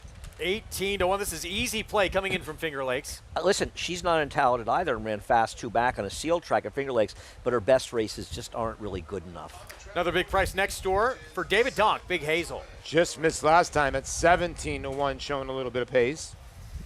No one expected the debut that happened from La Bancara. She was 20-1. She got that win with that big number. She's my second choice in this race, and I'm very curious to see if she can run back to that debut effort and how good it really was. Newsly, Paco Lopez. Yeah, this one for Peter Casamillas and Paco. A filly by here, Zealous, that should show some speed. Perpetual Praise, a 3-time winner. I don't know if she's fast enough to press this pace, but she's not without speed herself. She may not be good enough, but she too could be a pace factor. And a 3-year-old debut coming up for Dolomite. Graded stakes, placed back as a 2-year-old. Yeah, the concern could be, is this a starting point? But I just think, this horse lost to My Main Squeeze first time out. We already know what she's become. And then she came and crushed Money Grab that last race. And she's getting Lasix for the first time. And she looks, I don't know to you, Mig, she looks tucked up. It looks good. Here's the maiden win. This was start number 2. Belmont and Aqueduct going 7/8 of a mile. Yeah, I mean, obviously, she ran well in here when she got it done. She beat a horse in Money Grab who came back to win, and while she's, I think, lately shown to be better on the turf, she's not bad. And she won comfortably and got a 72 buyer as a 2-year-old. The kind of figured it could easily be in the 80s now as a 3-year-old routine improvement. And while we don't love the Demoiselle overall as a race, she still didn't run that badly in relative terms in a race that makes her tough. Well, she's grade 2 placed already, and you got to think her 2-year-old numbers are going to be, she's going to be better at 3. Now, I agree with Maggie from a physical perspective. I question if 6 furlongs is an ideal distance for her, but I do think she's going to get ample pace to set up her late run. Yeah, I think that Chad would probably agree. This is a stepping stone to stretching out at some point, but you got to get him started somewhere. And as you say, Rich, the dynamics may mitigate that. Well, Chad Brown, he started spreading the wealth a little bit, and this is one of the guys he's been going to, and boy, has Manny Franco delivered for this barn. Chad speaks glowingly of Manny. We were talking about him earlier today, and Chad, he's very happy riding Manny. Obviously, there are other great riders that ride for him, but Chad has a lot of confidence in Manny, and for good reason. Leading rider, ending the year, Mig, in New York is the winningest rider. Again, in the state, 3rd time he's done that in his career, and he just quietly goes about his business. Well, let's put it in proper context here, right? Manny's still a young guy. He, easily could ride another 15, 20 years. He stays healthy. He has 12 leading rider titles in New York, and 3 years he led the standings completely for the entire year. I rode for 29 years. I had 12 leading rider titles, and I led the year twice. He's going to add to those totals immensely. Well, I mean, let's be honest. He's a lot better rider than you, Richie. Well, thank you. Wizard's a better handicapper than you. That was good. we haven't seen him get major up. Like, Tis the Law, I guess, was that first big one on the national scene.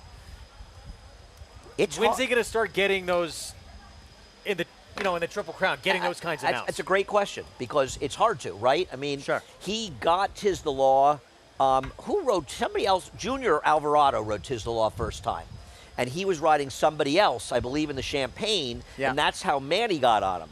But it's hard. Flavien Prat, Irad Ortiz, Jose Ortiz, Joel Rosario, so many riders to go to. Paulie? 3 minutes to post. Paul's put together a pick 3 ticket that begins here. How are you going to play it, Paul? Oh, my bankroll is going to start here. I'm going to go with 8. I'm going to believe in Chad Brown here, okay? So I'm going to just go with Dolomite. I'll single Dolomite here. 2, 3, 4, 7, 11. I kind of think the 2's got a big shot in race number 9. I think Coffee Maker might turn the tables in there, too. I'm obviously using the 3, the 11. And then in the last race, I know a lot of people will be a tiny bit against the 7 in there. Kuru, I guess that's how you pronounce that, or Koru. But I think it's a better draw than the Danny Gargan runner. Puts the blinkers on. I think it's going to be very dangerous. $40 pick 3. You know, you said something earlier, and I thought you were probably wrong, but it looks like you could be right. That Godolphin horse is favored, or is, if not favored, very close to being favored in the stake. And while she can win, she's an odd favorite, isn't she? Should not be favored. Yeah. There's some good horses in there. I mean, I'm not saying she won't, but off form, who's she beat that she deserves to be favored in that race? I picked her 3rd. She was running against, at best, sort of fringe Group 3 types over in Europe. And to be fair, the European sprinters are not considered dominant over our sprinters. It's really more the horse in the Far East or Australia where they think that the sprinters are very talented. It's not like the routers on dirt where they have so much advantage. Now over there, a Group 3 horse on turf could come here and compete at the highest level in some of our races. Not necessarily the same with the sprinters. This is a quality field of sprinters, guys. You think it's more William Buick money or Flavien Prat money now? Because Flavian's starting to get money. And Irad gets scratched in the race. What do you think, Mig? I think it's connections. I think Godolphin, Flavien, Charlie Appleby. They're going to garner people's attention. I think Dance Macabre is getting completely overlooked. I used her. I agree. I think one thing about her, she's got an amazing record. 10 starts, 5 wins, 4 seconds, and a 3rd. I mean, she's as honest as they come. She shows up with her A game every single time out. That's still to come. That's a grade 3 caress. Race 9. First things first, this 8th race, where Dolomite just leaving our screen. 3-year-old return for Chad Brown. Even money favorite. Let's go back to Maggie. Horse is about to go to the gate here as we'll check in with a horse that is not the big 3. I think all the wagering going to Cruz to Catalina, La Banquera, and Dolomite. But let's talk about a horse who's coming back off of a layoff, and Better Humor Me is doing such, making her 4-year-old debut here. I don't love her last race, albeit back in December, because she's had a good trip right off the pace, and then she was outfinished by another closer in Clover Street. She has grown a little bit, which I appreciate, and kind of gotten a little bit longer in her frame. So there's some development there, which I always think is a positive for these horses coming back off layoffs. I don't think she matches up to the big 3 in here. I will say this about Dolomite, though, guys. Manny Franco very cognizant of the fact that this is not the ideal distance for this filly. He has kept her moving throughout the warm-ups to make sure that she breaks, to make sure that she's not out sprinted. All right, Maggie, thank you. 4-5 favoritism now for Dolomite. It's too low. Getting a lot of money. Too low. And yeah, she's been in a race with a grade 2 in front of it. She faced My Main Squeeze. That was her debut, though. My Main Squeeze has evolved since then. But here's the thing. Did she stand out? Here's the thing. There's one race on the whole page that beats her. The 5 ran it. Look at it. I don't look believe at that. I think there's several. I don't know. Do you believe that, Andy? I think the 2 may be a little bit better than people are giving her. We're giving her a little bit of credit for up here, the second choice. And I don't think we've done her justice by not talking about her a little bit here. There's upside. But she may be in a tough spot with a lot of speed outside of her. That's what worries me with her. Well, being bet like she can't lose. We'll see if that's the case for Dolomite in her comeback. Let's go to Frank Miramati. They're in the gate.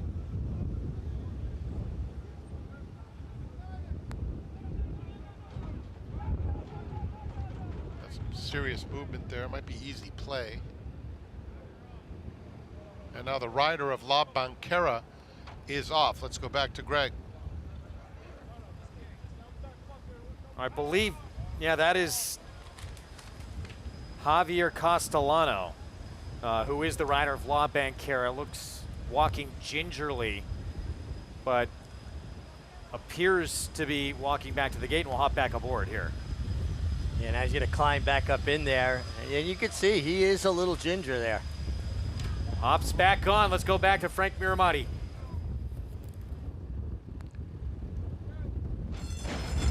And they're off. Newsley out very quickly, but it is Easy Play who's fastest. Easy Play takes the lead, Newsley in second. They're followed by Better Humor Me, and Cruz to Catalina is in fourth. Dolomite inching up on the outside takes fourth. Followed by La Banquera inside, Perpetual Praise, and Big Hazel at the back of the field. Easy Play loose with a half mile to travel. Has it by 2 lengths. Better Humor Me and Newsley second and third. They're joined 3 deep by Dolomite. That quarter went in 22 and 2/5 seconds. Cruz to Catalina has 4 lengths to make up. Huge gap to Perpetual Praise, followed by La Banquera. And at the back of the field is still Big Hazel. They're coming to the quarter pole, and Dolomite making her presence felt on the outside of Easy Play. These two swing for home head and head. 3 lengths back. Newsley in the red colors, followed by Better Humor Me. Cruz to Catalina on the far outside as Dolomite has taken control, has a 3-length lead. Cruz to Catalina trying to get into second, but Dolomite is just too strong and too classy. Dolomite wins by 3.5 lengths. Cruz to Catalina was second. Easy Play in a photo with Better Humor Me. Dolomite dropping out of a grade 2 for her 3-year-old return. Easy time with this group. She had to be ridden hard, Paulie, for this victory, maybe harder than some of us thought on the stretch. But shouldn't we talk about the fact that Manny kept her closer to the pace because he was worried about that, and that probably took a little starch out of her at the end? I just think that of any trainer I've been around for a long time, a guy that hits the reset button or gets a horse ready, it's just like Chad's not in it for setting up a horse for the next race. He's in it to win it. And he told Manny, ride this horse aggressively. I got the best horse in the race. And that just looked like that's the way he rode the horse. Oh, absolutely. And Maggie talked about how he warmed this horse up. You know, he kept her moving. She broke well. He had her in position. Yeah, she was hard ridden, but she went through the wire with the legs underneath her. I think we got to give high marks to the runner-up, too, Cruz to Catalina, who first time never took any kickback. Looked like around the far turn, she was getting the kickback, resenting it, and then she found her stride and rallied. She didn't really break that well in here, and she was in a different position than she was in last time, where she was sort of comfortable on the inside.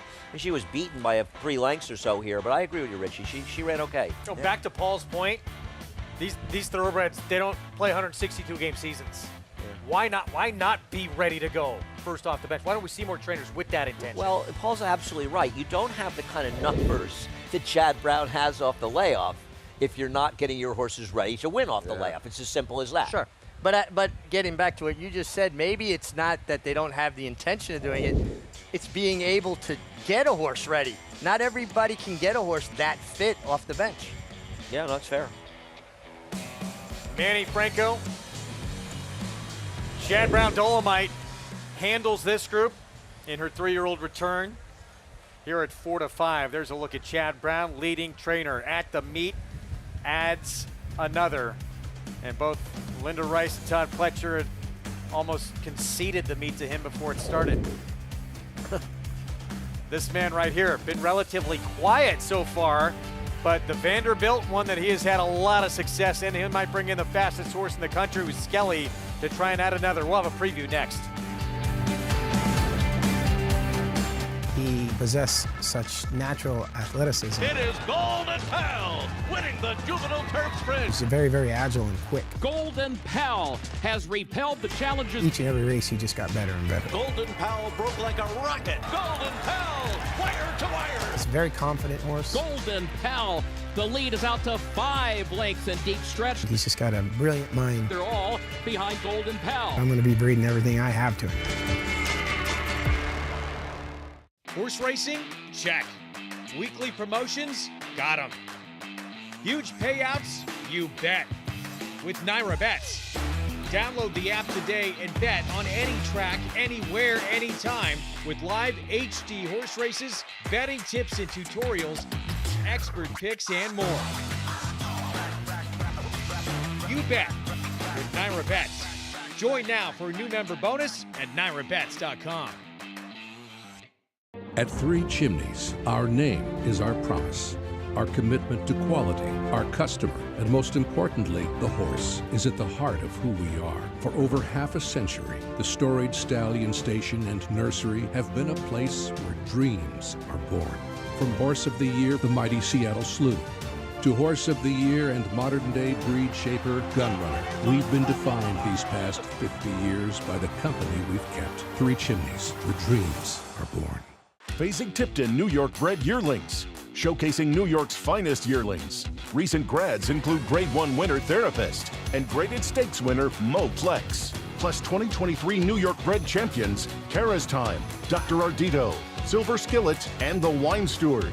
This year, over $65 million will be distributed in purse money, incentives, and awards for New York breds. Basing-Tipton New York bred yearlings, August 11th and 12th in Saratoga Springs, New York. Where will you be? Back with you on our Thursday coverage on Fox Sports 2. Saratoga Live, brought to you in part by Naira Bets. Go to NairaBets.com. Play with us all summer long and beyond. Dolomite, 3-year-old return. A winning one for trainer Chad Brown. Alpha Delta Stables with Manny Franco aboard. Let's go to Maggie. Here with winning trainer Chad Brown with Dolomite. And Chad, I admit I was concerned about the distance because she's such a big, beautiful, rangy filly. But Manny and you did a great job making sure she was close enough to the pace today. Yeah, I totally agree with you. I really didn't want to run her 6, and this is the race that was here, and I didn't want to wait to get her started a whole nother month or so. So sometimes you have to dealt the hand that you have, and Manny had a good plan to keep her close. And it goes to show you how much she's developed. I think she's versatile enough and fresh enough where she could sprint today, but you will see her in longer distances going forward. Will she try open company again? I think so at some point, especially being a 3-year-old against straight 3-year-old fillies. You know, when you get to the really good horses, I don't think it really matters if they're state bred restricted or not. So maybe one other start against New York breds, but in the fall, I'd certainly like to see her open company. Oh, that's great news. Speaking of very talented horses, Sierra Leone in the Jim Dandy this Saturday. Chad, we've seen you change a little bit of equipment, a little bit of training tactics going into this one from the Belmont. He's been working alone, and you're going to run him in a different bit. Yeah, I moved around a little bit. He seems to be happy in a ring bit. Hopefully it's a good compromise, give the rider some steering, but he didn't seem to grab a hold of the last bit I had on there. So, and he's matured a lot. I've been working him alone, and he's powering on his gallop outs well. And you know, it's my job to continue to tweak and change little things to try to get the best out of him. He's a very consistent horse. He has come up short in a couple key spots, so it's my job to make sure he gets to the finish line moving forward. A lot of people excited about the rail draw for him. Are you excited? Well, with a lean-in horse, there's nowhere to go, so the rail will keep him up, if anything. And it's an unusual setup for him that should benefit him. It's a short field, so you avoid traffic, but it's a short field with speed, which oftentimes in short fields, they're void of speed. So it's really potentially a perfect setup for him. I don't see any excuses for the horse. He needs to, you know, step up and finish his race off the right way, which he has done in the past. I'd like to see him do it again Saturday. Best of luck. He's so exciting. Congrats here at the Dolomite. Thank you. All right, Chad Brown looking for a big weekend. We'll see if Sierra Leone, who does have the world of talent, can break through this Saturday, Greg. He's already a Grade 1 winner, but yeah, on the big stage, what could have been just inches from a Kentucky Derby, track played against him, and beyond that, just a brutal trip as well early on, and then lugging in again to the Belmont. If you think about it, he's about 2 lengths away from being undefeated. And created a lot of his own problems. Yeah. Well, that probably cost him that 2 lengths. Yeah, crazy. Feature on our Thursday card next. Grade 3 Caress, 5.5 furlongs on the turf. Presented by Albany Med.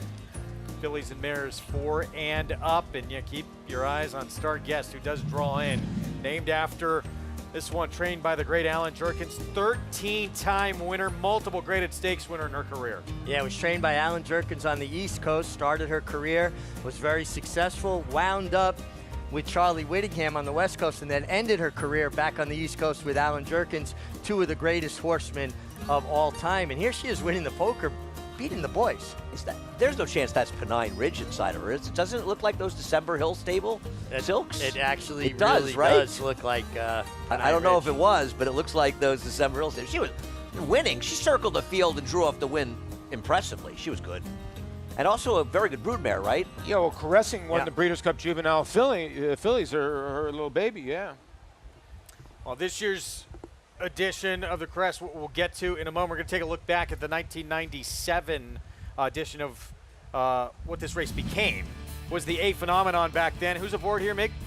A guy that's not as good as Manny Franco, but I actually look pretty good here on Royal Haven, who was just one of those horses, Andy, that showed up, brought his lunch pail, and went to work. And you want to talk about a lizard on a log. Come on, man. You can't get lower than that. You're the man. If I thought you weren't as good as Manny, I wouldn't tease you. Come on. But Royal Haven was such a cool horse, too. Ran for Gasper Moschera, and he's just, I mean, he could win going much longer, too, couldn't he? I feel like he could get a little He was farther. beating a neck in the Pennsylvania Derby going 1 1/8, but he was really good. 7/8 was his ideal distance, but he can win going 6, 7. And the day I rode him in the General George for Gasper, he was a horse that raced with bar shoes. And the only time he actually felt good running was when he was going fast. And the vet that day at Laurel pulled me out of the post parade and wanted to scratch him. And I said, no, you don't understand. This is this horse. This is the way he runs. And then he ran 112 Beyer figure and won the General George. Oh, he was quite the horse. You know, I love also seeing him winning a race that was named at the time for A Phenomenon. Yeah. And A Phenomenon was a tremendous sprinter that ran for trainer Angel Penna Jr. And his race in the Met Mile against Fit to Fight, if nobody's ever seen that, is truly one of the greatest races I've ever seen in my life, with the two of them dueling down the stretch. They were terrific racehorses. 1 1/8, by the way, in the Penn Derby. 105 Beyer, Royal Haven. That's what horses were, horses. Time winner in his career. Vanderbilt on Saturday, and an incredibly quick horse who at one point won 7 in a row earlier this year. That streak came to an end, but he's had issues getting out of the gate the last couple of starts. You know, I had mentioned this before, right before I left Oakland. Now, you got to understand, last year, he ended his campaign with the Lake Hamilton, and then he won like a sprint race in Lone Star. Now, he got trouble out of the gate here, then cut 21-4 and just got ran down here by a big long shot here. Closed the game Sugar. He's got to get out of the gate. It's just been an issue his last 3 or 4 starts. His brilliant speed, and he's been able to get away with it. But don't you think breaking from post number 6 and getting to be outside the field is a real advantage for him because of those circumstances? Yeah, absolutely. He's not running the risk of maybe getting bounced around or pinched between, and he can get underway the right way. And by the way, good call. It was Pennine Ridge inside of Caress. 4 Stars Ulster got up and nipped him for second. Pennine Ridge was third, but Caress beat the boys that day under Robbie Davis. I hope my friend Chuck Simon is watching this show, because, you know, he's a little hard on Pennine Ridge, and maybe he doesn't give him quite the respect he deserves. Chuck knows I'm kidding. So Skelly, 6-5 favorite. Next door, this up-and-comer, Subrogate. He's won 3 in a row. Now he'll get his first test in graded stakes competition. That last race was out of this world. I've been looking forward to him running this race since he ran this 106 Beyer. It was not a bad field behind him, Richie, and he made them look like bad horses. He's a fast horse, doesn't change leads, runs down there on his left lead. He's a southpaw, I guess, Paul, but he is fast. No, he's very fast, and it's kind of one of those horses, like, it looks like he's on his wrong lead, but he kind of isn't. You can see he's just one of those horses that's very, very fast. And you can tell that when he looked under his arm at the 8th pole, it was over. Keep in mind, the force is strong at Saratoga with Baby Yoda. He comes back here, runs his fastest race since that 114 Beyer that he ran back in 2021. He was dominant, obviously, last time in the True North. It'll be interesting to see if he can run back to it. And if he runs back to it, are we still sure he's good enough? Yeah, maybe not. He may have to run better, but he was good that day. This is a good field. Is Skelly the fastest horse in the country, Paul? When first half early? mile? Early. Yes, 100%. Not even close. I mean, you want to see this horse break out of the gate, you're going to see a horse go sub 21 very, very easily within his own scope. If he breaks sharp, he's going to be really tough to beat. Be fun to watch. Race 6 on Jim Dandy Saturday, part of that Fox Saratoga Saturday coverage. Up next, Grade 3 Caress, our feature. on this Thursday afternoon. Future is now. Indeed it is. Back-to-back wins, including the Grade 2 Intercontinental last time out. We'll be back.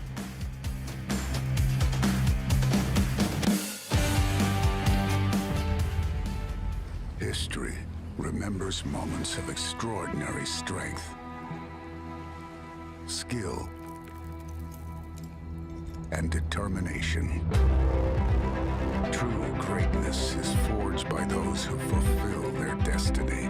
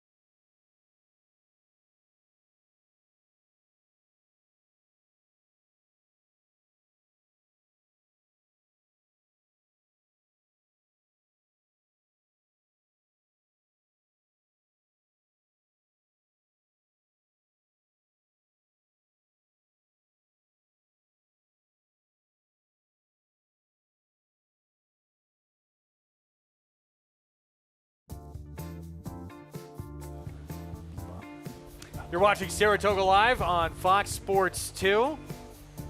As we get set for our feature race, Grade 3 Caress. Fillies and mares going 5.5 furlongs, sprinting on the lawn, and the favorite, Holly called it, the Godolphin filly, star guest, getting set for her States debut coming up. Yeah, I mean, I just think that the Appleby, the success that Charlie's just had here, I think just people are like gravitating towards that. It's almost Irad. And then you get Flavian too, and I think Flavian is starting to take some money now. I really do. Coffee Maker it's going to be close probably between Coffee Maker and this filly at post time. Yeah, the doubles are a dime apart, so imagine they will be. And listen, I understand that a lot of people look at these races and they say, if Charlie Appleby thought to bring this horse over, whether or not I think she's good enough on paper, and let's be honest, it's hard to evaluate the Europeans. For people that are interested, I suggest getting comfortable with the Racing Post website, racingpost.com. Use their search function to look up horses. But you just almost trust in Godolphin, and Charlie Appleby's brought so many horses that just run. What? I would never bet her at this price. Neither would you, Greg. No, but I mean, I'm saying that's what people are doing. I think that's why she's bet. You know what I mean? I think that's the reason. 5-2 right now, and there's a look in the background. That's Danse Macabre. And Andy, you've talked about just coming to play every single time out. You know, it's very hard to have any kind of consistency in general, especially in turf sprints, right? But 10 starts, 5 wins, 4 seconds, and a third. She's incredible. There's the speedster Coffee Maker. Just got a little leg worry late. Second back off the bench could be very tough for Wesley Ward. Let's go to Maggie.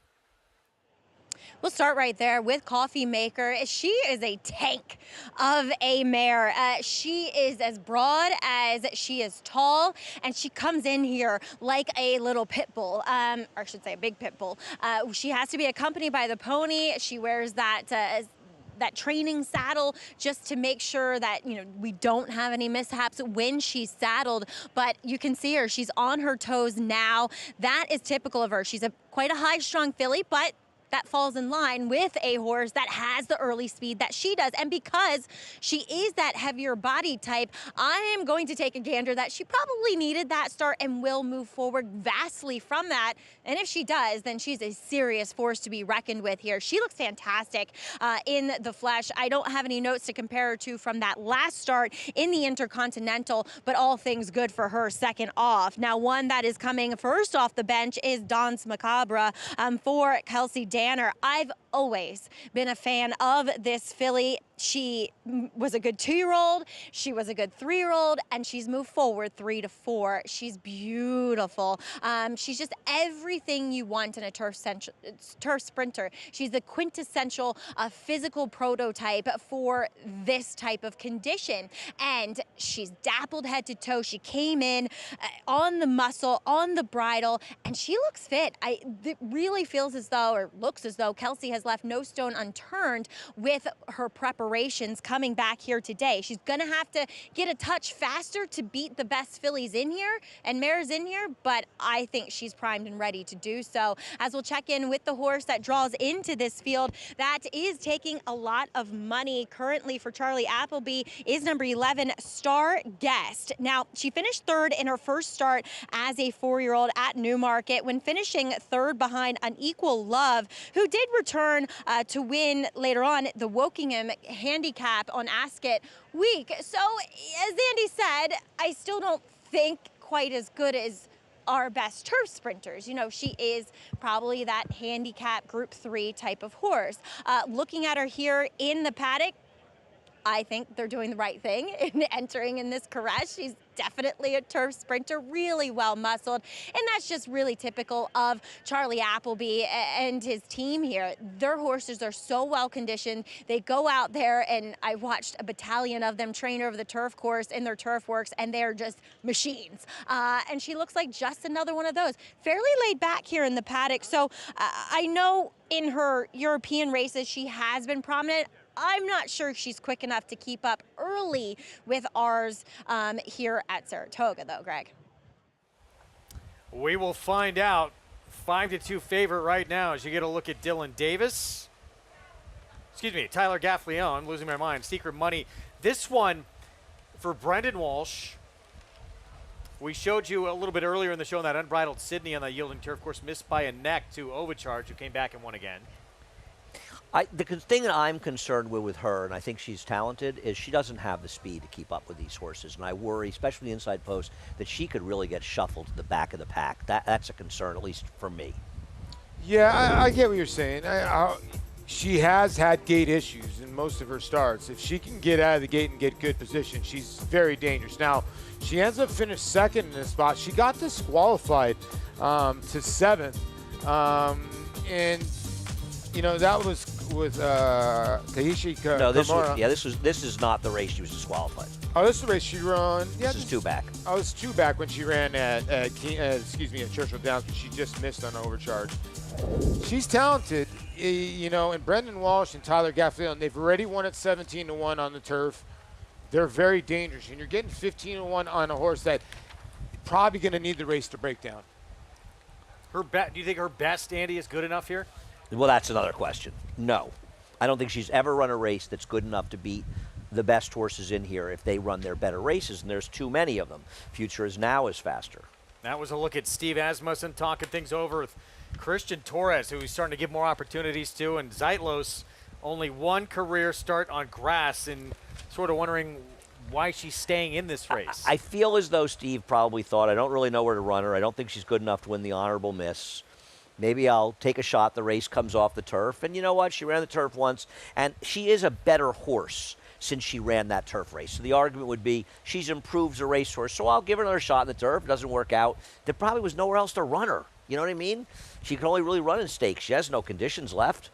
Well, if a lot of people don't know Kentucky Downs, where she did run her one turf race, it's goofy. It's very, very quirky. It's more of a European type of racetrack, Mig, as you know. It goes left, it goes right, it goes all different ways. So I think that the way she ran well on it tells me that she probably does like the turf. I always thought that horses that ran well at Kentucky Downs, they do like the turf. But she hasn't been on it since. And I agree. I think she's just an improved horse at this point in her career. I always explain to people Kentucky Downs is a little bit like over the river and through the woods. You know, it's strange just configuration. Very strange, a lot of undulation to the course. It feels to me, listen, I understand the lure of going there. The purses are astronomical. But it feels like random things happen there. And if I were a trainer, I'd send some random horses that might not be that good, good enough, but maybe not my top horses, and take a shot that they like the course. It's fun to watch the races, but it's crazy competitive and a lot of randomness. I think it really underscores the fact that if you put up the purses, horses do show up. No matter where you are. Right. 45 minutes from Nashville. Here's a long shot, and this is the one Dylan Davis will ride. Carey from that inside post looks to be up against it in this spot. Yeah. Are you surprised to see 5-1 right now on Future Is Now, who just beat the filly? Would have been favored in here, Roses for Deborah. I think it's too big a price. I mean, I didn't pick her, but listen, it's a super competitive race, right? The favorites are 5-2 and 7-2, so it's very hard when you have a big field like this and there's a few getting bet. Nobody's going to be a short price without Roses for Deborah in here. This is the last race when Coffee Maker took every shot. At Futures Now and couldn't go by, and Roses for Deborah ended up swallowing up Coffee Maker. But you got to give this horse credit. I mean, battled the whole way there and got to the wire first. The post positions is, for me, why I prefer Coffee Maker to her. Stakes win and then graded stakes win. Now looking to go back-to-back in graded stakes company. In this grade 3 caress, let's go to Maggie. Here with trainer Mike Trombetta, the future, or I should say, Future Is Now. I was going to put a "the" in front of that, but she's looking for her 3rd win in a row. Mike, talk a little bit about how good she is right now. Well, I mean, her last race up here just was absolutely thrilling. I mean, to beat Christoph's horse that day, she really had to work hard to do it, but to pull it off was very exciting. Showed so much grit and determination. Now, Coffee Maker is another rival that she's going to have to run down. Tactically, how do you see this race playing out? Well, it's exactly that. I think he's just outside of us, so, that horse is very, very fast. It's going to be up to Paco how he handles it. Talk a little bit about Paco Lopez and fitting her quite well. Yeah, he first got to ride her at Pimlico, and, she was a need-to-lead kind of horse for a while, and he's been able to get her to rate and kind of come off the bridle a little bit, and she still keeps fighting, so that's really helped. It really shows a new dimension, and it's proved to be a winning one. Mike, thank you so much for your time. Best of luck. Thank you. All right, Future Is Now looking to go 3 in a row here in this caress.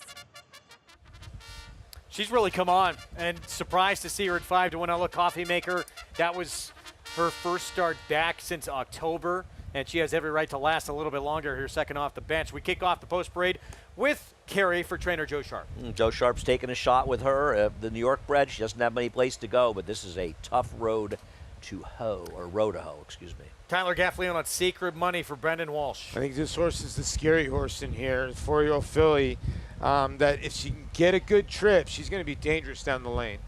Here's Michael Trombetta's Future Is Now, the Intercontinental winner. See how she plays it, a bit of a chess match early, but there's no doubt she's in raging form. Speedy Coffee Maker, second off the bench for Wesley Ward. Yeah, I think Louis is going to go a little bit faster than he did last time and even press the pace a little bit more.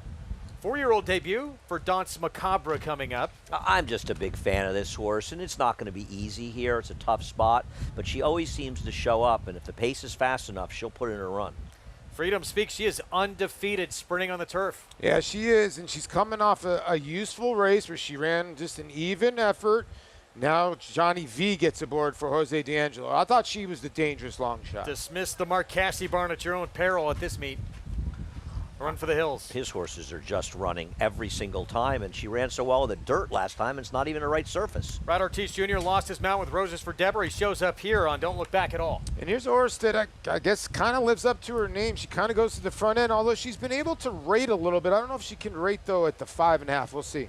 And Zeitlos' second career turf start for trainer Steve Asmussen. Dirt's probably her preferred surface, but you got to sometimes strike while the iron's hot, and she ran well enough in the turf that perhaps she'll run well enough today to be competitive. And the favorite, here's the Charlie Appleby Godolphin filly States debut star guest. Yeah, what do we get from this horse here? 102 time form rating. Sometimes those equate. They always say the buyer figures about 12 to 13 points. You never really know what you're getting here, but it's a horse that's actually been favored in every one of her starts except one. They have not been stake races. They've been qualified allowance races, and I think she's run against some horses. She has some speed.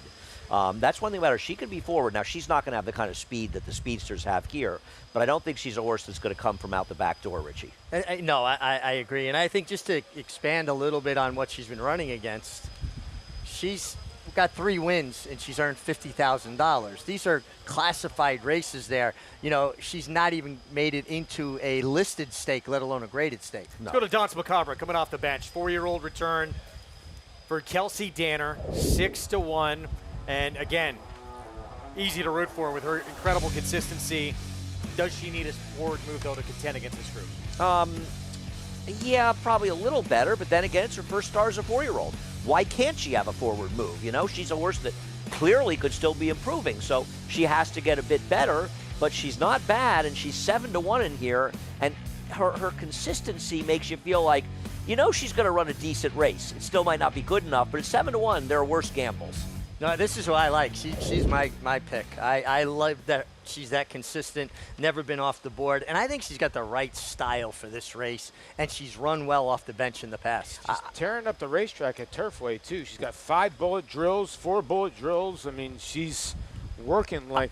When we drew this race last Friday, I was looking at handicapping and thinking, looking at the weather report where I was expecting a ton of rain, I thought, man, it's going to be awful when we lose to Caress because it's such a good race. And I'm just happy that we've got such nice weather and we get to run the race because I think it's a wildly competitive race. Well, we're used to seeing the Steve Asmussen barn not just win a lot of races at this meet, win big races uncharacteristically. It's only sent out a few horses yet to have a win. Let's go to Maggie for more. Could Zeitlos provide that, Greg? Major question mark. I'm not sure against this field getting back to the turf, but I'll say this. You want a turf of? Zeitlos has got it. And watching her in her preparations, it feels like this was targeted. She has done nothing but work on the turf since shipping here for Steve. And watching those workouts provided by XBTV, she has been working by herself. She has been very eager to go to the pole, indicating to me that obviously she's sharp and is enjoying herself, but also moving very beautifully. And when she was actually able to put her head down and kind of roll along on July 12th, she didn't fight the rider going to the pole and had her ears up the entire time, just really enjoying herself. So I think there is a chance that this filly could be, I don't want to say better on the turf because she's actually pretty good on the dirt, but be competitive here. Now, it's a tough pill to swallow against horses that are proven. I get it, but she's one I would use underneath. I am going to go to Danse Macabre in here because I've always been a fan of her. Andy spoke of her consistency, and that's just almost rare to find in these turf sprints because so often there's so much randomness and also so much trouble because it's a kind of a chaotic type of affair in these. So I really, really like her. I think she has moved forward quite a bit, but I wouldn't forget about Future Is Now. She's a generous 5-1 up there on the board. She really looked good in the warm-up, guys. All right, Maggie, thank you. Meanwhile, back to Future Is Now, who beat, again, the mare, who would have been favored in here. Roses for Deborah Scratch with, we heard from Acacia Clement, a bit of a fever. Yeah, that's Nothing unfortunate. Serious. No, it's unfortunate. But It's terrible I mean, timing. she is a star. It would have been great to see her. But this filly beat her last time out. She's trying to win her third in a row. She's not moved on the board, 5-1. And the only horse that seems to be moving on the board is the bottom. They just keep sending the money in on the 11-star Gaston. I don't think anybody here will be the least bit surprised if she wins this race. I picked her third in my picks, but I think the better at 2-1 is such an unknown quantity against a strong field. This is not we're not overhyping this race. This is a very good field. That's just, to me, a bad gamble. Yeah, this is a really solid field. She has not faced anything close to this over in Europe. That's not to say she may not really step it up and be competitive here. Future is really interesting as well. I mean, coming off of that win with Paco. Mike Trembetter, her conditioner, over 2,200 wins since his first win at Laurel in January of 1989. I mean, the guy is a winner. Wherever he goes, he does well. I think the 2's going to run a big race. I know, Andy, you were saying that this horse can't win this race. I think this horse is going to outrun her. I didn't say she can't win. I just worry that she's not going to have great position. I think Freedom Speaks could run in here. 100%. Honestly, I'm going to tell you the only horse in this race I think is over their head is the 1 Carey. I don't think there's anybody else here that doesn't have at least some kind of chance to get a piece. Terrific group. See what happens here. Grade 3, Caress, 5.5 furlongs, sprinting on the lawn. Let's go to Frank Miramonte for the feature on this Thursday card. We're just waiting on one more. She backed away. Her name is Star Guest. And she has been solidly backed. The current favorite at 2-1. In the colors of Godolphin being back toward the gate. Assistant starters just guiding her over. She's walking in willingly. Ready for the Caress, presented by Albany Med Health System.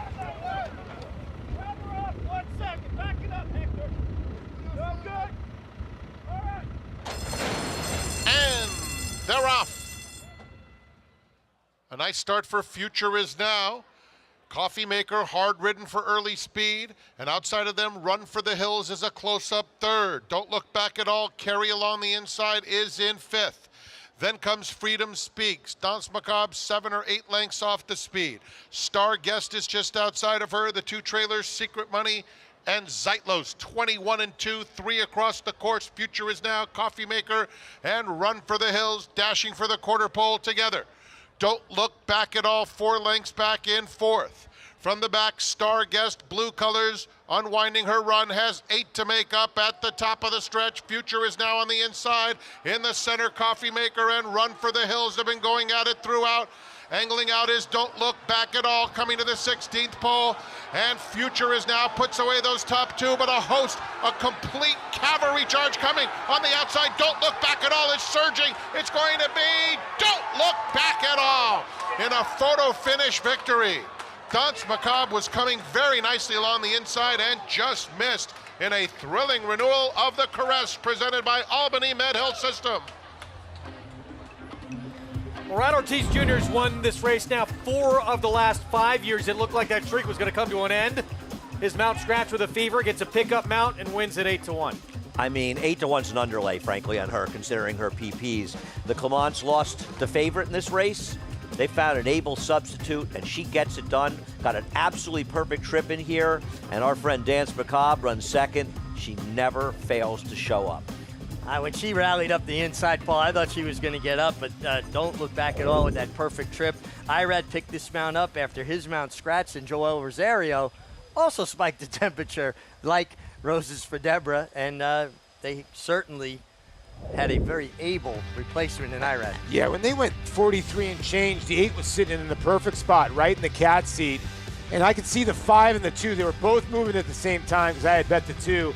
And you could see Adam Beschizza on the 5 looking to his right, imploring his horse. And he had got the jump on the 2, and the 8 already had gotten that jump. What a ride here by Irad Ortiz Jr. Sometimes he just makes the difference. How about the performance of the 3? Future Is Now, 21 and 2 with Coffee Maker breathing down her neck, and the number 7 from Mark Cassie running to the hills outside. They abdicated past the 16th pole, those horses, and she hung around and was no worse than 4th and maybe finished 3rd in here in a blanket finish. I mean, the Future Is Now didn't win this race. She finished 3rd, but Huge she effort. ran. I mean, this was a great race, okay? 4 horses across the wire, some terrific performances in here, an upset win for Irad, but Future Is Now ran well enough to win. What a good race this was. You could have thrown a blanket over the field at the 8th pole. You run right? this race 5 more times, you probably get 5 different winners. Christophe Clement winning trainer, son Miguel there, and they're going to enjoy this big victory. Grade 3 Caress feature on this Thursday card. And this is a big win for this filly who was the last time we saw her was at Parks. And a big win for West Point as well. And I think the key for her was the position that Irad Ortiz got with her, able to get into a comfortable spot sitting fourth. Pennsylvania bred with the victory. Well, you end up looking, sometimes I always go back and you look, right? You look back and you look at the horses. You look at the 8 horse who won this race, now 11 for 13 in the exacta with 6 wins. The horse that ran second, we already know, has never missed a board. And the future is now, you know, a horse that likes to win races. This whole field was filled with that, and I think we just dismissed the 8 a little bit here. And she likes Saratoga, too. Can we see the stretch? If we can see the stretch again, I'm curious to see where the Godolphin runner Star Guest ran, because she was right with Dance Macabre on the backstretch. She was outside of her, but she was the 2-path in the backstretch, so I don't think she had a bad trip in this race. And it feels like she just was over her head in this spot, and the public massively overbet her. I'm just curious to see if she really did any right. You see her right now. You can see her in those blue silks. She's in the 2-path. I mean, she's getting an excellent trip here, and angles out. She lost next to no ground in here. Right now, she's got the clean run on the outside, right? And in fact, you see Irad gets a little stopped right there behind the 7 horse Run for the Hills. She doesn't look like she's going to finish. And frankly, the 11 just wasn't even close to good enough in here. Now, she broke a little bit slow, but had her opportunity. Wasn't good enough. Getting out finished, trying to finish down there. She was overbet. They're not all good enough to win, shockingly. Don't look back at all. 8-1, and you're right. I mean, probably just because of the presence of this man, your price got obliterated. This horse could have been 15-1 in this field, how competitive it was. And you're right, Paulie, she's consistent, but she's not really, has not stepped up at this level. Excellent ride, excellent performance. It's nice for the Clements because they lost the big gun, right? And to be able to still win the race is pretty cool for them. And I'm going to give Paul half a star for completing the Superfecta. Oh, I appreciate that, Greg. I got knocked out of my I don't know. That's like really I think that's like one. You think it's a half? Basic Tipton Winner Circle lead-in brought to you by the. Read that read. We're going to have an inquiry during the 103rd Saratoga sale of selected yearlings, August 5th and 6th. Where will you be? Don't look back at all the win. Paulie, you said the same thing to me earlier. Yeah, but I needed the 2 to win the race, not to run 4th. I need a Dance Macabre. Pennsylvania bred with the biggest win of her career with Irad Ortiz Jr. aboard. Stay with us.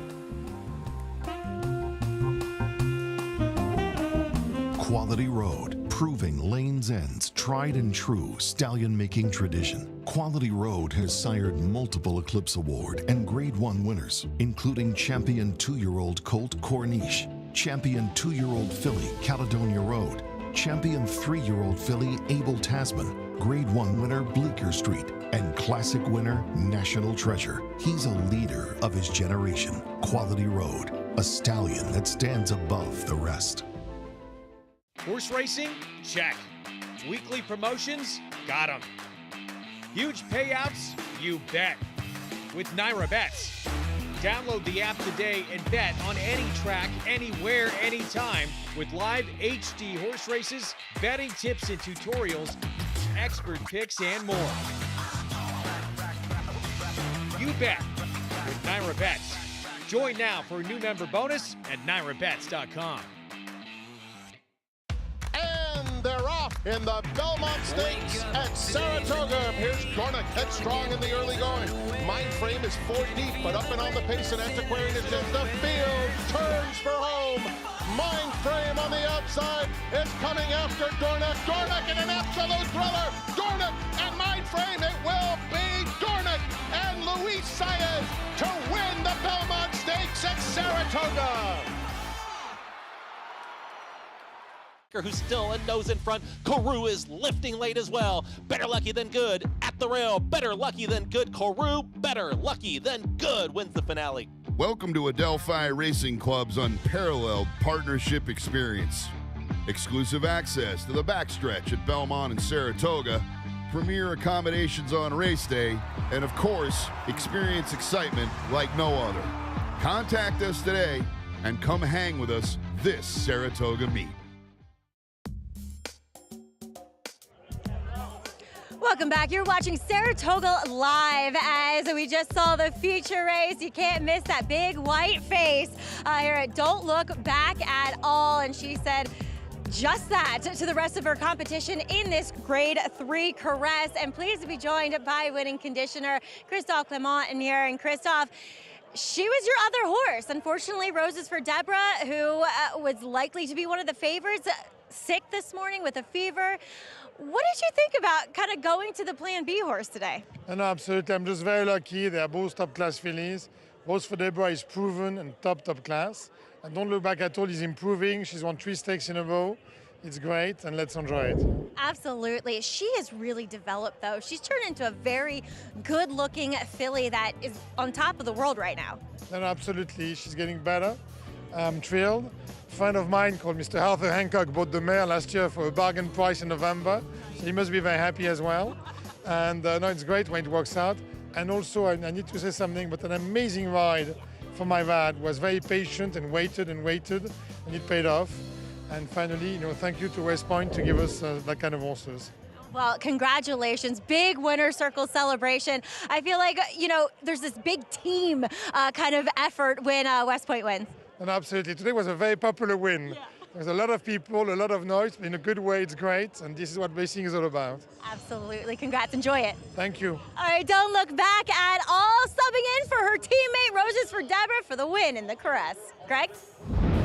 How often does that happen? You're on the 8-5 morning line favorite, one of the stars in the division.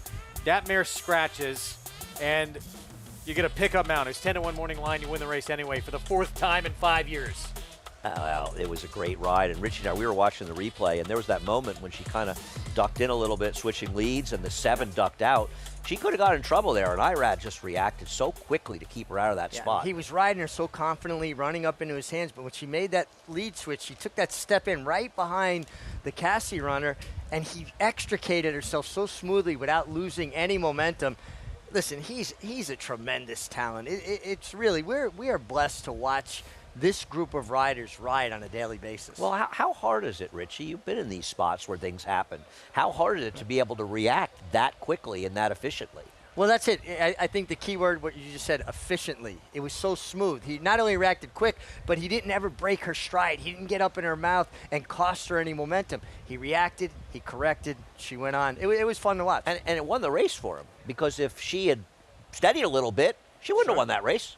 She'd been finished 4th if she was lucky. Yeah. You play Crazy Eights at the casino? Should have. I know, right? 3 straight 8s, by the way. How about that? Going to close things out with a New York bred 40 maiden claiming race coming up. And by the way, the 8 in here with Frankie Dettori, I think, has a shot. Getting bet like it, too, 6-1 right now. Certainly, Carew, who Paulie talked about earlier, major player here, dropping in class for the first time here for Chad Brown with Manny Franco. Yeah, I mean, I picked Carew on top. I thought he kind of lost his momentum when he swung out in the stretch. That was a very interesting race he comes out of on June 14th, where all of the effective running was done inside. Everybody, 1, 2, 3, spent the entire race on the rail, and it's almost like Carew lost momentum when he went outside. It's not Manny's fault. He gave the right ride, but the rails were down, and I think it was just a very strong inside. And My Life Story, the 2, disappointed as the favorite that day, was never on the rail in there, so I think he'll run better today. Yeah, and I like the 7 better than Dakota County, and I'm with Andy. I'm more scared about the 2 horse in here in My Life Story. I think that's the other horse in here. I'm against the Gargan runner. I just think they had a great tougher trip that day. Yeah. It's a better post today. And now Dakota County gets post 12. I want no part of Dakota County in this race. More on the finale on this Thursday card. When we come back, we'll also look ahead. Or look back, I should say. Proctor Sheet, how about this performance? Andy, I knew I should have picked this horse on top. Waffled, picked the horse second, big pedigree, and one of the wins for Tyler here to stay unbeaten. It's a domineering display by the ultra-talented McKenzie. McKenzie in a dominant performance. 200 right there, 1,200,000. 25, 550. Mitchell, 550,000. And now 500 and 500,000. Thank you. 450, 75, 475,000.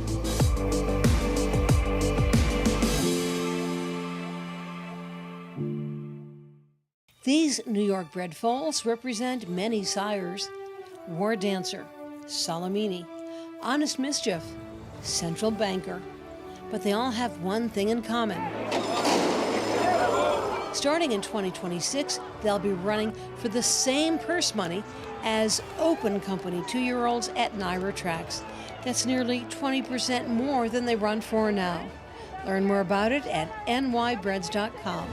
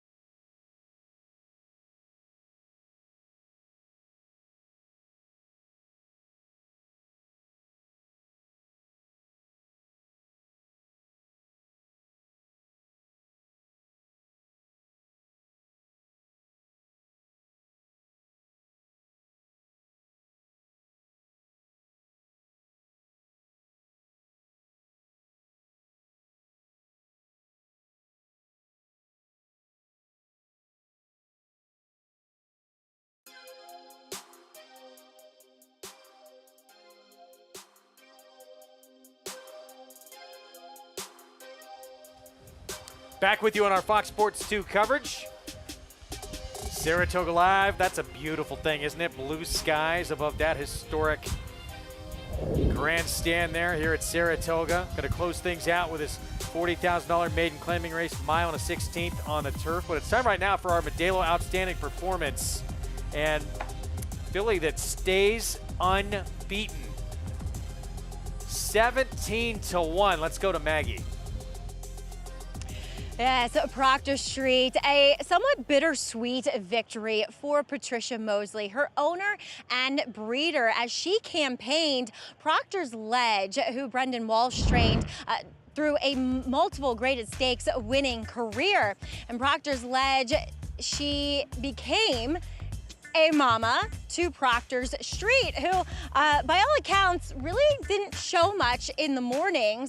That was the same way her mother was, but has now shown up big time, especially on the big stage here at Saratoga, going 2 for 2 in her young career so far. Definitely a 3-year-old filly with a lot of promise, but unfortunately she is the only daughter of Proctor's Ledge. I have a daughter here myself, that we'll see on the racetrack. Unfortunately, Trish lost Proctor's Ledge when she was giving birth to a Medaglia d'Oro that they unfortunately lost too. So Proctor Street carrying the flag with pride for her dam and for Trish Mosley. Guys. And yeah, Patricia Mosley with Temple Creed. Gonna send out here for Tom Morley. First time out, never easy to do, going a mile and a 16th, and ran incredible effort, but it was against State Bred Maiden 40 and now facing some class droppers. When are your children joining us on the set? I They may be here on Sunday. Should I bring them on? Absolutely. Absolutely. Okay. Yeah. Paul, will you make room for him? 100%. You need a babysitter? Frankly, they can have my chair if they want. I'm fine with that. Keep quiet, Richie. We went to the Family Fun Zone last weekend. They had a blast, so we're going to come back. What do you think about Temple Creed here? I think the negative for Temple Creed is ran the maiden claiming race, and this is a maiden claiming race, but the others are dropping. But there is nobody here that's run so well that I would discount a horse making it second start. I don't love the race the horse is coming out of, but I think ran a little better than it looks, and I won't be shocked if outruns the odds. Is that fair? There's a couple horses in here. You could go to the 1 and say the 1's going to improve on the drop, and that horse is 18-1. You could go obviously to the 2. The 7's dropping. The 10, I mean, Christophe Clement. I don't like the 10 at all. The 10 rode the rail. I'm away from the horses that spent the whole race in the rail, and that's why I'm just against saying the 10. that these horses are dropping, you know. So the outside horse, who I don't like, is dropping too. So like Andy's saying, the horse that's kind of been at this level, we've kind of seen where we're at. And the 11's named after me, obviously. I will say, though, you know, when it's a significant drop from that maiden allowance to maiden 40 because you're ducking any potential superstars, future superstars. I agree, but is it less big in New York bred races? I think it's a little less because there's more of a mix and match. There's your favorite, Chad Brown. This one dropping in for a tag for the first time, owned by Robert LaPenta. Manny Franco will be aboard Koru. 3-1 when we come back.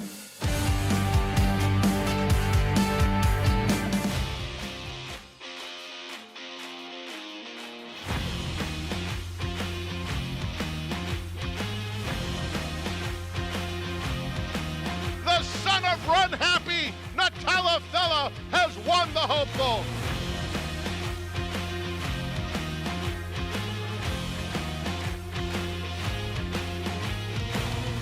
Eclipse champion Run Happy, price for value, and standing strong at Claiborne Farm.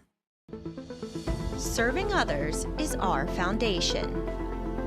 That's why NYRA is building a pathway for businesses, individuals, and organizations to support charitable groups connected to horse racing in New York State and beyond.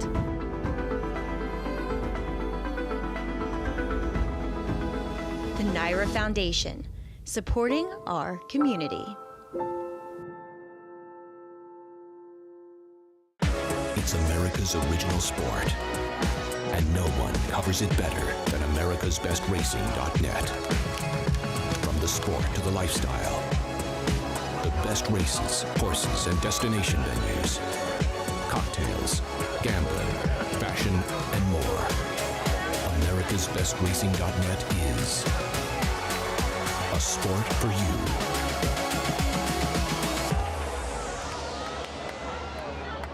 Racetrack Television Network brings you every race, from every track, on every screen, every day.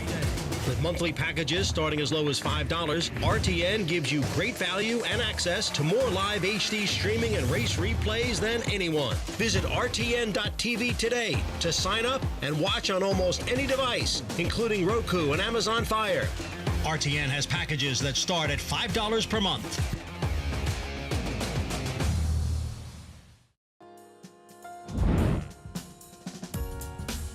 Back on Saratoga Live, our program brought to you in part by Hill and Dale at Alapa, Arcangelo. Belmont Travers win, 3-year-old of the year. Division that's wide open, although Dornick has sort of taken command with that Haskell victory. Things could change a lot with the Jim Dandy and DraftKings Travers, those still to come. Oh, no question about it. Who's on top could change, but make no mistake, Dornick is the leader right now. Here's a look at your namesake. Should we tell everyone what your picture is on our production meetings on the WebEx calls? Or I don't think it'll surprise anybody. The Rock. I mean, I think a lot of people see Dead me ringer for you. And they think The Rock. So, I mean, I didn't do it. A friend of mine did it a few years ago, and I'm just not smart enough to figure out how to change it, to be honest with you. Well, look, you look at the odds here. It tells you this race is pretty wide open. You have a 7-2 favorite. My Life Story, as you mentioned, was favored last time out. Things did not go well in terms of, and it was running against the racetrack really that day. You know, it's funny. I found that race, the third race on June 14th, to be a really interesting race. I'm somebody who loves watching races, and Richie and I we've probably spent days of our lives talking about watching horse races. If you watch that race, the horse who ran third got completely left, got over the rail and ran up it like it was a conveyor belt. And I was wondering why My Life Story, who I didn't love in there, but ran as badly as he did. And my only possibility is being outside really hurt him in there. And now he goes towards the inside, and with the rails down on the inner turf course, saving ground is at a premium. He's favored right now. He'll make an equipment change. For more, let's go to Maggie. That's right. Two of the shorter price horses in here, Greg, putting blinkers on for their respective, actually, My Life Story is not dropping in class, but the Chad Brown horse is, who I'll get to in a moment. But My Life Story dropping back down in class, and he'll have just a very short cup cheater blinker that, you know, as Andy just said, he was wide and against the track, and I wonder if they are going to get a little bit better position, obviously naturally being inside, but maybe go a little bit more forward. I think this horse has the ability to be forward. He is a lot more fit and streamlined than when he made his New York debut back in May, so I appreciate that. He has moved forward physically, but we'll see what he does here. He does make a lot of sense and arguably the horse to beat. As we'll move on to number 7, Kourou, same thing, adding just a short cup cheater blinker today. He was the one who was kind of neatly tucked down on the rail. He made a little bit of a mild rally as he does drop in class today. Makes an excellent impression physically. Good looking, son of hard spun. Kind of typical of me. I'm always attracted to a hard spun progeny when looking at them physically, but fits very nicely with the crew that he faces here. Now, number 10, English Castle, he's done well, considering that the last time I saw him, he just didn't look that fit, and plus he was a little just kind of distracted in the paddock. He is a horse that carries a lot of weight. I still would love to see him a little bit more defined. It's probably just his natural physical makeup to be a little bit more heavier, but so much more focused. The problem is the outside post today, Greg. All right, Maggie, thank you. Paulie, what do you think? I mean, you do have a long run to that first turn. Is being outside going to be that big a disadvantage? I just think it is. I mean, you got a full 12-horse field. Now, this is like so many times you run into these races where you have a 12-horse field on this turf course. The best horse doesn't win. The horse with the best trip sometimes wins. In a race like this where they're not separated by a lot, I agree, Paulie. And when they took the rails to 0, that means they're running right along the hedge for the first time this meet. And sometimes it doesn't matter as much, but it was fresh ground out inside. I think in watching yesterday and today's races, there's clearly an advantage to being able to save ground on the inner, which you always want to do if you can. Yeah. But it's even more pronounced here. And to get post 12, even with the greatest rider in the game, Irad Ortiz, it's not going to be easy for Irad to get over. It's a tall task. We saw Jose Ortiz ride a horse named Paros yesterday. What a ride from that was. Post 11, found that coveted pocket spot by the first turn. I mean, that was as good a ride as you're ever going to see. That might be the best ride we've seen the entire meet. I agree. That was fabulous. Flavien Prat a couple of days ago, won from post 12 in a turf race. Yep. Close out the card. Yeah. Can be done. That horse got a fast pace. That horse got a fast pace and circled the field. I thought Jose Ortiz's ride yesterday. So if you're Irad here, Mig, what are you trying to do out of the gate to try and make sure that you can try and save some ground?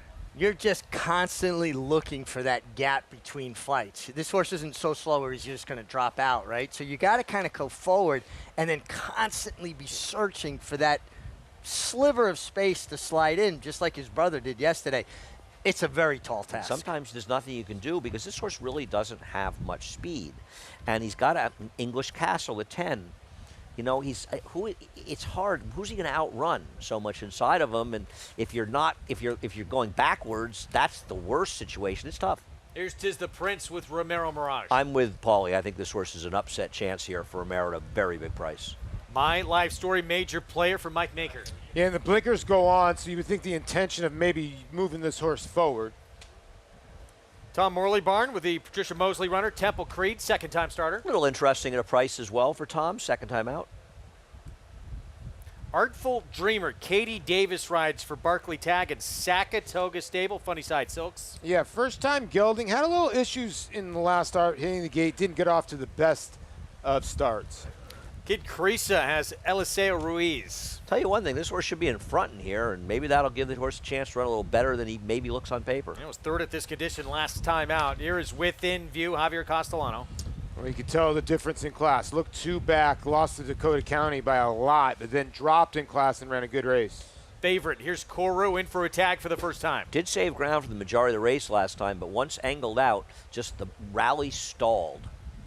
Stretching out for the first time after 2 sprints more than a year apart, Mr. Tonic. Yeah, he gets Frankie Dettori, and this would be the 4th 8 in a row if 8s are your thing today. 2 years apart, excuse me. Thank you, Andy.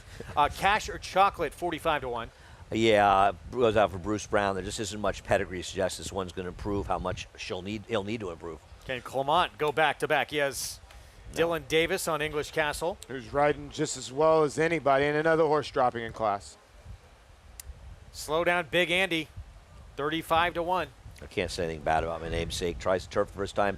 Is a half to 2 horses that won on the turf, though, for what it's worth. Out of 7 to try it, though. And Dakota Country, big task ahead for Ryan Ortiz Jr. from that far outside post. Yeah, needs to get position, but the drop will help this horse, obviously. He's one of the players in here, and I just don't like the post position. Take away post position. Koru, do you feel in that race with Dakota Country last time out? I think you can make the case he ran the better race. I think Koru definitely ran the better race. I mean, he was wider, and I just want horses that weren't on the rail the whole way. I don't want any part of Dakota County. He's a horse, if he wins, I would absolutely lose. I don't like him at all. I don't like his position in this race, and I don't think he's that good. I think Koru will run better than him. I think the 2 will run better than him, and I think horses towards the inside, the 1 and 3 even have a chance to do it. I think the other thing that we can't overlook here is Koru's adding blinkers. And when he was traveling in behind horses in this race, he was traveling nicely. When he got in the clear, it looked like he completely lost his focus. His head came up, his head turned a little sideways, his ears started flicking. I think the blinkers are going to be critical to this horse's success today. Koru, yeah, 3-1. So he's making that change. There he is in those silks of Robert LaPenza, maroon and gold. Easier company. You would think he can get a better trip here. And maybe he can be placed a little more forwardly, but certainly finish with more intention. Yeah, I just saw a horse there that when he got in the clear, he completely got lost. I think the blinkers on is really going to help this horse. And the drop in class, this is substantial as far as I'm concerned. So he's 3-1.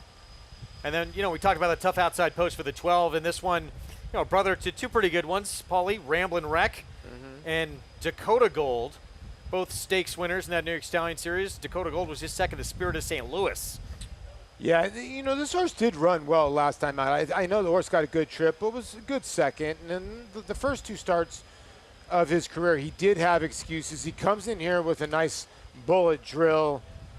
And like we said, he does get Irad, and Irad tends to pull rabbits out of hats. Minute to post, Thursday finale. Let's go back to Maggie. Yeah, let's talk about number 8 in here. That is Mr. Tonic, who I thought Kerry Bryan had him looking as fit as you possibly could have a horse coming off such a long layoff last time. And he's going to try to stretch out now, second off. He's warmed up beautifully with Frankie Dettori aboard as I'm not sure about stretching him out. He is built a little bit more like a sprinter overall. Nice, but you got to give him marks for how well he's turned out. And 2, he just seems a lot more clued in than what he was coming back off the bench. He was kind of screaming and hollering in that Aqueduct race. So I think there is a little bit of a move forward from him. As we'll take a look at the far outside runner in number 12, Dakota Country. Lovely warm-up, probably won the warm-up award. And I read really keeping him moving. So obviously looking for a good position. I don't think he's obviously going to go to the lead, but at least a good position going forward from that far outside post. He's such a good looking horse. And as you guys mentioned, the pedigree on him, while the other babies from Dakota Kid have been Chestnut, they've all been very good looking, and he's another one of those. Bo, maybe that's a secret, being Chestnut is when you're a good one. But I have a real handicapper next to me, Miss Grace Morley. Who's your pick? Number 3. And why is that? Because my dad trains the horse. Where's your dad? Mommy, come on. Anyways, Tom Morley. Okay, there you have it. I think that's the mic drop moment, guys. Good luck to their dad here coming up with Temple Creed, 14-1 on this 3-horse, the second-time starter.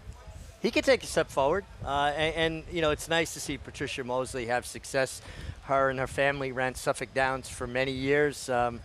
Actually, the last stake, Andy, I won at Suffolk Downs was the Mosley Handicap. Didn't they run that on the undercard for the Massachusetts Handicap? Yeah. Feels like it. Yeah, I finished second on Fairbanks in the Mass Cap. Wow. But I won the Mosley on Afrashad.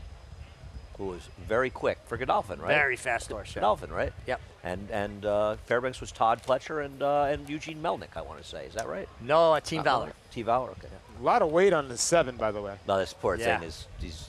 We did pile it on, didn't we, He's Paul? destined to lose a photo. Yeah, the 2 to me, like, I keep on looking at this 2, and I think I like the 2 and 7 as the main 2 horses, and like the public does, and I thought the 1 and 3 were long shots to maybe try to get in there somewhere. there's only one pick 6 carryover, Greg, the 9. Be the longest shot on the board. We think there won't be a carryover. 59-1. Back to English Castle. We've had some great starts from riders here at the meet. Would you guys say, I think arguably the greatest start, biggest story maybe, is Dylan Davis. I agree. And tied for 3rd right now with 11 wins. And not getting lucky to win. Riding extremely well and not riding short-priced horses. No. And listen, he's not going to stick around with Irad and Flavien Prat throughout the meet, but he's riding great, which is such a good thing to see. The ride he put on Pounce in the Lake George. The whole day he rode Outstanding. brilliantly. Yeah, he's riding in career form. Set for this finale on our Thursday card. Koru goes down to 2-1 now as the heavy favorite for the Chad Brown barn. Manny Franco in the irons. Let's go upstairs. Frank Miramati to close out this Thursday card. Here's Within View. And the last one will be Dakota Country.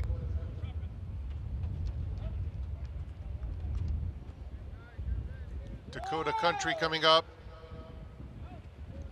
There's one acting up is Temple Creed. His head above settles down.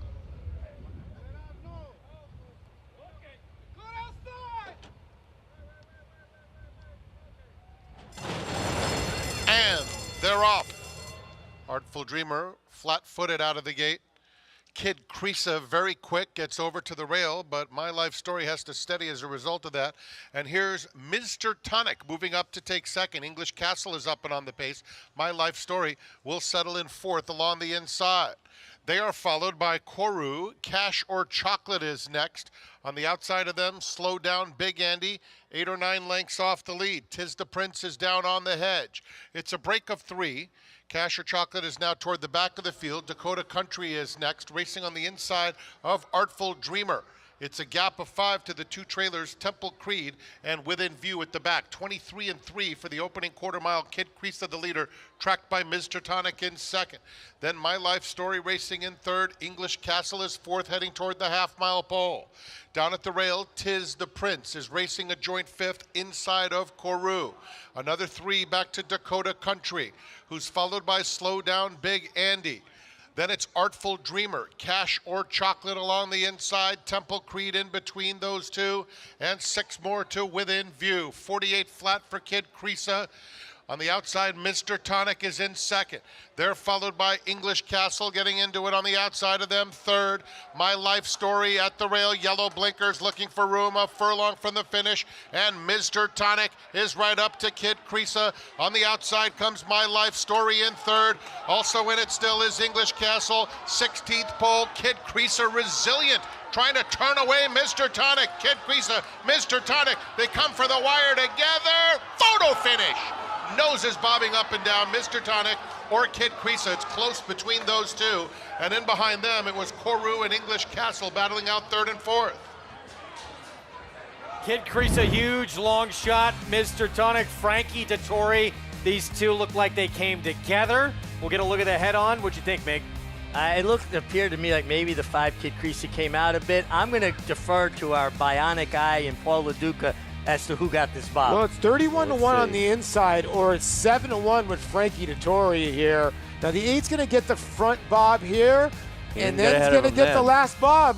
Ew, it looks like the 8 won the race. The 8 won it, and I agree. If we can get the head on, I think there's a very good chance the 5 was drifting here. Now he may have drifted a little bit earlier. Very tough beat if the 5 didn't hold on, and we think the 8 won. We don't know, but. Second off a long layoff, getting it done, and a lot of horses just did not show up in here. 8 put up as your unofficial winner. Let's go back to the start. Yeah, watch also when Kid Creasa angles over, he bothers the 2, My Life Story. He didn't quite clear him, and watch when Luis Saez has to check. off of heels there. You know, it's okay to cross over, but you got to go on a little Didn't bit. it seem like Luis Saez was already checking even before he did it? Well, I think he was anticipating Right. him coming over. You know, can we see the head-on of the stretch anyway, just to see if there was some contact? It looked like the Not 8. I can't tell, but there is some bumping. I got the 8 was kind of leaning on this 5. I think because the 5 was coming out. Or the 5 Paulie, was but coming we out wait to too. see the Yeah. head-on. Ruiz went left-handed as well. It's kind of crazy. Yeah, I'm kind of with you, but it's. I'd like Man, to if see you the had head the on. 5, Back my eight. heart goes out to you if you had the 5 here. Here's the head on right here. Richie, go ahead and tell us. Yeah, green the blinkers. Kid Creaser does come out a little bit. Now, Ooh. came back, gave it to him. Nah, but he came out to begin with. He did. Started on the fence. Now he's coming out yeah. good. And now there's no contact. I mean, Frankie's horse is following him at this point. I think it was one of those cases where it probably would have been no harm, There no would have been no foul, foul. more of just rubbing his racing kind of. That was a bit of a herd, but it wasn't close enough to say they heard it. You know what I Yes, mean, Richie? 100%. You know? Trainer who's taken over for legend Jonathan Shepard with the jump stable, really, and having success with flat horses, too, Kerry Bryan. And she's now 1 for 15, stretching out maidens on the turf, Greg, with 2 hitting the board, but you got paid at 7-1. And the all 8 pick 4 hits. Maybe this will jumpstart summer in Saratoga for Frankie Dettori. I heard some people who I respect saying they didn't know that he was necessarily really that good a rider. I don't agree with them. And in fact, I've lost respect for some of those people's opinions. Absolute Whoever they may legend. be. Great to have him here at Saratoga. Just add to what already is. You can't even argue the deepest jockey colony there is, but adds just more Crazy. star power. One of the great riders in the history of the sport, and no one can match his charisma. No, it can't match his charisma, but I'm going to just say, slow down there, Big Andy. I didn't say anything. What am I getting? What am I I getting? know, but if we I've use done your nothing here. logic, I'll I tell you, beat him a neck in a Breeders' Cup, Paul. So He considers he that. can't be much. He considers you know, that the low point of his career. I don't know if you've heard that, but I think I he looks hit back for- on that and thinks, I may never recover from I that. hit 400 off Randy Johnson, so I'm better than him, okay? Frankie Dettori does it again at Saratoga. We're going to see a jump? 7-1. I think he'll reserve that for the bigger races. Well, he did give us one. He treated the crowd to it, back when he was here many years ago, just so Saratoga. Well, he could did it experience earlier in the meet because the crowd was clamoring for it. Yeah. He did tell me he was going to save it for just big wins. $15,000 on the pick 6, $12,000 on that pick 5. That's a heck of a pick 5. That's better, even though it's a dollar bet. But yeah, I wouldn't have had this horse. And this superfecta is going to be nice. Kid Creaser Well, ran inside unbelievable. speed with the 5 and the rails being down matters a great deal in here, right? With the And 5. what a determined finish from Detroit, because he went by this horse, then got passed, and then came back and timed it perfectly. Yeah, it looked like Kid Creaser was going to kick on away from him, and he got his horse to re-engage. If you- It was if a you- terrific horse race. It was. If you bet the 5, you have my condolences. That was a tough beat. Back with you tomorrow, Friday coverage that includes the Grade 2 Amsterdam, 1 Eastern start time. And a big performance in the Caress. Arad Ortiz Jr. is now 1-4 the last 5 years of Pennsylvania bred from the barn of Christophe Clement. Jefferson Street, was that last performance for real? Graded Stakes debut coming up on Friday in the Amsterdam, and can the 2-year-old champ get back to what we saw in the Florida Derby? We will find out in the Jim Dandy on Saturday.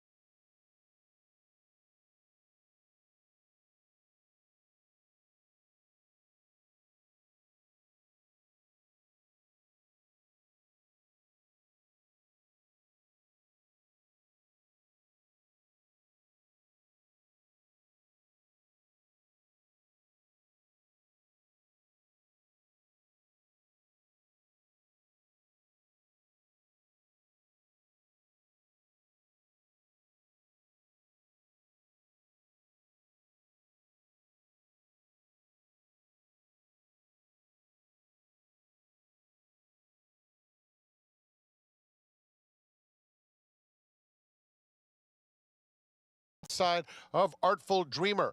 It's a gap of 5 to the 2 trailers, Temple Creed, and Within View at the back. 23-3 for the opening quarter mile. Kid Creasa, the leader, tracked by Mr. Tonic in second. Then My Life Story racing in third. English Castle is fourth, heading toward the half-mile pole. Down at the rail, Tis the Prince is racing a joint fifth inside of Kourou.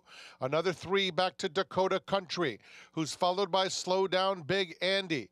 Then it's Artful Dreamer, Cash or Chocolate along the inside, Temple Creed in between those two, and 6 more to Within View. 48 flat for Kid Creasa. On the outside, Mr. Tonic is in second.